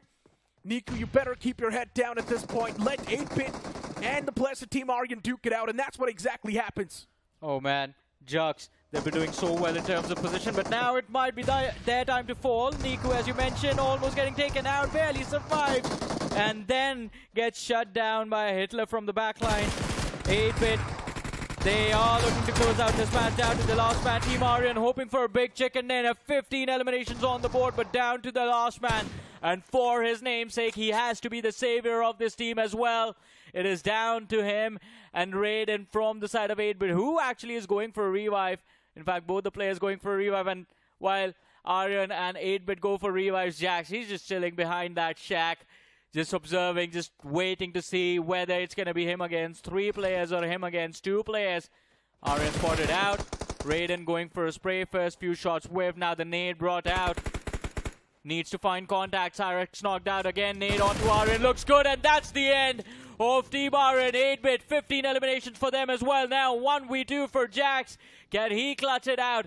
Has the M4? Does he have any utility to make his life easier? The answer is no. Just a Molotov to work with, but it is a close to impossible situation. He has 2 finishes on the board, but I think that is all he will have to be happy with. A top 2 finish with 2 finishes on the board. Can't really do much from here on out, can he? I think this game, Necro, is done and dusted. We know the result. 8-bit with the chicken dinner. Or maybe I've spoken too soon, because Raiden, does he have any info about Jax? Now he does, but down to a 1v1. Hold on. Now it's Raiden against Jax. Now things can definitely take a turn, but an 8 lobbed out. Will it get the job done? No. Pushes on the other side of the red sliver of HP, and now it's over. It is sealed. The fate of the map of Miramar. Raiden securing the win for the side of 8-bit, and nicely done as well, considering they started from El Pozo and it was a circle towards the east. Yeah, that's 27 points right there from 8-bit. They had 15 eliminations when they eliminated Team ARYAN. Yeah. And then they got 1 elimination or That's 2 eliminations 26. after that. 26, okay. 26 points. Still, it's a nuclear performance. And 20 points from Team ARYAN themselves. Yeah. Because they had 15 and 5 placement points. So that's going to be 20 points right there. So one thing is for sure, we're going to see a major vacuum just in the top 2 or the top 3. Exactly. I think the top 2, in fact, because there's going to be, what, 30-plus eliminations between the 2 of them. Yeah, exactly. I mean, that's what? Half the lobby. More than 40 points around just distributed in that. That's 46 points right there just by the first 2 teams in the match ranking. So, yeah, pretty much more than half of the lobby just eliminated by these 2 teams itself. And Golden Glider Esports finally having a bad game. Yeah, I mean, again, Golden Glider, they're doing very well for themselves, but they got to figure out that they have to keep the steady pace as well. A few bad games here and there, it's fine. I think as long as they recover in an angle, we're not going to be too critical about their performance today. Golden Glider is doing extremely good for themselves, Johnny. They're on the 2nd page, so of course they're really close to being in the top 16 as well. And I'm pretty sure for Golden Glider, they're trying to take things as slow as possible. They've got enough chances to prove themselves. Even 3 more games will be played after the reshuffle once again. So for Golden Glider Esports, it does definitely seem all good in the hood. Someone stream. They're definitely trying their best to be as confident as possible, but now that confidence is also starting to prove out to be a bit fake since they're getting countered easily. I mean, also another team that's getting countered easily today, at least is learned from past. The start of their journey in the realme BMPS was amazing, but now I think we are seeing them make mistakes. Today, first 2 games, not really the start I was hoping for. Yeah, I think so. Into the second half. They might just be replicating what OG did too, right? The first 2 games, not exactly that good, but then the 3rd game, a chicken dinner. Since Learn From Past is also there in the top 8, so they know they've got the leeway anyway, so maybe they were just trying to figure things out. Miramar was a decent outing from the side of OG, though. Yeah, they had 1 bad game. They had 1 decent game, like middle of the pack. Got a decent amount of points, and then a chicken dinner. So I think that is what they got to do, but Learn From Past... I don't know, man. They're just picking fights in the middle of nowhere, and that is not going to work out, even if they do it on whichever map. Yeah, exactly. That's not the way they were playing the first 3 or the first 6 games, right? So I guess since Learn From Past knows they're already doing pretty comfy in the top 8, maybe that's one of the main reasons why they're taking a lot of risk. But I'm pretty sure since the upcoming game is also going to be the final game, Learn From Past will try to get double digits on the board no matter what to keep their position pinned down in the comfortable spot they've got. At the end of the day, it's all about maintaining that cushion, right? Because we know after the first page, the entirety of the overall standings is extremely fragile. 1 decent game and you can instantly propel yourself in the top 16 without any problems. Exactly. That is what I'm worried about, the fragility that you talked about that is there. And it might happen that Learn From Past, as you mentioned, they were safe inside of the top 8, but if this goes on, it won't be a lot of time before we see them slip out of the top 16. Yeah, but at the end of the day, Learn From Past, since I think they've got a lot of caliber, the way they played in the first 6 games, for some reason I've got this confidence. I've got this sort of a knowing that maybe Learn From Past won't slip out from that top 8. There's just this stability that I have on them for some reason with the way they played in the first 6 games. You just have a gut feeling. Yeah. Just a feeling in his gut that this team is going to perform. Yeah, just have that feeling because the way they played in the first 6 games, I generally think they've got the capability. Yeah, and true. another team that I generally think can easily crack in the top 8 as well is Golden Glider Esports. It all comes down to this final game itself. If they get double digits on the board once again, Golden Glider Esports will be extremely close to being in the top 8. I agree with that. I think Golden Glider Esports, they need a chicken dinner, man. They need a chicken dinner, and that is just going to take their confidence onto a whole another level. And I think with how they are playing right now, it is perfect. They're sticking to their strengths, not really focusing on making up for their weaknesses. They're like, all right, this is what we know how to do. This is what we're going to do. Yeah, stars of the match on the screen. Raiden getting 8 finishes. Wow. Then you've got Hydro right there from Triton Esports with 4. And then you've got Raiden once again being the finisher too. 8 finishes stacked up from the man. One thing is for sure, for 8-bit, Raiden was the main man who was getting everything done. Damage number of 834 as well. Not a lot of damage. Actually, it's perfect. Yeah. The amount of damage he got is the amount of elimination points he was able to claim. So I guess conversion rate's perfect. Exactly. I mean, efficiency put on display by... not a thief. I mean, in a tournament like this, you gotta be a thief most of the times. low-key. I mean, yeah, just take away as many points as you can from everyone in your entire lobby. That is what I would love to see from a team. But 8-bit, yeah, we know they don't go into that direction. They like to make their cake and eat it too. Yeah, I mean, being a thief pretty much means you're not really doing a lot of hard work for the things that you're getting. But again, it is also quite efficient.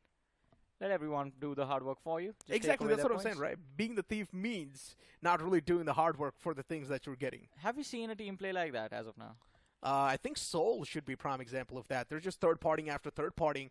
We haven't really seen Seoul go for a proper head-on-head collision against any other team with a proper 4v4 fight. Seoul has been playing with a lot of tactics, and they have been relying on a lot of third parties. That is true, and for that to happen, I think I would love to see that OG, Reckoning, and Soul combo drop onto the map of Wrangle, because that was the cluster that would always end up fighting each other in the early stages of the game. Even K9, I guess. If K9's going to be in the same lobby as Seoul, and especially on the map of Sanok, we might see that Temple fight, where it usually always used to happen. So it's extremely fun as well to spot those players take it out against each other. So, of course, that will be another interesting factor will be lying in the front. See, here's the thing. Right now, there are so many teams in the mix that I don't know how many reshuffles we'll have to go through to get all of this mixture going. And again, for us to get these fights, all of these teams need to make it to the late stages of the tournament, at least the semifinals.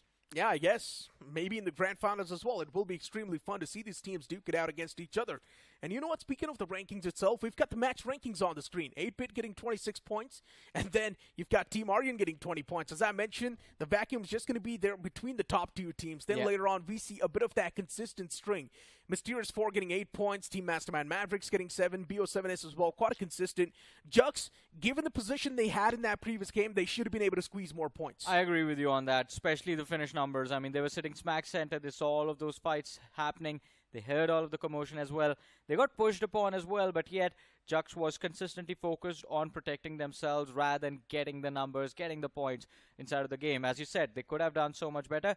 Hades H4K, I'm happy seeing them back, turning back into their confident selves. They were looking for the action in the mid-game stages, but unfortunately got too much action on their plate and got eliminated. Yeah, Troy Tomlin Esports, for some reason it feels like when we're watching them as a spectator, it feels like they're going to have a lot of impact on the game. But then when we move on towards the match rankings itself, we find out, oh, they were not able to do a lot. So there was this moment where we saw two teams fighting and Troy Tomlin Esports was crossing in the backlines, and you just said, like, oh, they're going to go for a third party. I expected them to. That should have been the right call. But for some reason, they just overshot everything. They're right, no, we're going to smack into the compounds in the center of the circle. And guess what? There was 8-bit waiting for them there. Yeah, I mean, Troy Tomlin Esports has got quite a massive past, right? He used to be known as Silly Esports in the past. But yeah, the conversations will continue, but after this short break, so do not go anywhere.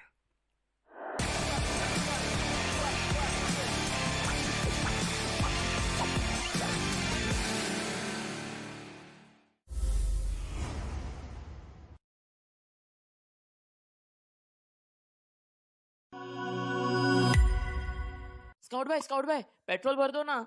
क्या भाई लोग रोंडो जाना है क्या? तो जानता नहीं मैं कौन हूँ? अबे तू बाहर में भर के तो बता। अबे रोंडो में रोंडो किसको बोला रे? रोंडो बोलता है हाँ? तू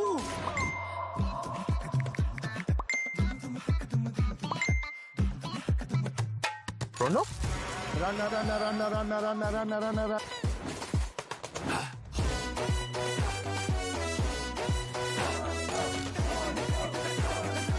Nation wants to know, कहाँ है ये रोंडो? रोंडो? अभी बताओ मुझे, रोंडो? अरे ओ कालिया, कितने आदमी थे? रोंडो सरकार? रोंडो? कहाँ है? क्या है ये रोंडो? क्यों बेटा कन्फ्यूजन में? आओ कभी रोंडो में। रोंडो आगे। रन। क्रेज चढ़ेगा सबको, क्योंकि BGMI में आ गया है नया रोंडो map. Get new vehicles, explosive weapons, epic hot drop locations and more. Download BGMI now. भाई क्या करवा रहे हो तुम? कभी पेट्रोल वाला बना दिया, कभी टीचर बना दे रहे हो। अबे गेमर हूँ मैं, एक्टर थोड़ी हूँ। भाई download BGMI now. Sir watermelon juice. अबे छोड़ो।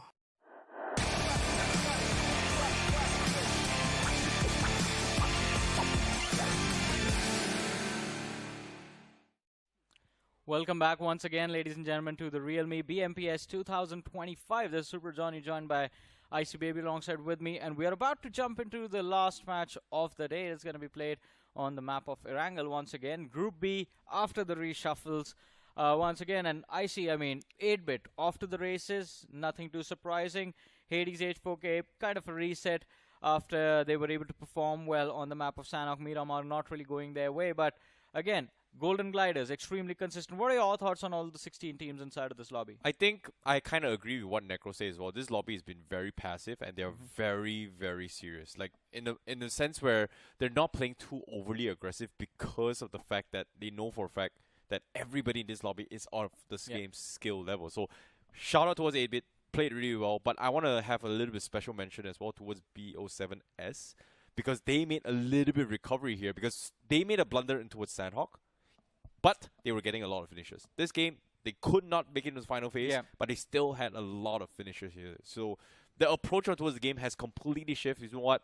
If we don't have position, just fight and get whatever points we can. And it's like perfect strategy coming in from BO7S as well, at least for this stage of the tournament. I mean, as long as you're getting those finishes, 7 to 8 finishes every single game, or even 6 to 7 finishes, I mean, you are going to be able to push through. But ladies and gentlemen, if you want to push through in your matches, check out the Realme GT7, which is out and available on Amazon.in.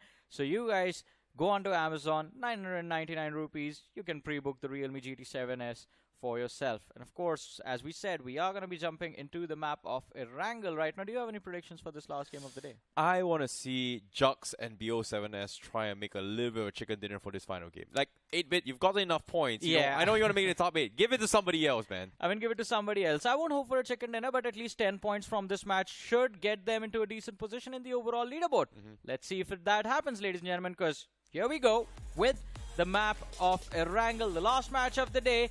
And our expectations are, like always, set at an all-time high. Well, it is going to be very, very important here, because this final match for today is going to decide whether or not will they be able to push through, or will the rest of the pack actually sneak up from under them and take them away in the following days. Because stage 7 is going to be an interesting one coming in from them, but based on the flight path, it is going to be coming from the east side of Lipovka, ending towards the west side of Quarry. So a pretty sound flight path, a little bit of a turbulence coming in from the planes themselves. So teams heading towards Zorki, shooting range, 70, Stauber is going to have a very, very long traveling time. Even same can be said for North Georgia Bowl. Well, let's see though.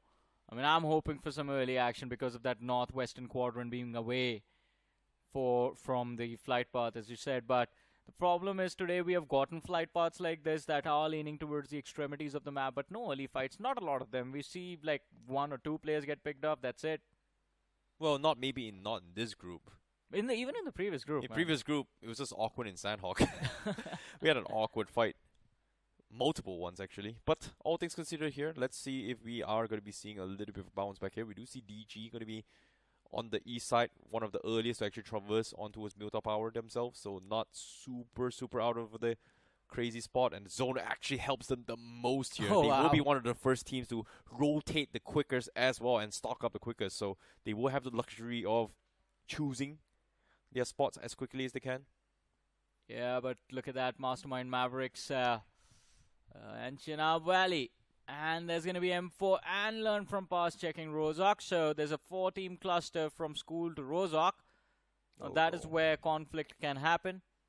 And because of that cluster being the inside of the zone, that leaves a lot of free space towards the western side, specifically where Jux has managed to take a lot of map control for themselves. 8-bit, we know Somraj.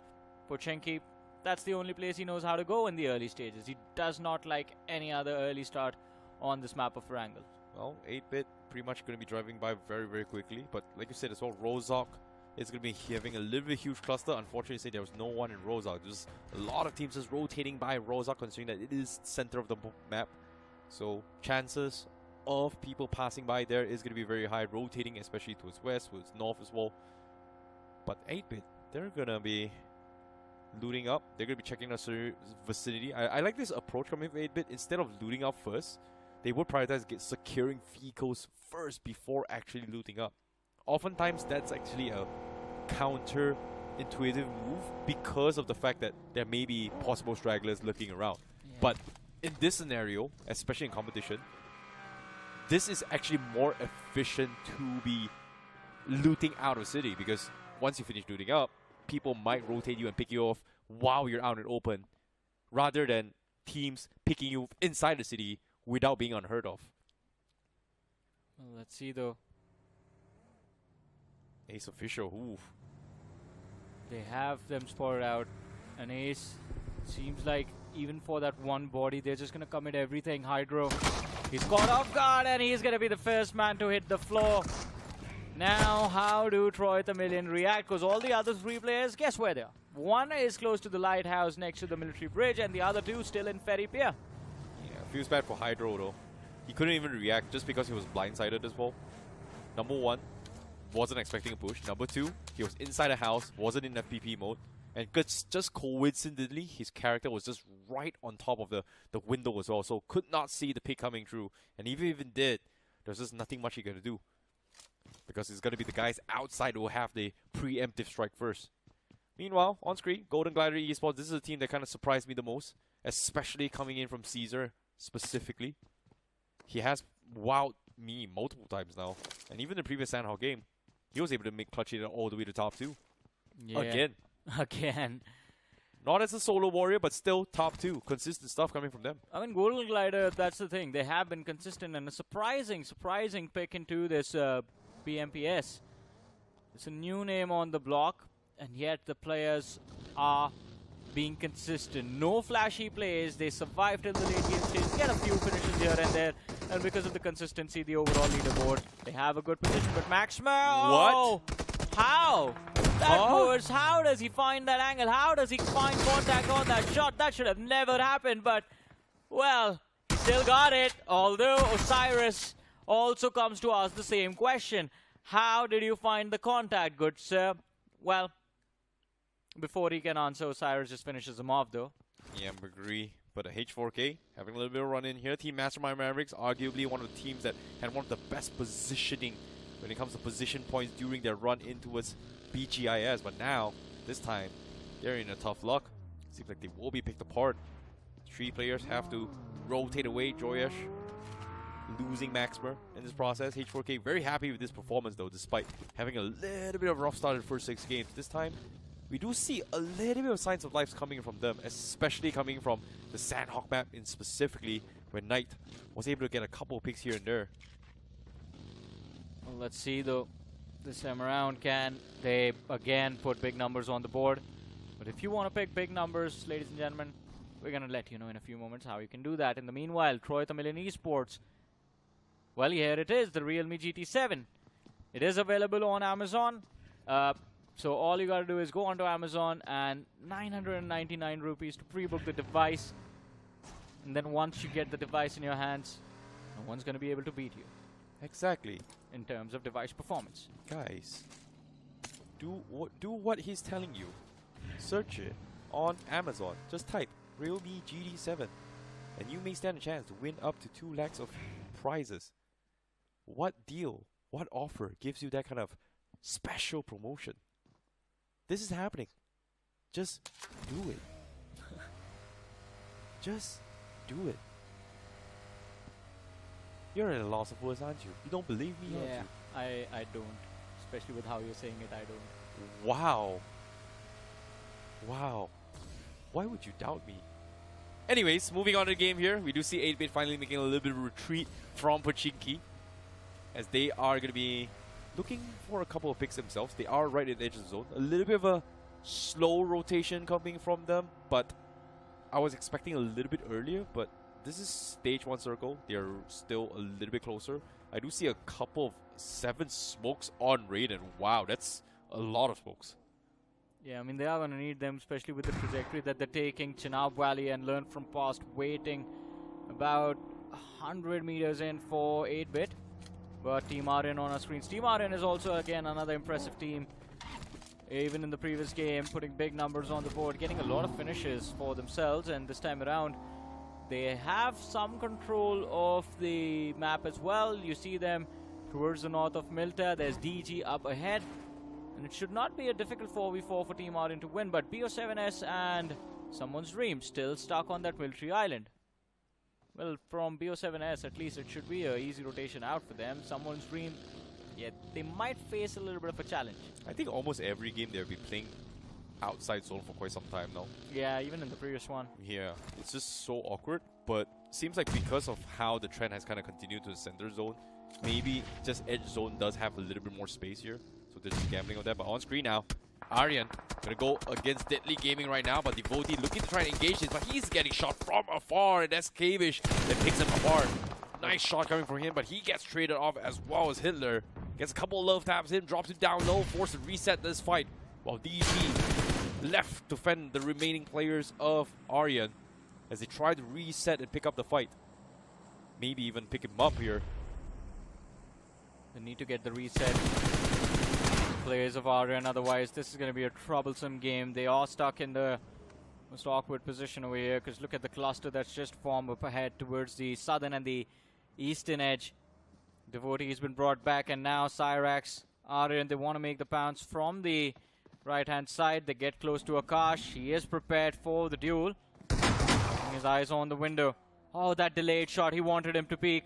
And now goes in the stun. Akash barely managed to regain composure before he gets taken out. There's too much pressure coming in from the players of ARYAN. ARYAN finds the second. And now in the backline's coverage, he can't do a lot.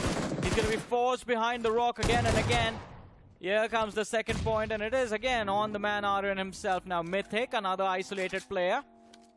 Fantastic decision coming from ARYAN as well. Immediately spots the second player from afar, trades him off, reposition before actually confirming the finish. And now Mythic, last man standing, makes a run for it as well as Hitler runs him down, looks the wrong way, takes him out. That's going to be Deadly Gaming, losing 3 players, leaving only 1 player who's so far away. And just like that, Team ARYAN, they secured themselves 3 finishes in the bag. Oh man, it is such an awkward fight for Deadly Gaming. Kavish, I mean, that flank position was brilliant, but got no value from it. But ARYAN, beautifully done, man. The first and the second finish, getting so much pressure and giving them so much more presence inside of those compounds. Jux Esports, 2 players already outside. Ribu and Suki, it's up to them to survive this assault on their heads by Chenab Valley. Well, the neighbors having center control is pretty much side by side. The question is, should they be fighting between them? They are inside the zone. Seems like Chenab Valley, they do scout out a couple of nosy neighbors from afar, peeking their way through. Ace official gonna be taking a couple shots in as well. We are gonna be expecting the circle to potentially shift onto his apartments, maybe even towards the forest vicinity of the north side here. So that is going to be something that they are considering. One of the 3 strongest compounds when it comes to punishing rotations. However, exiting not exactly easy as well, but it does give a decent amount of cover to protect those vehicles. Can they find picks is going to be the bigger question here, especially as we zoom into the circle itself. You can see most of them are in the smack middle and the bottom as well, while 8-bit is going to go for a wide spread in case the circle shifts onto the northwest corner. And guess what? It does not. It does play around the river terrain, so they do have a decent amount of space to work with from the north side. But the problem is holding those terrains very, very difficult. Yeah, it is definitely going to be extremely difficult for them to hold on, but I think now might be the time. If they can clean up the northern half of the zone, maybe they can survive in the late game stages. And even the players of Someone Dream, that wide rotation actually will help them survive till the late game stages. But everyone down towards the southern side of that river is going to end up fighting themselves. It's going to be very difficult for them to move further in this game. Boy, this is going to be the new divide. The fight on the north and the fight on the south will collide. And the winners of the respective north and south will eventually meet in the middle. And as of yet, Golden Gliders to Esports, they're going to be hugging the lake. Not exactly a lot of place to rotate in. There's only 2 ways in. One's going to be through the west. The other is going to be around the northern lake here. It seems like Golden Glider, they're pretty much stuck. They are thinking of going for a late rotation to try and rotate from the north side instead. Or maybe even choose to fight this. They have a decent amount of cover. They have a widespread along the lake. But aside from that, no vision control at all. So they are going to be sitting there until the zone pushes them out. And hope that circle actually helps them. Meanwhile, 8-bit playing from the north side. They are going to be playing a little bit spread as well. But, on screen, Ribu finds one under the bridge, all by himself, the solo warrior, game of rats. This is rat heaven, to be honest. This is the best spot for any kind of rats. Seeing another rat and being the victor of that, it's going to be very happy of Ripu. Yeah, or in this case, the solo warrior, but my apologies. But he just drops down instantly, and I think now if he tries to get back up, it's a bigger threat because now he can get shot at from all 4 directions. To be honest, I think he's got to hide his buggy, to be honest. Yeah.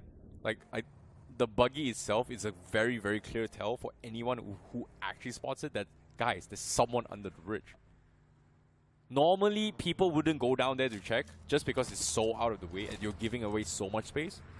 But that buggy itself is a clear tell that, hey, there will always be someone looking at you. That's true. Let's see. On screen, Ghostface here picks himself hovercraft. BO7S going to be rotating in from the bottom side. Looks like they are going to be setting a couple barricades here, but Ghostface, he spots out Troy Tamlin and he's thinking whether or not if you want to punish this. Ralphie knows for a fact they do not have the manpower to actually challenge this as well. And just like that, Ghostface just pushes all 3 of them out of position, knowing that if they stop and be caught out in the open and go for a firing squad, they're going to get taken out. Yeah, it's not going to be an easy fight for either of these 2 sides. Both of them stuck on the southeastern edge of the circle. The Ghostface finally realizes Troy the Million. They might be hoping for an opportunity to strike. And as the players are exposed, he just goes in, gets an easy knock. And now the advantage will be there for BO7S, but Smoke's lobbed out.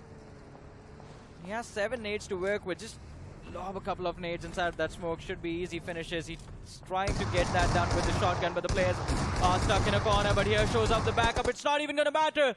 Split-second decision making. And it is going to be BO7S with a better score on the board. They wipe the floor with Troy Tamilin Esports. Huge game coming from BO7S. Great decision as well to deny that recovery. Troy Tamilin Esports wasn't able to do too much. Meanwhile, on screen, go to Gliders. Gonna get pressure from Rider Esports as well. Exist. Gonna be molotoving the entire house to clean it out as they all need to make it inside the zone. Fortunately for them, they do have time. Zone is still in their favor. It's still inside the zone, but they do have to push through eventually.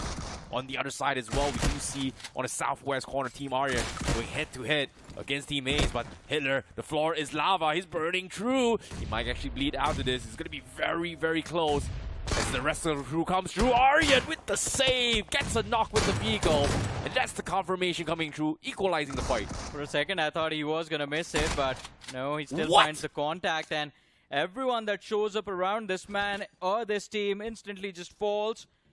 Hitler and ARYAN still left standing. 2 of their teammates knocked out, but they're almost done recovering, bringing them back. In the meanwhile, Ace official, Hyper Ash, yeah, quite unfortunate, but he's the last man surviving, and he's stuck on that southwestern edge. I don't think he can go any further. It might be the end of the journey for them today. Yep, AO7S, oh no. They had a little bit of great run, but the nade, oh no, CV with the nade gets a double knock. And that's going to be his teammate himself, or well, Broly knocked himself while taking out Ghostface.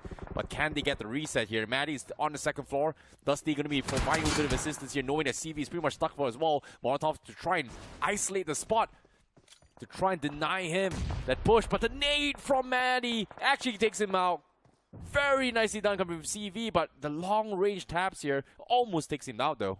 Yeah, now they got to be careful. They're stuck on that southern edge of the circle, and learn from past, Hades H4K, 2 teams will have a direct line of fire for these compounds as Chenab Valley try to make an exit, but impressive fight, especially with the utility. Brawley just went kamikaze over there. Yeah, indeed.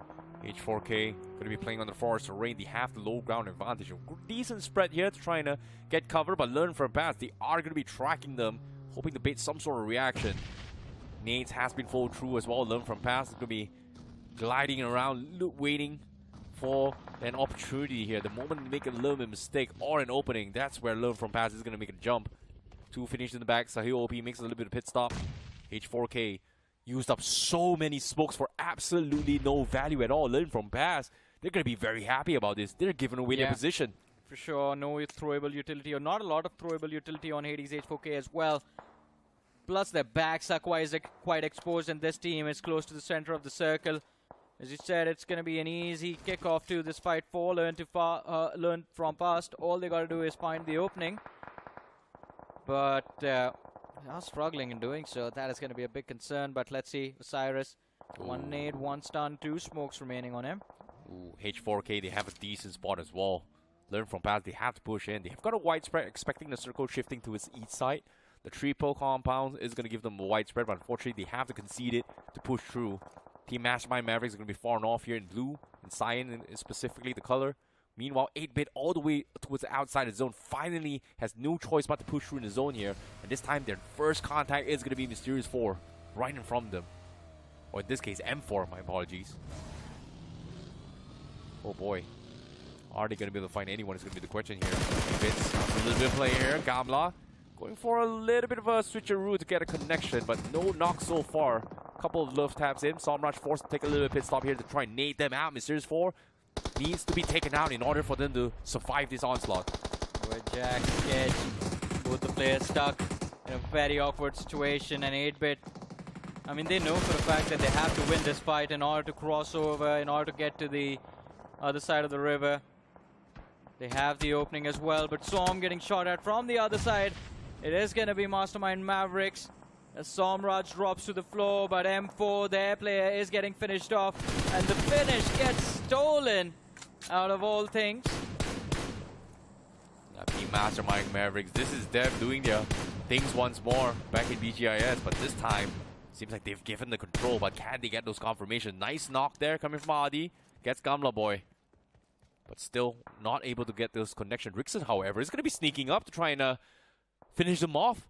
8-bit, they're so low. Mysterious 4, they've got a decent cover. They've got in zone control. They are going to be playing on towards the bridges. Some may even say that they are in the lake themselves, as they are going to be trying to reposition to the southeast corner. Fortunately for them, nobody's going to be able to spot them out. Well, 8-bit is pretty much the interest coming in from Team Mastermind Mavericks. They completely miss Mysterious 4's rotation because of this push from MM. Well, because of a missed opportunity, I think they might just lose out this game as well. Oh no, Rixon. That was such a confident move with how he made the pounce. His team is waiting for him on the other side of the river. He thought he would go in, be the hero for Mastermind Mavericks, but no, ends up losing his life. And 8-bit, they're going to be so grateful that this finish, this point, came towards them instead of them having to charge forward. Yeah, but at an expense, they have really lost Gamla Boy from this vicinity. So 8-bit, they're not too happy about this, but what can they do? They had 2 threats. One was Mysterious 4 in front of them. One was across them. It's going to be Mr. Mastermind Mavericks, but M4, they pretty much backed out of this fight, so 8-bit will have some space. Meanwhile, the force fight still continues. Learn from past has been baiting out for the longest time, but every single time they try to engage, they are getting third-partied. And in this case, a couple of love taps from the south side. That's going to be Shnab Valley. Going to be shooting from those compounds. So hesitation has got them thinking as well. What do they do? Sahel OP is hesitating as well, but the circle is about to shift. Looks like they want to get the better spots very, very quickly here. Maybe out-rotate H4K in front of this. I don't think there's any out-rotating H4K. They need to trade positions, finish off Hades H4K and take their spot away. That is the goal for Learn From Past. If they can make it happen, this is going to be their chicken dinner. Yeah, but based on the map as well, the north side seems to be the easier to approach, but do they know that is going to be the question here? Mastermind Mavericks is down to his 2 players as well. So holding down those compounds on the north is going to be very, very difficult. But seems like Learn From Past, they are going to be looking to pick those finishes here. Shanab Valley, they need to get out from those compounds. So I guess this is going to be a freebie first and then think twice later. Meanwhile, Honey, wow, what a spot from afar. Under the bridge, a casual straggler. That's going to be Mysterious 4 getting tapped up and spotted out. Yeah, M4, I think the situation has been made a whole lot worse for them, considering there's 8-bit up north, Team ARYAN down south. It's going to be very difficult for them to escape. But Team ARYAN, they have sent 1 man to just scout out and in fact gather the information of the players of Mysterious 4, realizing if they can block the shoreline, they can get a few extra eliminations, even in this matchup for themselves. 8-bit though, yeah, that's just... Wow. That is smart, but it's a massive gamble. 3 players just swimming across the river like that. I think this is huge. Considering that Mastermind Mavericks actually send 1 guy to pick them apart, so they know for a fact that they are down 1 man. So they are making the gamble, knowing that maybe, just maybe, they have the numbers advantage. And because of this odds, it will give them this positioning. And guess what? They can see everyone as well from this angle. This is dirty coming from 8-bit. But while all of this was happening, it was a massive conflict between Hades, H4K, Learn From Past, and Chenab Valley. And Learn From Past, they have been able to shut down Chenab Valley and are putting pressure on Hades, H4K. Let's not forget, that is a big cluster, big important position to secure the rest of the match. But Joesh, the jump shot with the DBS, finds contact. Somraj shut down from the side of 8-bit. 2 players still left alive. And they have to be conscious about the third party from the players of Mysterious 4 as well. And this frontline isolated player, this solo man, is just being a menace in their lives. Yeah, indeed. Joy is taking up pretty low as well. 8-bit, they have the advantage as well. The zone is about in their favor. They can go in for a reset. Meanwhile, Equinox going to be looking for Joy as well, to know that there is one guy, and this is the downside of Mastermind Mavericks, right? Their gamble pretty much paid off, knowing that they have the numbers advantage. Looking to try and get a couple farms here. Adi, he actually gets picked off as well from Learn From Past, so that means they are coming to the north. So much space is given, and Joyesh pretty much the last man standing coming from Mastermind Mavericks. No freebies for you. You are stuck. 5 team left remain inside the zone. What a gamble from 8-bit.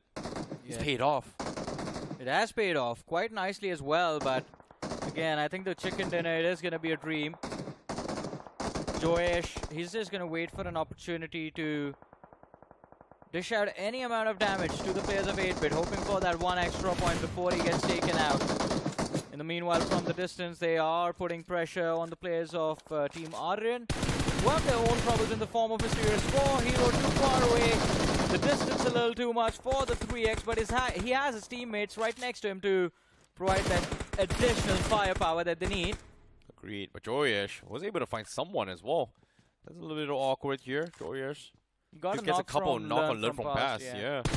Then he finds this confirmation to the question here. He's going to be a little bit of a menace here from the teams in the south. Seems like both 8-bit and Mastermind Mavericks, they have the same thought. Push everyone from the south from coming in. They are exposed. Meanwhile, let's talk a little bit more on the highest finish points right now. SBA, or in this case Team ARYAN, pretty much 10 finishes in the bag, and Learn From Past has 9 in this huge game.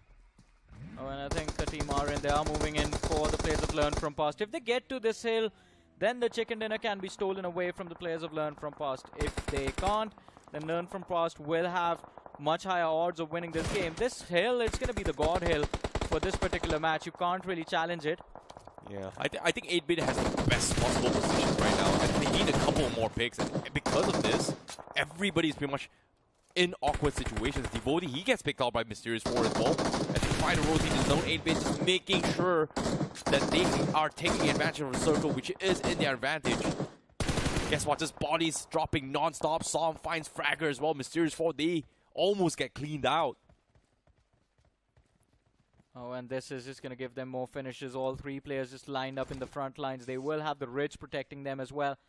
And 8-bit has barely managed to squeeze their way inside of the next zone as well. Yeah. Joyesh still waiting in the back line. But I think he has to be more patient. 8-bit in the meanwhile cleaning house. One more man from the side of Team ARYAN. Cyrax in the back line's knocked out. That leaves his Hitler as the last man alive. And he's not going to live for long because he has a 3-man roster to go up against. But as I say, that Equinox is going to be dropped. Raiden peeks out looking to find a trade, but it is going to be Yash from the flank who finds the finish point for his team. 11 eliminations for Learn From Past. Mastermind Mavericks. Joesh gets shut down as they move up to 12 eliminations. And now it is a 4v3 or a 4v2 for the next few moments. Do not go into the wall of the gas station. That is a trap.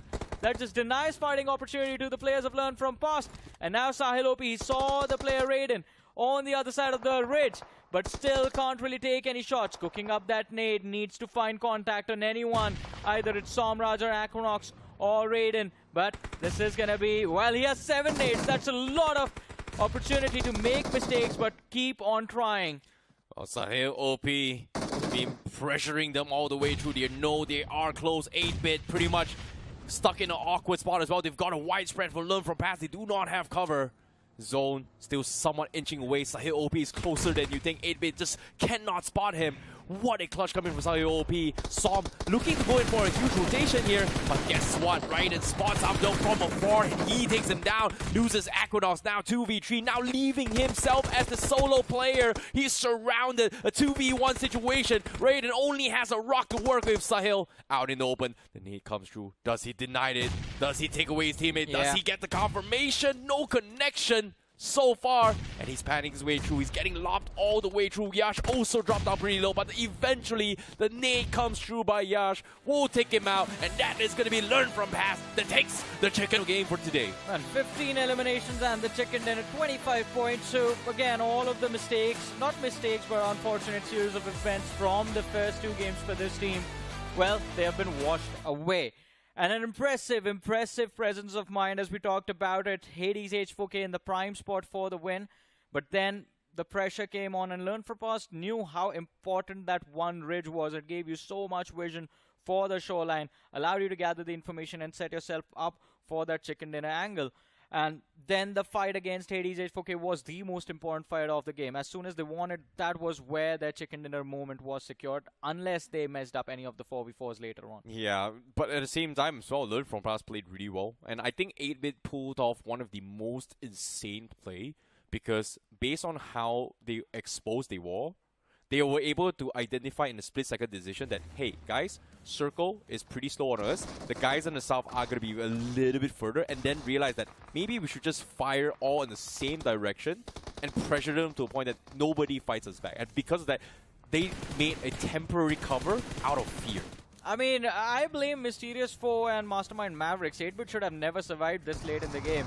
If you have a team that has players knocked out on the other side of the river and they're getting sandwiched with one team cross river and one team directly on top of their heads, that team should be done for.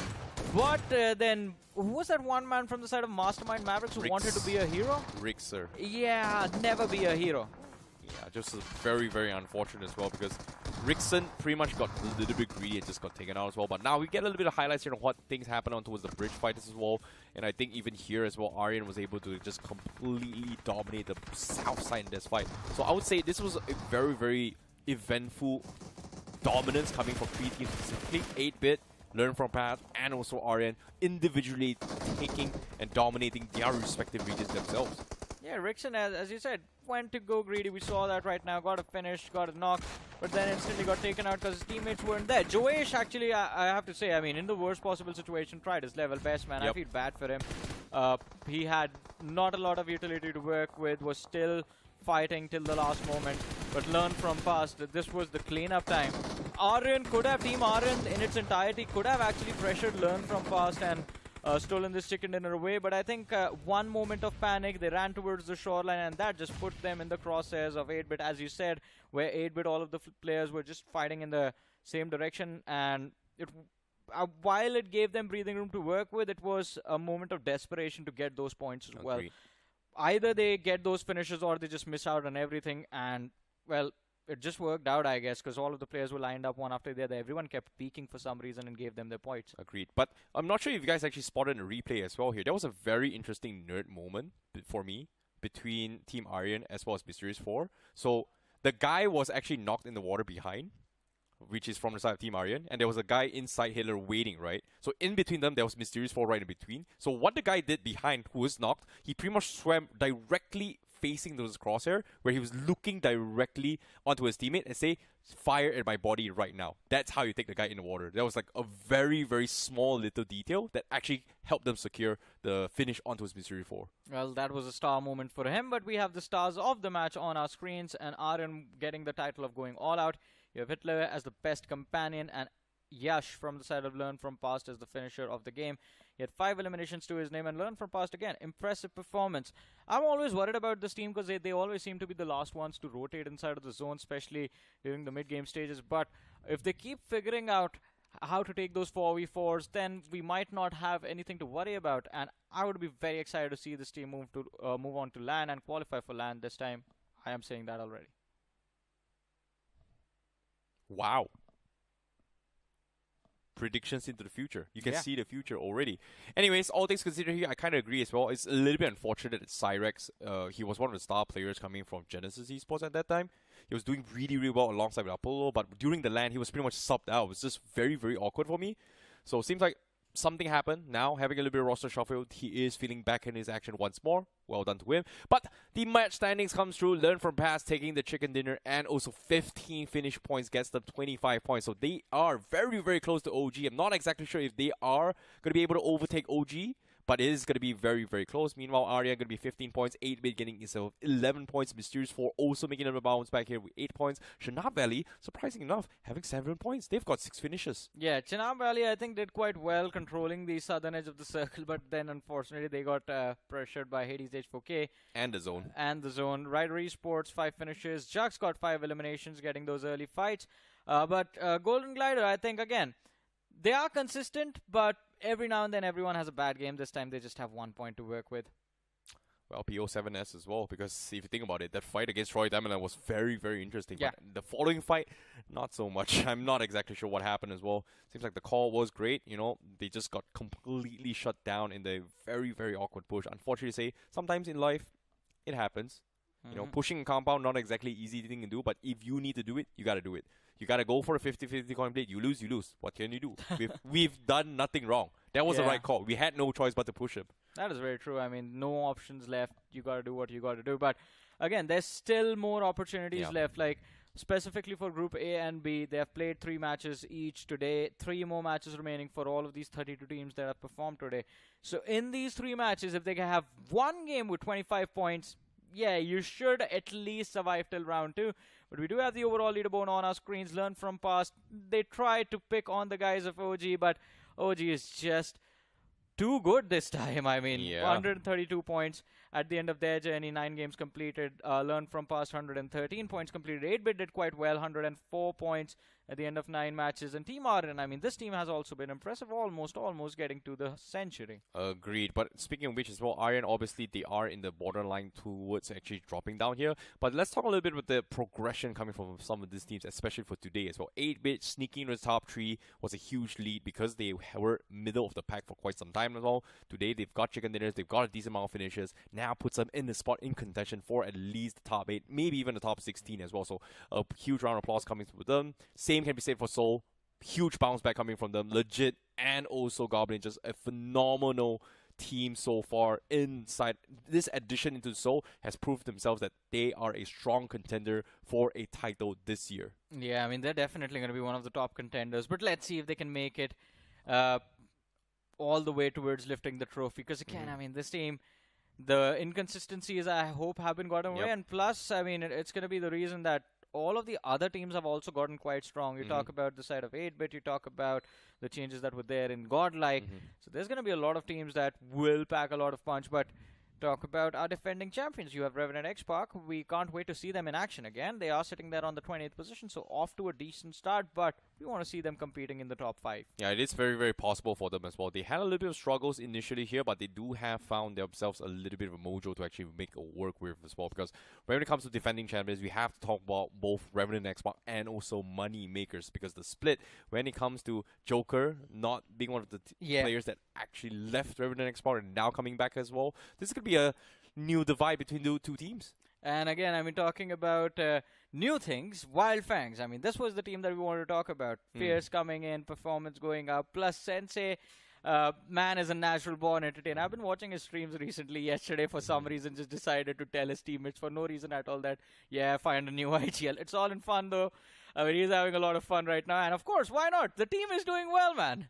I agree. It is doing well. Can they actually fight for top 16 or top 8 is going to be a completely separate matter here. But let's talk a little bit more about WINGOD as well. A little bit of recovery today, but they have played 9 matches. So that means this complete score is going to be shifting onwards as well. We've got Non-X in the picture. We've got Alibaba Raiders still going to be able to try and catch up to them, considering that they played 9 matches themselves. Team Tamilas, not played yet, but they will be one of those teams that actually can overtake them. Yeah, I mean, for sure. There is an opportunity, but Inferno Rising, I think the only thing I have to say is that the performance that we're seeing right now, the first 3 games in particular were amazing. The next 3 were a little bit of a letdown, so I hope they regain the momentum. Rivalry, as well, a little bit of a slowdown compared to how they used to play. Signify today were actually quite nice. I enjoyed the confidence they displayed in the early game. I enjoyed the confidence they were getting into those early fights.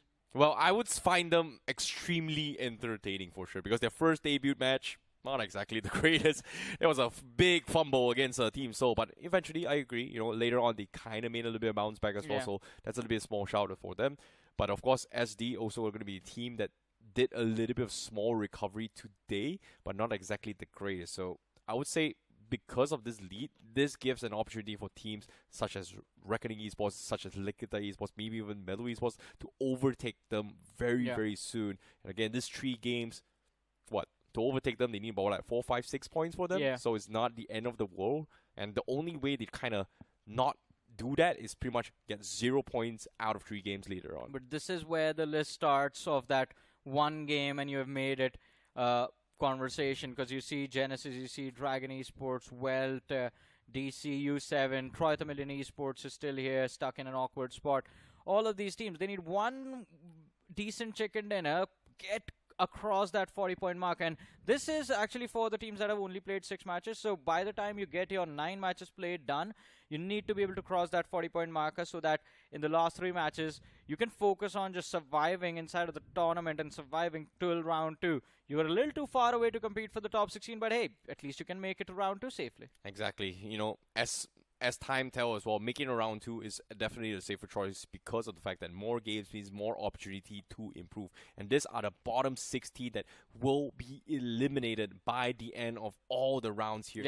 In round 1, in all the 12 matches in total. So this bottom 16 page is exactly the teams that you have to be watching out for here. Can they survive, or can they, well, in this case, qualify is going to be the, well, I mean, or are they going to be eliminated is going to be the question. With how things are going, Fearless 4 and Mysterious, definitely, I don't think or the odds of them making it through are very little, because Fearless 4 was there with 10 points in 9 matches. Mysterious, we just saw them play, and 6 points in 9 matches. That is not going to cut it. So these 2 teams are in a lot of trouble, and it is going to be difficult for them to push through. They need at least 2 big matches in the last 3 games they have left.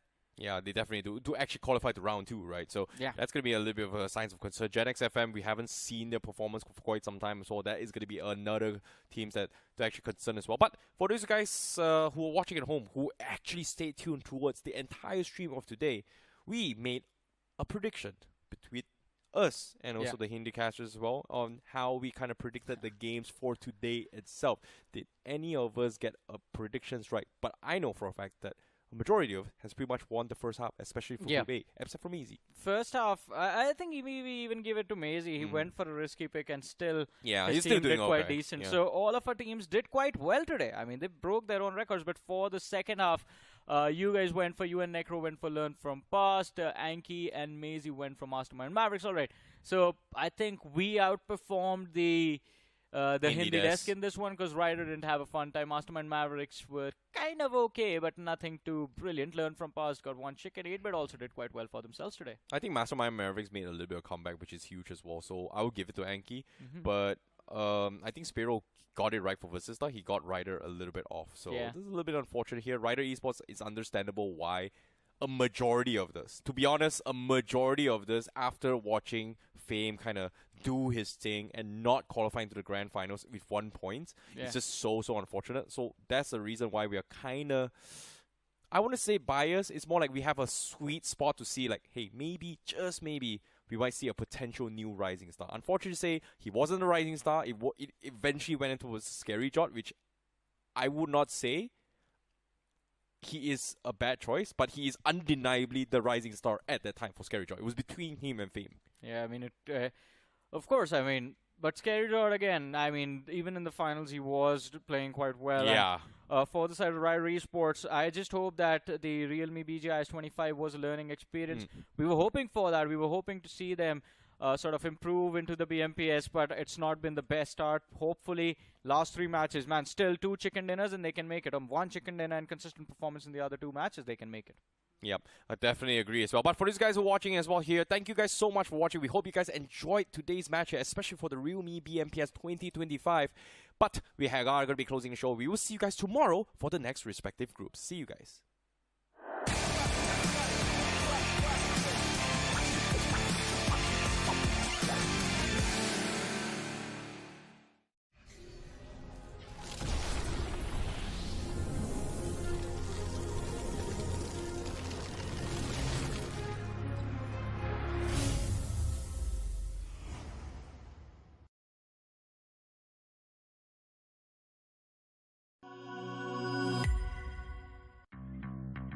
Delivery, order ready.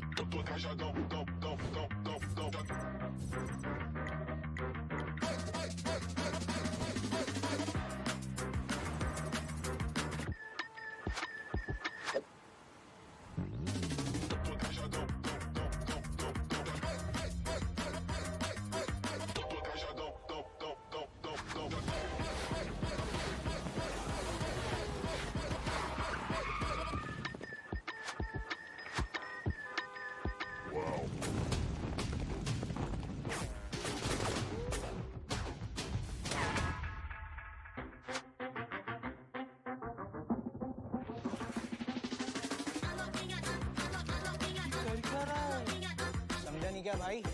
अपना भाई वाव mode में है।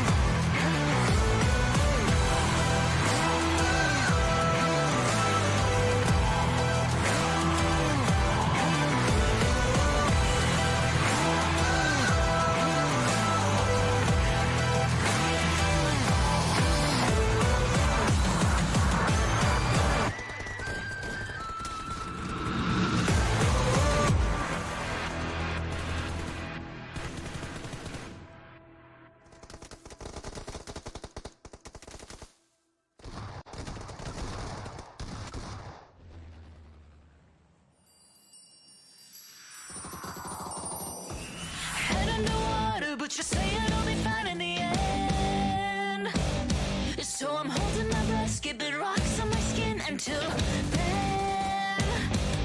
Lost to see you were the one to push me in, but the water's warm now. I'm bathing in color and sin. You can see the pain in my eyes, and I can see you standing by, getting ready to pounce, but it's over now. You've had your fun, but mine's just begun. Going insane, so I drink my pain. Now the smoke is clear, I have no fear. You gave me a war, but now you'll get yours. But now you'll get yours. But now you'll get yours. Now tear out my eyes from the things that you made me see. Confusion, rage, and regret consuming me. Sun's going down and I feel it getting cold. I step outside, but the chill is from your soul.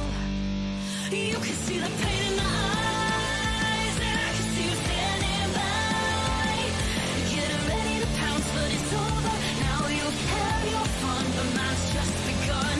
Going insane, so I drink my pain. Now the smoke is clear, I have no fear. You gave me a war, but now you'll get yours. But now you'll get yours. But now you'll get yours. Now you'll get yours. You let my worst and let my best, and a mess inside, but still well dressed. You sing to me so sweetly, running on glass, another level past. You're giving me a high, but it doesn't last. You sing to me so sweetly, and when you're gone, I'll be standing tall. Pull up a chair, sit and watch you fall. Then I'll sing to you so sweetly.